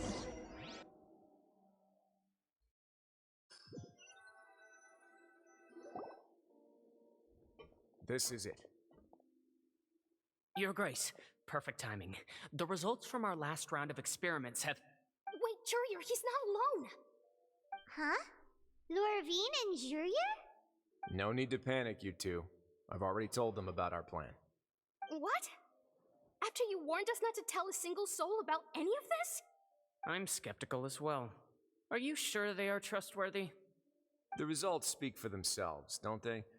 These two may already know more than you could ever imagine. All right then, if Your Grace insists. They seem harmless enough, so I'll trust them for now. Well, how about some reintroductions? This is Jurier, one of the highest-ranked researchers from the Fontaine Research Institute. He used to work under Edwin. I trust that you've heard of Edwin? Yeah, we have. Good. Saves me a bit of time explaining. Edwin's main areas of research were archaeum and gravimeters. As his assistant, Jurier is quite familiar with them as well. I hired him to be my technical consultant. You want to blow up the Fortress of Meropide? Wait, what? Ah, what a lovely idea. I'm already imagining it in my head. Gotta admit, I'm tempted as well. Guys, focus! Focus!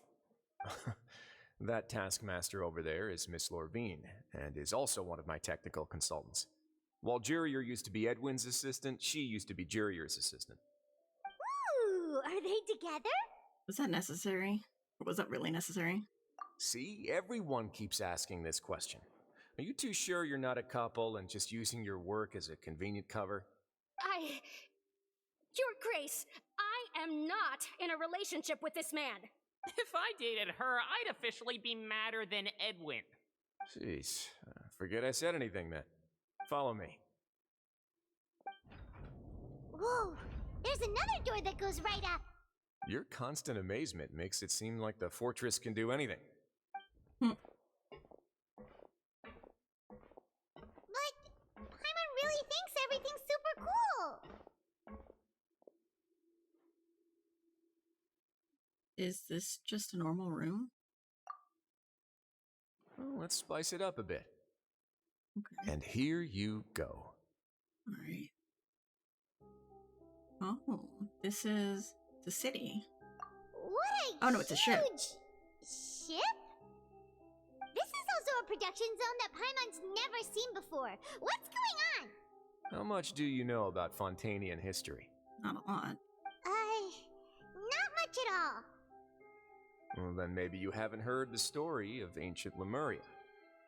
To give you a quick rundown, Fontaine used to be ruled by the Lemurian dynasty.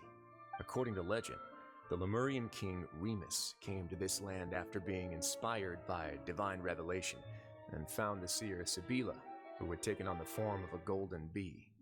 Taking the golden bee with him and riding on a huge ship, the Fortuna, he created his nation above the surging waves.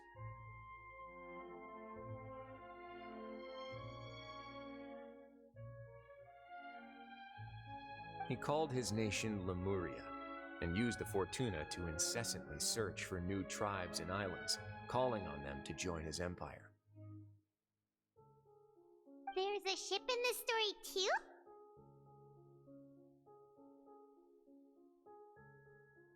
Where there's water, there'll be ships. People believe that hope can always be found at the end of a voyage.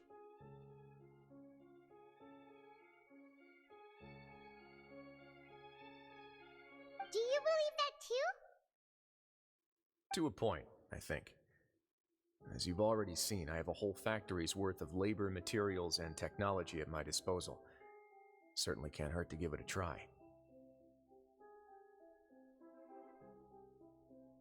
So the moment I began to speculate that the primordial sea might lie underneath the gate, I also began this project. Were you inspired by the legendary Fortuna? Maybe. Fontanians need something to hold on to cope with the impending disaster. This is a plan for the ages. Can't you share your plan with everyone? Were the workers to find out the truth behind this ship, riots would destroy the fortress faster than any catastrophe. As the fortress's administrator, I'd never make such a reckless call. Alright, that's enough talking for now. I'll need another 3 cups of tea to soothe my throat. Do you have any other questions?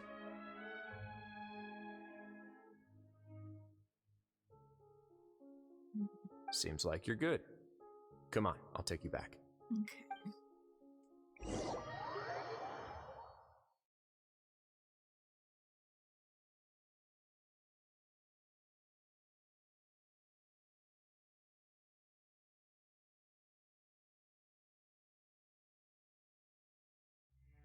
I'll leave you here for now.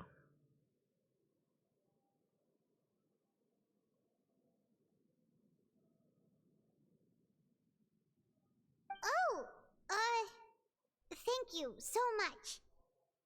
No worries. But don't forget, it's up to you whether or not you want to share what you just saw. What you do from here on out will likely affect those 3 as well. Means that my actions now will decide the next step Linny's group takes.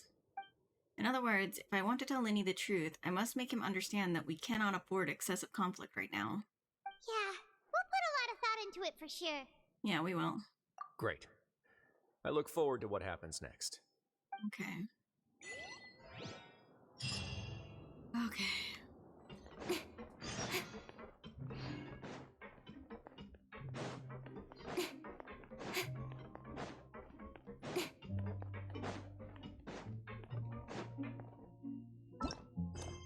Luminous tree.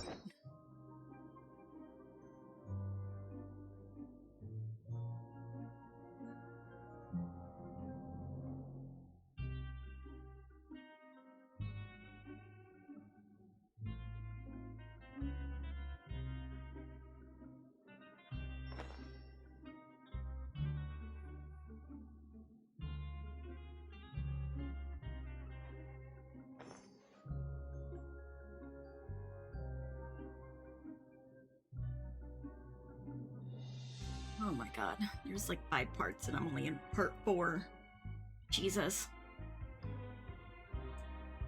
And it's already almost noon. I guess we'll try to get to part 5 and then end.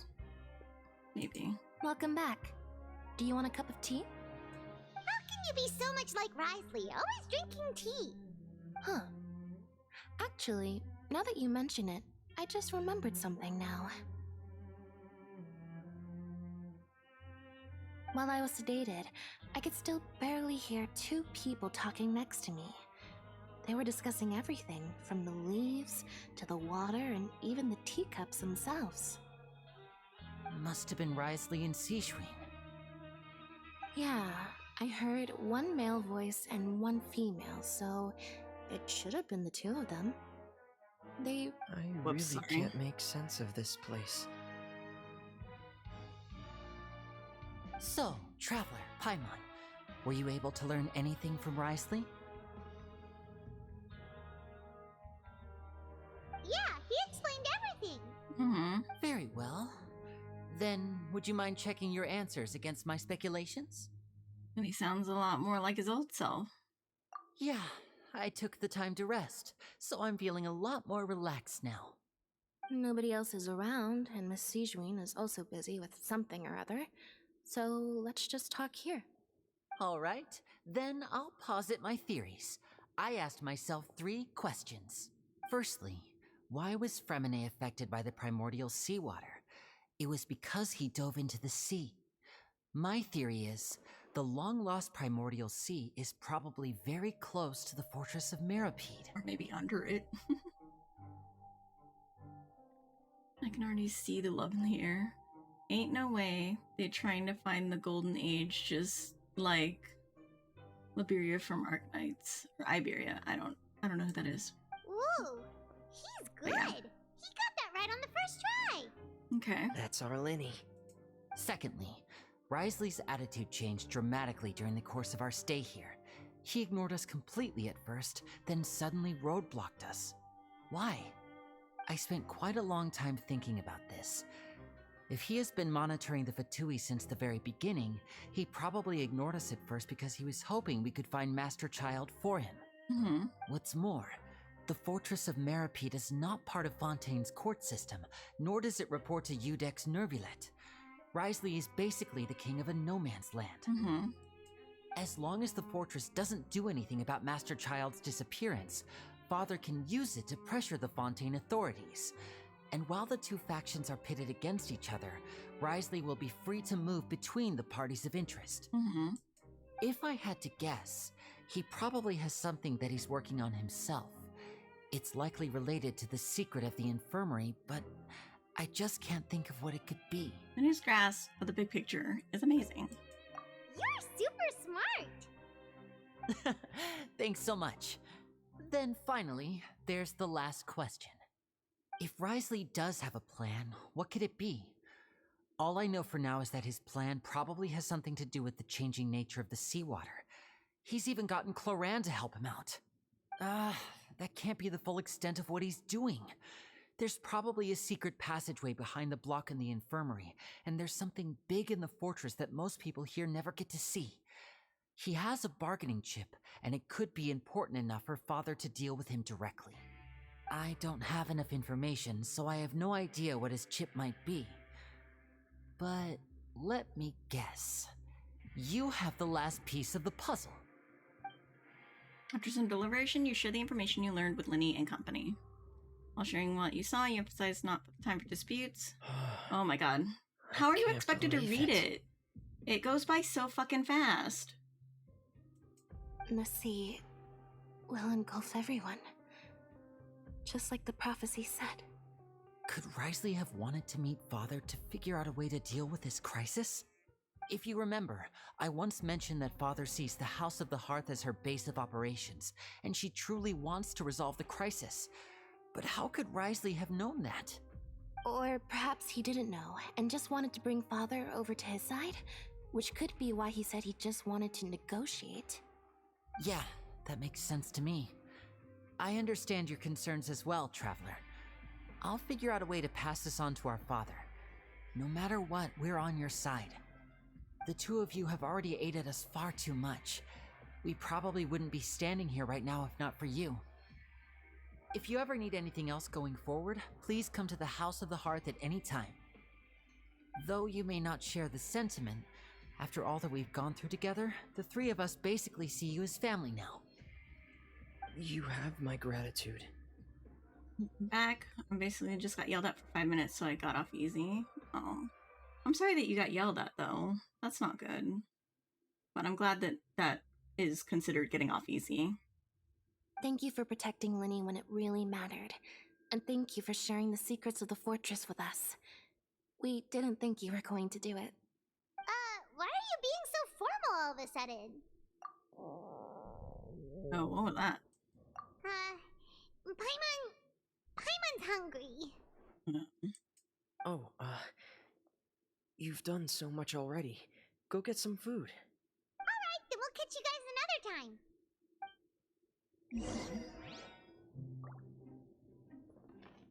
Cafeteria. Alright.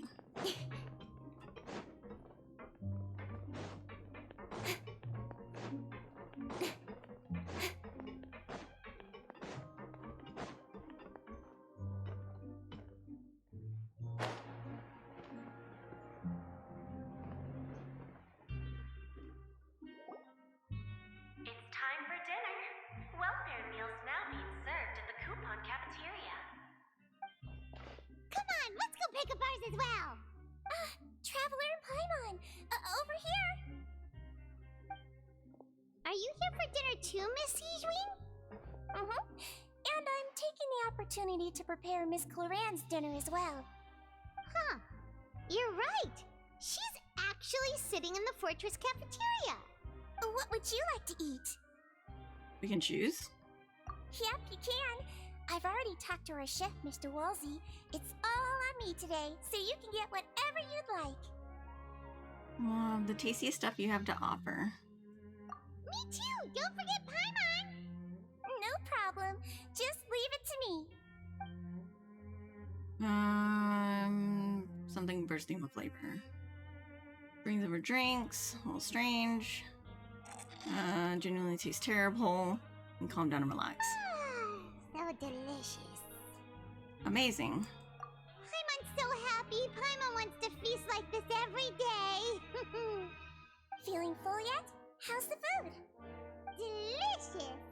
Exquisite, thank you. I'm so glad to see you all so happy. Oh, see the expression on your face just now? The muscle here just moved, which suggests that you're feeling quite relaxed at the moment. Sijween, do you do this to help your patients or to better understand human beings?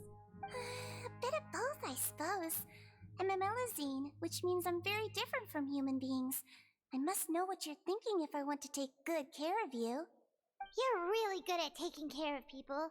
Even though you're so short, you still talk and act like an older sister. Really? You're reminded of an older sister? That's great to hear. Oh, and what did you mean back in Risley's office? When you said that you were protecting Linny and his siblings as well? Oh, that. I just asked His Grace to look out for those children, especially that diver boy. I was getting a bit worried after hearing that something was wrong with the water. Thankfully, Cloran is very strong and managed to save him in the nick of time. His Grace also sealed the pipes after Cloran left, to make sure that Linny wouldn't impulsively chase after his brother. Although the path was blocked, we still stationed some guards there to stop anyone from approaching. They were instructed to only open the door once Miss Cloran had returned. About the Arknight's joke, Iberia is the country in Arknight, inspired by Spain in 15th to 17th centuries, that once ruled the sea. We called it the Golden Age. But Popo hit the fan, and now it's whack right now, and the game has an event about it. Sorry for essaying. No, you're good. You're good. Thank you for explaining that to me. I didn't know. Oh, and I was keeping an eye on Mr. Linny as well. We had to press him, but we couldn't allow him to be in any real danger. You were all super considerate and really thought everything through. It's just what we do down here at the fortress. At least this has been His Grace's style for as long as he's been the leader. Oh, I really wish Monsieur Nervulette would come down here more often too. I feel like he'd like it here, with all the darkness and chaos. That doesn't make sense at all. It's hard to imagine Neuvillette outside his office. Get a good night's rest, you two. You both worked very hard. Okay. Return to the dormitories. We need to go up.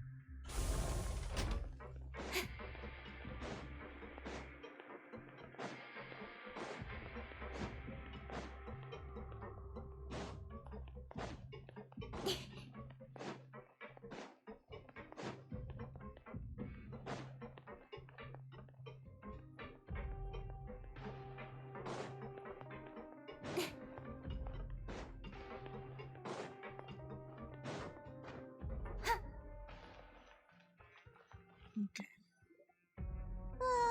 So much has happened. Paimon just feels absolutely exhausted now that she's finally relaxed. Paimon's super sleepy. Are you sleepy too? Yeah, I'm also getting there.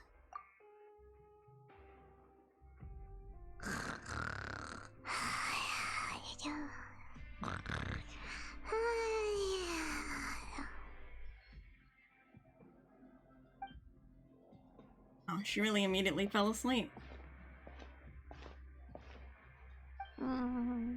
Delicious. Paimon wants seconds for free. Good night. Out of my way! Out of my way! Get out of my way! What happened? Why is everyone running? No idea, but something must have happened. Stop asking! Oh shit. Who's yelling? Paimon still wants to sleep. Golden Age is also a good song too. Give it a try sometime. Oh, okay. What's that sound? I want to wake up. We need to go out and see what's going on. You not done with this chapter yet? What the frick?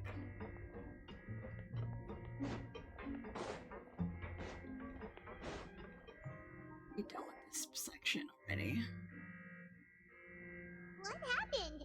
Why is everyone running around? Hey, what are you doing? There's no time to explain, mate. Goodbye. Okay. Hey, wait! What's wrong with these people? They won't even talk to us. They're here! Yeah, there you are! Oh, thank goodness!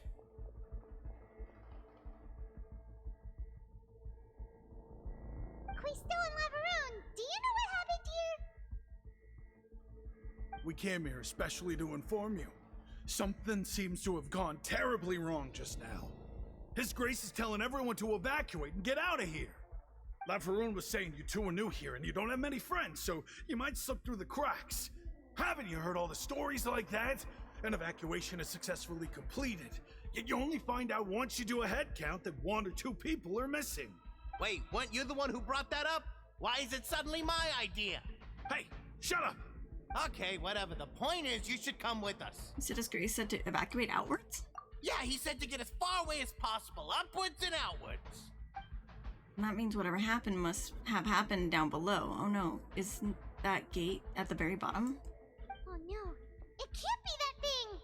Whoa, wait, what? What? Hey, where are you going? We have to go find the Duke! You two just go and get out! Go on without us! Oh my god. Hey, hey! Be careful! Bro disappeared faster than my father. Oh my god. Attention. Okay, go to the office. Okay. Upwards and outwards. If you're already at the topmost layer, then try to move as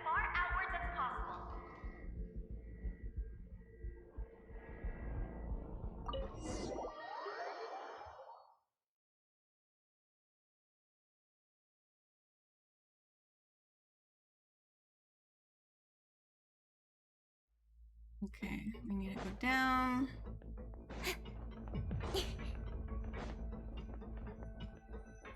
Activate the lift device. Oh. They're here. Just like I said. What happened?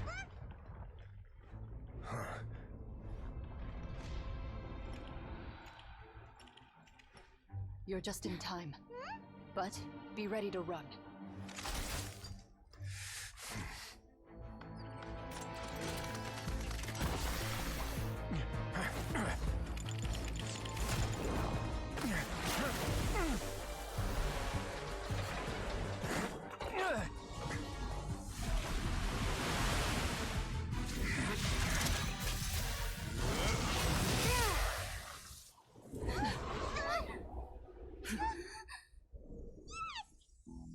That's not gonna hold it for long, though.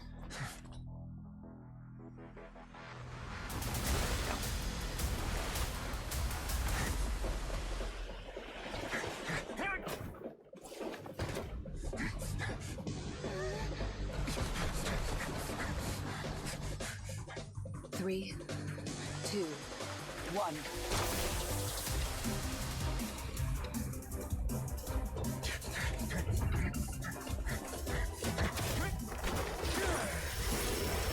Hot damn.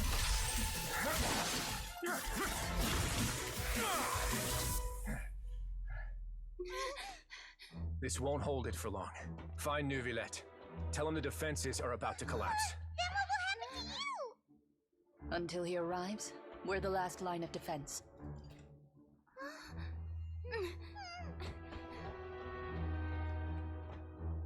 The gate. How long do you think it'll hold? That depends on us. The water's purple, though. Because it's primordial. It's so that we know that it's different. Is that the end of this chapter?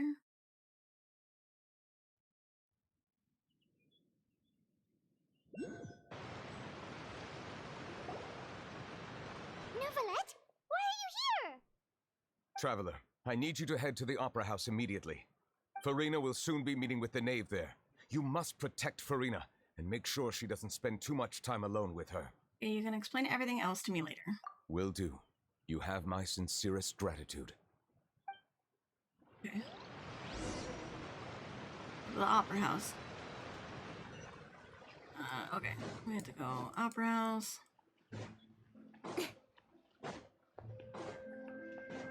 And why does it look kind of thick, though? I don't know. Maybe also because it's primordial.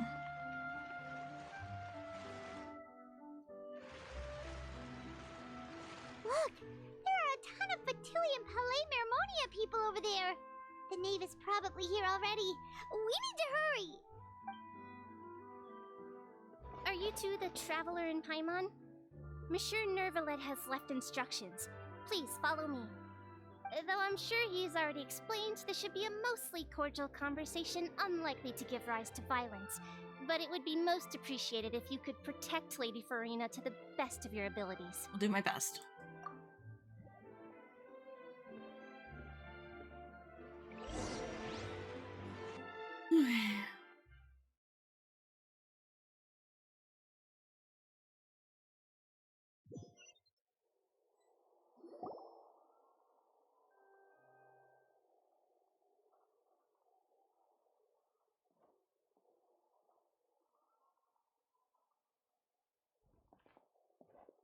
Oh, so you two are the honored guests Miss Farina mentioned.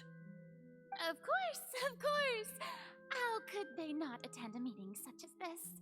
I must always have 2 or more guests at my dessert table. Otherwise, the occasion would be too lonely and unbecoming of my station. It is my pleasure to make your acquaintance, traveler. I have heard much of your accomplishments. I am the Knave, one of the 11 Fatui Harbingers. This is the name, the head of the House of the Hearth, and the Linny sibling's father. She certainly does not seem easy to deal with. Pleasure to meet you too. I've already prepared seats for you. Come, sit beside me. Perhaps you two are unaware of how Miss Farina and I do things. You see, we actually recently agreed to get together for tea when we had the time. See this? This is a limited type of confectionery that Miss Farina simply adores. There are only 16 slices sold every day. Here, why don't you and Paimon have a taste? She seems friendly enough, but that can't be all there is to her. The knave is a force to be reckoned with. I should be very cautious around her. Traveler, what do you think of this cake? Thick like my lawyer advice me not to finish my joke. Oh my goodness. It's quite tasty. I think Paimon agrees too. That's good to hear. So what Child said was on the mark after all. You do share a taste in desserts with Farina and I. Wait, Child should have no reason to have said something like that. I wonder how he's doing nowadays. You must have heard, right? He's suddenly gone missing. I'm really worried about his safety, you know. Here's to hoping that he's an excellent swimmer. I have faith in his abilities. Since we're talking about him, I feel like I should add something. His martial prowess really looked certainly pretty impressive, yeah. Rena looks quite nervous. There must be some kind of bad blood between her and the knave.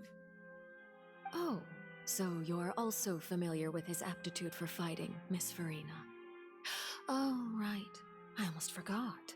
Child was subdued by Udex Nuvillette right in front of you. Against ordinary people, my colleague would never be on the back foot.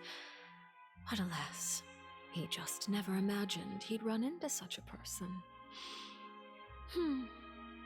I must express my admiration for Monsieur Nuvillette. Managed to find a few leads on his whereabouts. Coming from you, that's not surprising at all. But I thought you would be happier to hear the news. Of course, but it's still a bit of a shame. You see, I would have been far happier had I received this news somewhat earlier. As you well know, a long time has passed since Child disappeared.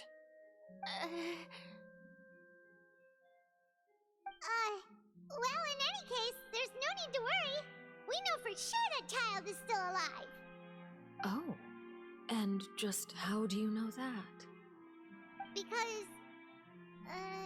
Because we found evidence that proved he left the Fortress of Mirapede.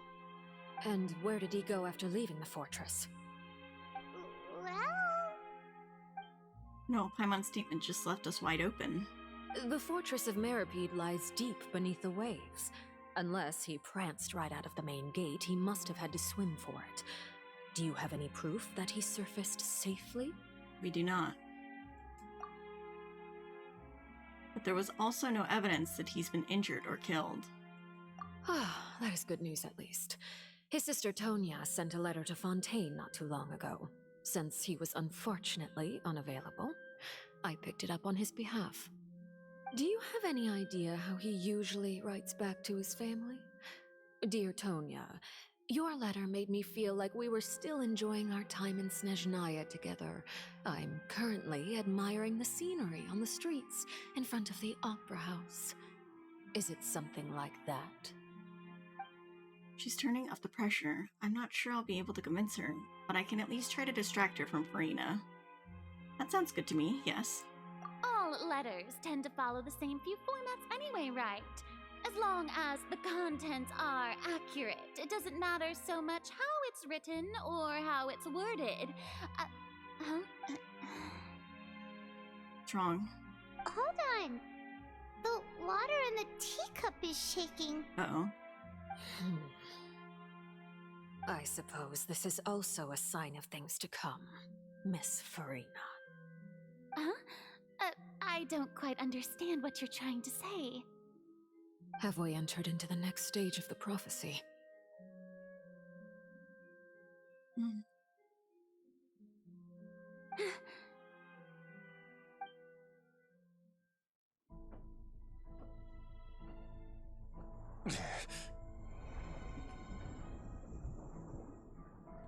My thanks to you both. I will take it from here.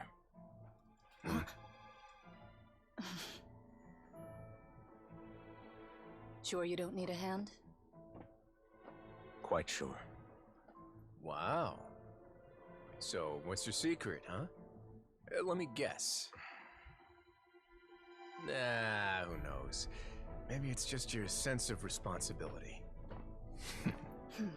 Sounds about right.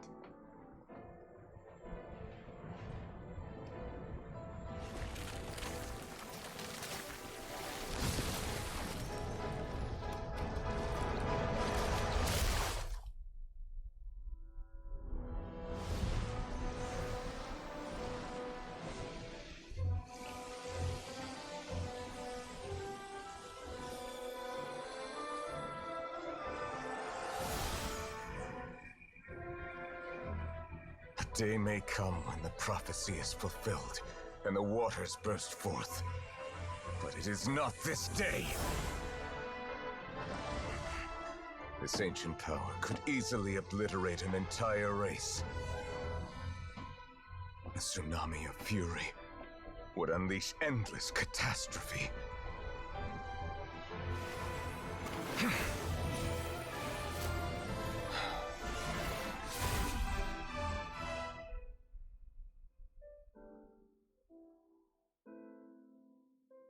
This sentence is too severe. Forgive me for overruling it. Ooh.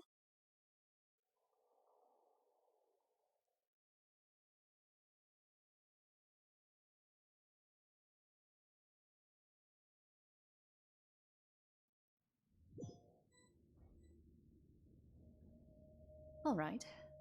Seems like the problem inside has been suppressed. Let me guess. We're safe for now. Indeed. But only for now. I win this bet. You owe me a present. Very well. It was indeed just as you said. You made a bet? We made a bet on the size of your entourage. Cloran thought you wouldn't come down by yourself. I figured you would have at least brought a few people along for appearance's sake. It appears I underestimated just how confidential the mission was. Shouldn't you have gotten used to confidential missions by now?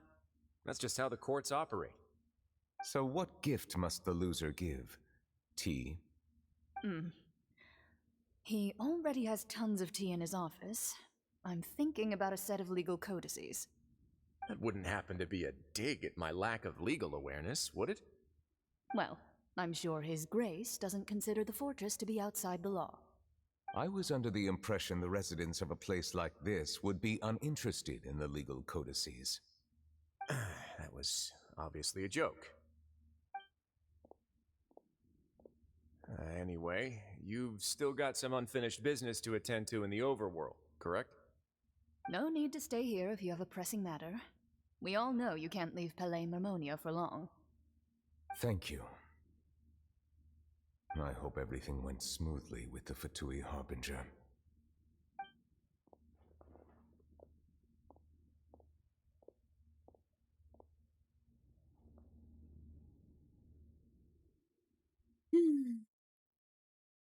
Gave me goosebumps and everything. Yeah. Hi, Sleepy. Welcome to the stream. I must say, we've spent long enough playing house. Miss Farina, as the Hydro Archon, I am sure you understand the exact meaning of the phenomenon we just witnessed. Or should I say, that's what I originally thought. But looking at your expression, was I wrong? And you haven't a clue? What are you trying to say? Looking because I need materials to ascend Nibu Daddy. Yeah, no problem. You can just hang out and vibe. All good. At this point, I don't think there's any more need to speak as diplomatic representatives. Allow me to speak to you now as just a Fontanian.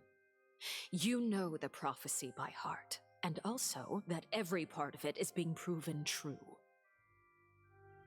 Yet, Here you are, relaxing, drinking tea, and eating desserts as if it's all nothing more than a few stray bugs in your garden. Do you really think that's acceptable? The prophecy's hanging above our necks like a guillotine. Every faction is looking for a way to either avert the disaster or save their own. Even the orphans of the House of the Hearth have devoted everything to saving their homeland. But you, it beggars belief just how nonchalant and carefree you have been. From the very beginning, you, the god Focalor, you have utterly failed to take action. You're wrong. I've never ignored the prophecy, nor have I just been passing the time in self-indulgence. Retract your accusation and stop doubting the wisdom of the gods with such absurd conjectures! I am not alone in my doubts, you know. All the children of Fontaine may be harboring the exact same thoughts right now. Oh, great Hydro Archon. How are you going to save them? Save us? How are the people you've sworn to protect supposed to survive in a land that will soon disappear beneath the waves? I have my ways, and I've been working on them for all this time. Even if you look down upon me, you have no right to judge me. Fontaine will be saved. Even if I still cannot see the true future right now, as long as I continue on as I am, I will be able to hold my head up high! Rena's not acting like her usual self. She's actually seriously refuting the knave's accusations. She means what she says. She's not putting on a front. Then I ask you, Miss Farina, just what have you been working on? Where can we see it, and what is it doing to help? Sir, stop with the guillotine reference to the French ruler. I mean...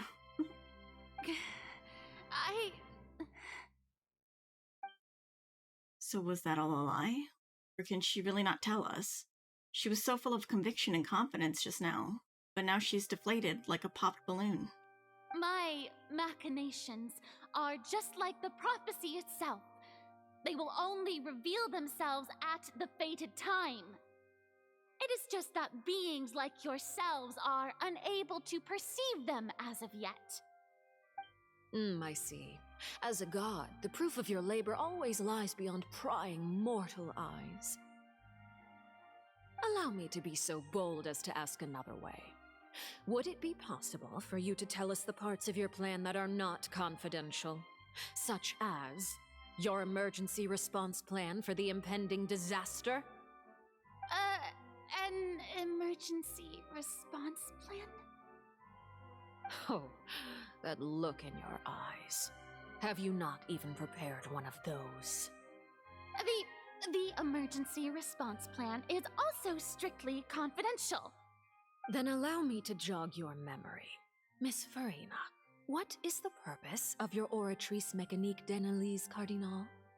And what do you plan to do with the massive amounts of indemnitium that has accumulated over the years? The Oratrice? It's just like it appears to be. So you also have no idea. If I'm not mistaken, someone's using it to prepare for something. But unfortunately, it would seem that someone is not you, Miss Farina. I first caught wind of this when Linny tried to investigate the Oratrice in the Opera House. You see, even just getting close to the core contaminated him with an extremely large amount of indemnitium. But even if that had nothing to do with you, then what could you possibly be working on, oh great Hydro Archon? Oh, right. I almost forgot. Udex Nouvillette is not at the tea party with us today. Miss Farina, I suppose you must have ordered him away to take care of some troublesome business. Yeah, yes, that's exactly right. Please keep it a secret for me. Of course I will. Although, I must say, Miss Farina, you seem quite insecure without the Udex by your side. Oh, very well. Let's stop that conversation here. There are still a few slices of cake left, so please, help yourselves, everyone. These aren't topics I can speak about. I don't even know what Nuvalet's task was. If I had to guess, he probably went down to deal with the surging primordial sea. But can he really deal with it all by himself? And is Farina being truthful or not? Traveler, I heard that you were recently commissioned to handle a few matters on behalf of the Udex. Why don't you take an extra slice of cake? Those who work hard deserve gratitude and praise. You too, Paimon. Thank you. Paimon will take you up on that offer. Well, at least she didn't throw some baguette to solve people's problems. Then he proceeds to change the topic, brings up a number of less significant matters, gradually becomes more relaxed. Oh, Paimon's super full. That cake was great. Another cake, yippee! If it's on my tea table, it must be of the highest quality. Yes, and we must thank the knave for bringing these over as well. You're welcome. I'm sure the cake also felt greatly honored to be featured at Miss Farina's table, and I was merely catering to Miss Farina's tastes, seeking a chance to chat over tea. It is getting late. Why don't we call it a day? There are still a few matters that I need to take care of, so I must take my leave now. Very well. We'll end it here. Mind seeing me off, Traveler? We could use the opportunity to discuss Child before I must be on my way. Of course. Paimon's coming too! Okay.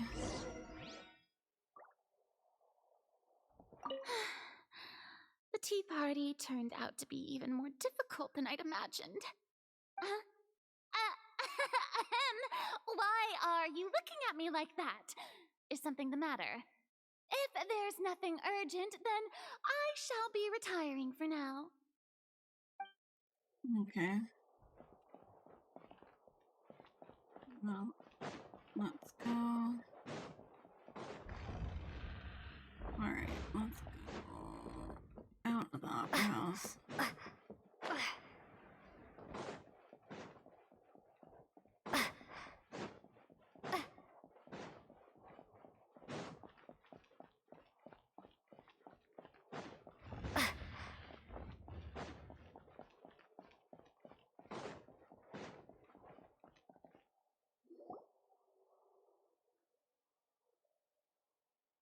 I'm glad that you were willing to come with me.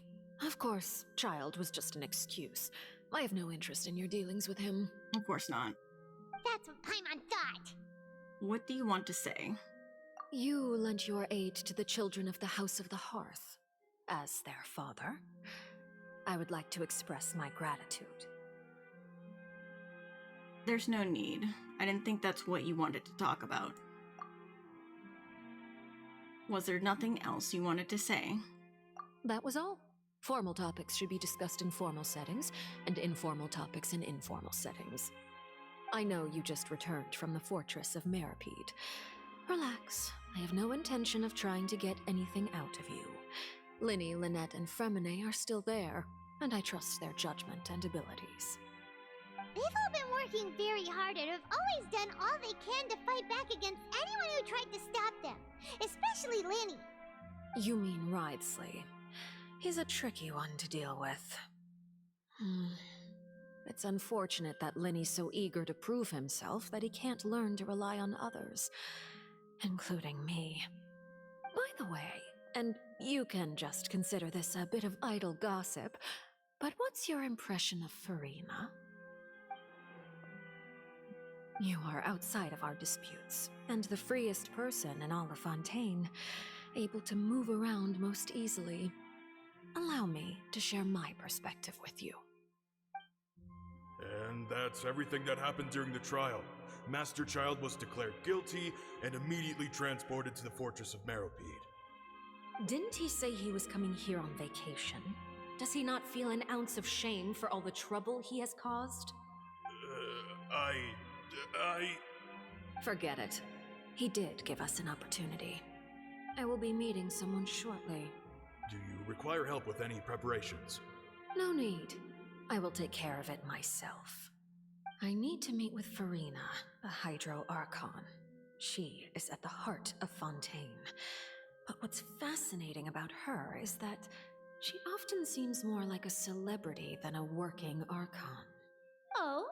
Come over here, you little critter, you! You dare to run from me? Stop right this instant! My goal is just to discover the location of the Gnosis. But I didn't expect the chance to approach Farina to be handed to me on a silver platter. This is so easy, it's actually making me a bit suspicious. Anything left unguarded is usually just bait. But no one will blame someone for taking the bait. After all, from the moment it was attached to the hook, the bait is meant to be sacrificed. It's just as I guessed in the second before I struck. The Hydronosis is not currently held by the Archon. In fact, this Archon doesn't seem like a god at all. And I sense that she's under some kind of curse. Who are you? And what are you trying to do? Please don't kill me! I'm begging you, please! The fear in her pupils is genuine, so perhaps she's not bait after all. Either way, targeting her has lost all meaning.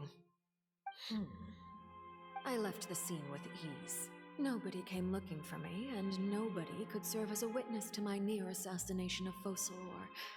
I suspect even Farina dares not mention this incident to anyone.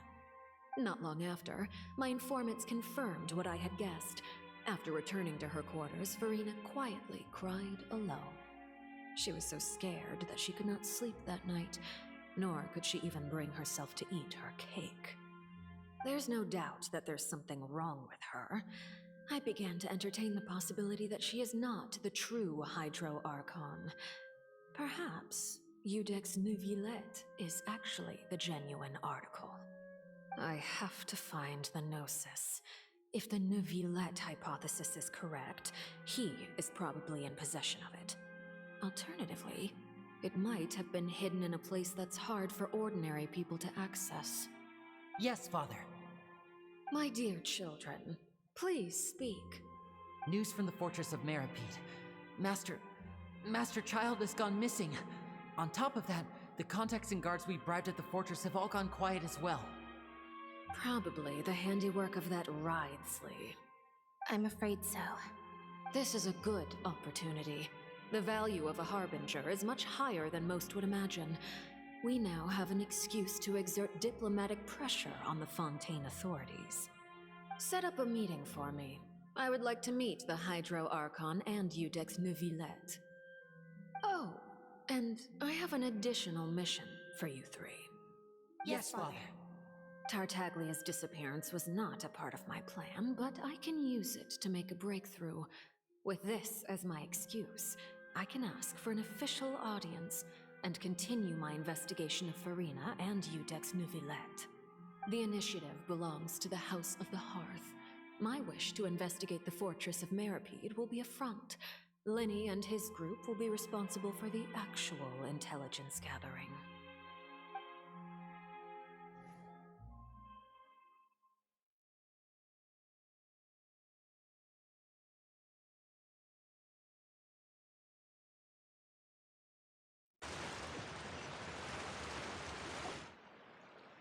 You should know the rest. Lenny's group is quite close to you, so they wouldn't have hidden anything from you. You attacked the Hydro Archon? It wouldn't mean anything, even if you shouted it from the rooftops. After all, even Farina herself is still pretending that nothing of that sort ever happened. Alright then. I've now had 2 chances to enjoy tea with Farina. I have to say, the leadership of Fontaine is even more inscrutable than I had imagined. I once surmised that Eudex Neuvillette must be the Hydro Archon, but now, that doesn't seem right to me either. How did you come to that conclusion? I am a servant of Her Majesty the Tsaritsa. Over my years of service, I've learned how a real Archon conducts and carries themselves. Whether Eudex Neuvillette or Farina, neither fits the bill. It's hard to imagine either of them as the Archon. Of course, that is all just how I feel. Gut feelings often do not require justification. It is, however, quite amusing to me that after all my years working in intelligence gathering, I've come to realize I am at a complete loss regarding the identity of the god of the land of my birth. Don't you think Fontaine is quite intriguing? A catastrophe looms, yet many secrets have yet to rise to the surface. It looks like Fontainians will have no choice but to save themselves.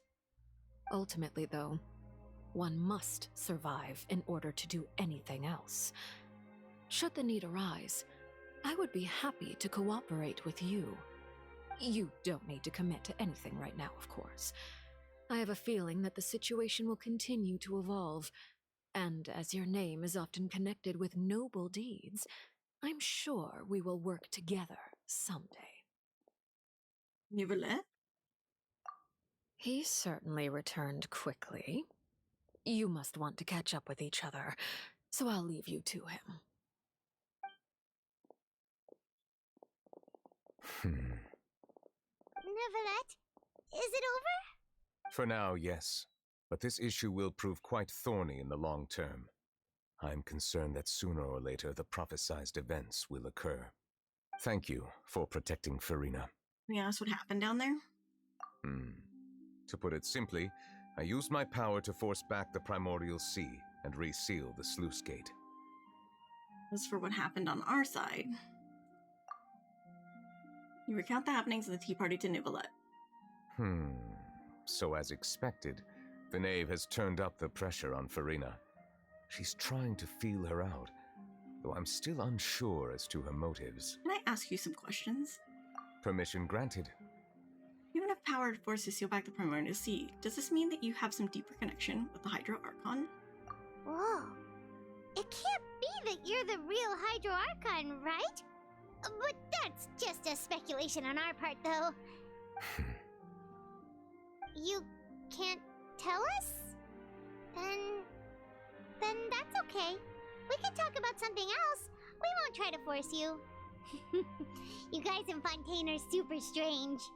If by the phrase, you guys, you are referring to Farina and I, then although I'm not sure just what you are trying to imply, I must clarify that I do not share her positions on a multitude of topics.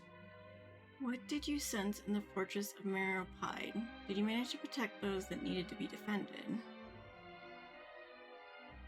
I believe so. The fortress has a long and complex history. It has seen much grief and suffering. And now, another catastrophe will soon be upon us. I mourn this turn of events. Huh? Why is it raining all of a sudden?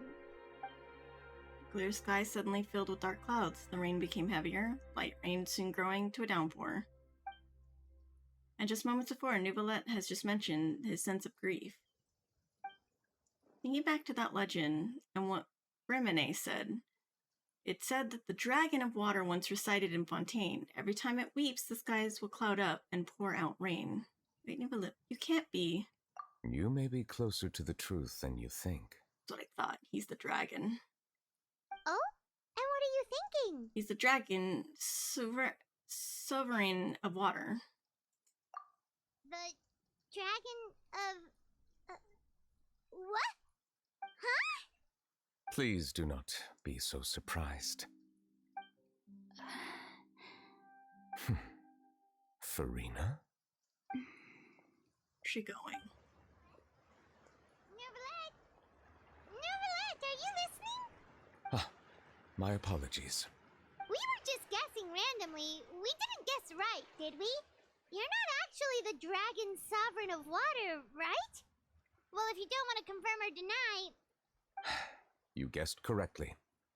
I sincerely hope you'll be able to keep this a secret for me. I knew it. It's the dragon. Right, of course. We'll definitely help you keep it a secret. There's still something Paimon wants to ask you, though. Please, go ahead. Well, if you are the dragon sovereign of water, and you were able to force back the primordial sea from the fortress, then since Fontaine's prophecy is all about seawater, couldn't you just use your power to solve the crisis? Doesn't work like that, Paimon. None of the currently living dragon sovereigns in the world, myself included, possess our full dragonhood. They say that when the first usurper arrived on Tivat, they seized a part of the dragon's power. Today, that stolen power is the basis of the Archon's authorities. There are 7 elemental archons and 7 matching dragon sovereigns. The dragon sovereign of water who lived through that era perished a long time ago. As their successor, I know far less of that part of our ancient history. In any case, I believe I will not be able to do much unless the Archon disappears and returns their elemental authority to me. Given the status quo, however, I would recommend finding another way to deal with the prophecy. Oh, so even you can't solve it. Men always lie. Meanwhile, this guy, yeah, you're right. It is I. I still have some urgent matters to attend to at my office. If you have any more questions regarding ancient history, you are welcome to discuss them with me at a later time. Please go right ahead. There's a place that Paimon wants to go too. Traveler, why don't we pay another visit to the Fortress of Meripede?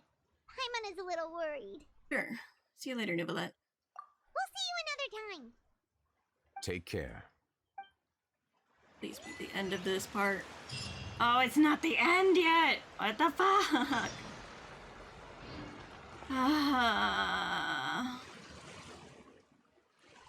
It's already 12:15, and I'm very tired and hungry, so I may just end it here.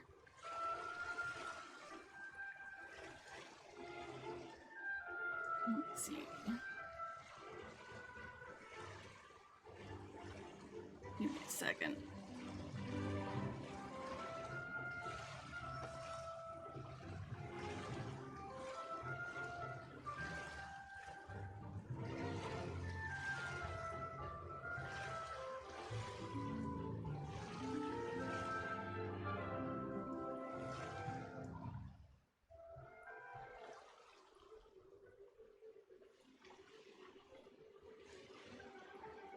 Okay, I think this is actually the 5th part?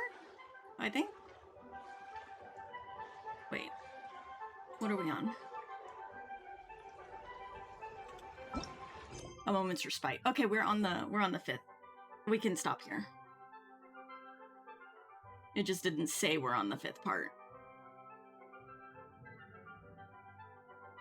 But... Oh, but...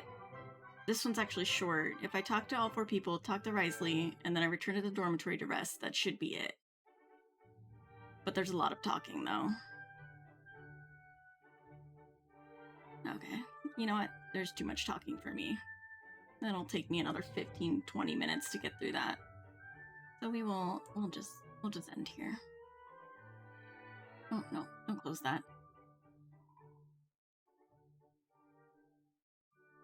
Okay. Alright. Finish comedy. Cause and effect. Okay. Let's do some wishing. See if we can get Nouvellette. One more wish. Let's go. Nope, nothing. Oh, one more wish. Let's go. Gamba, gamba, gamba. Nope, still nothing. That puts us at 74. Wait, I can do one more.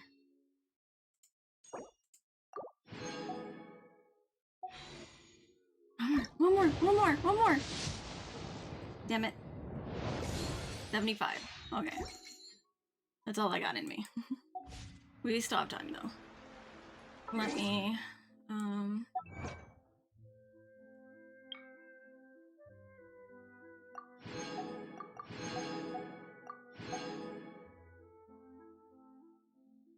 okay.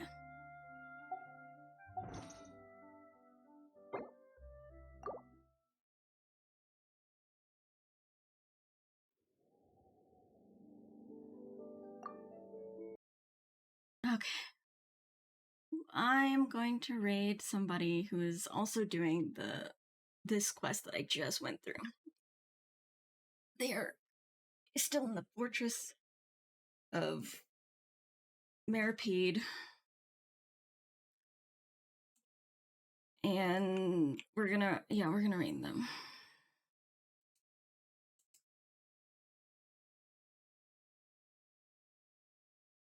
I have to go to the bathroom so bad. Oh my god. Okay, let's raid.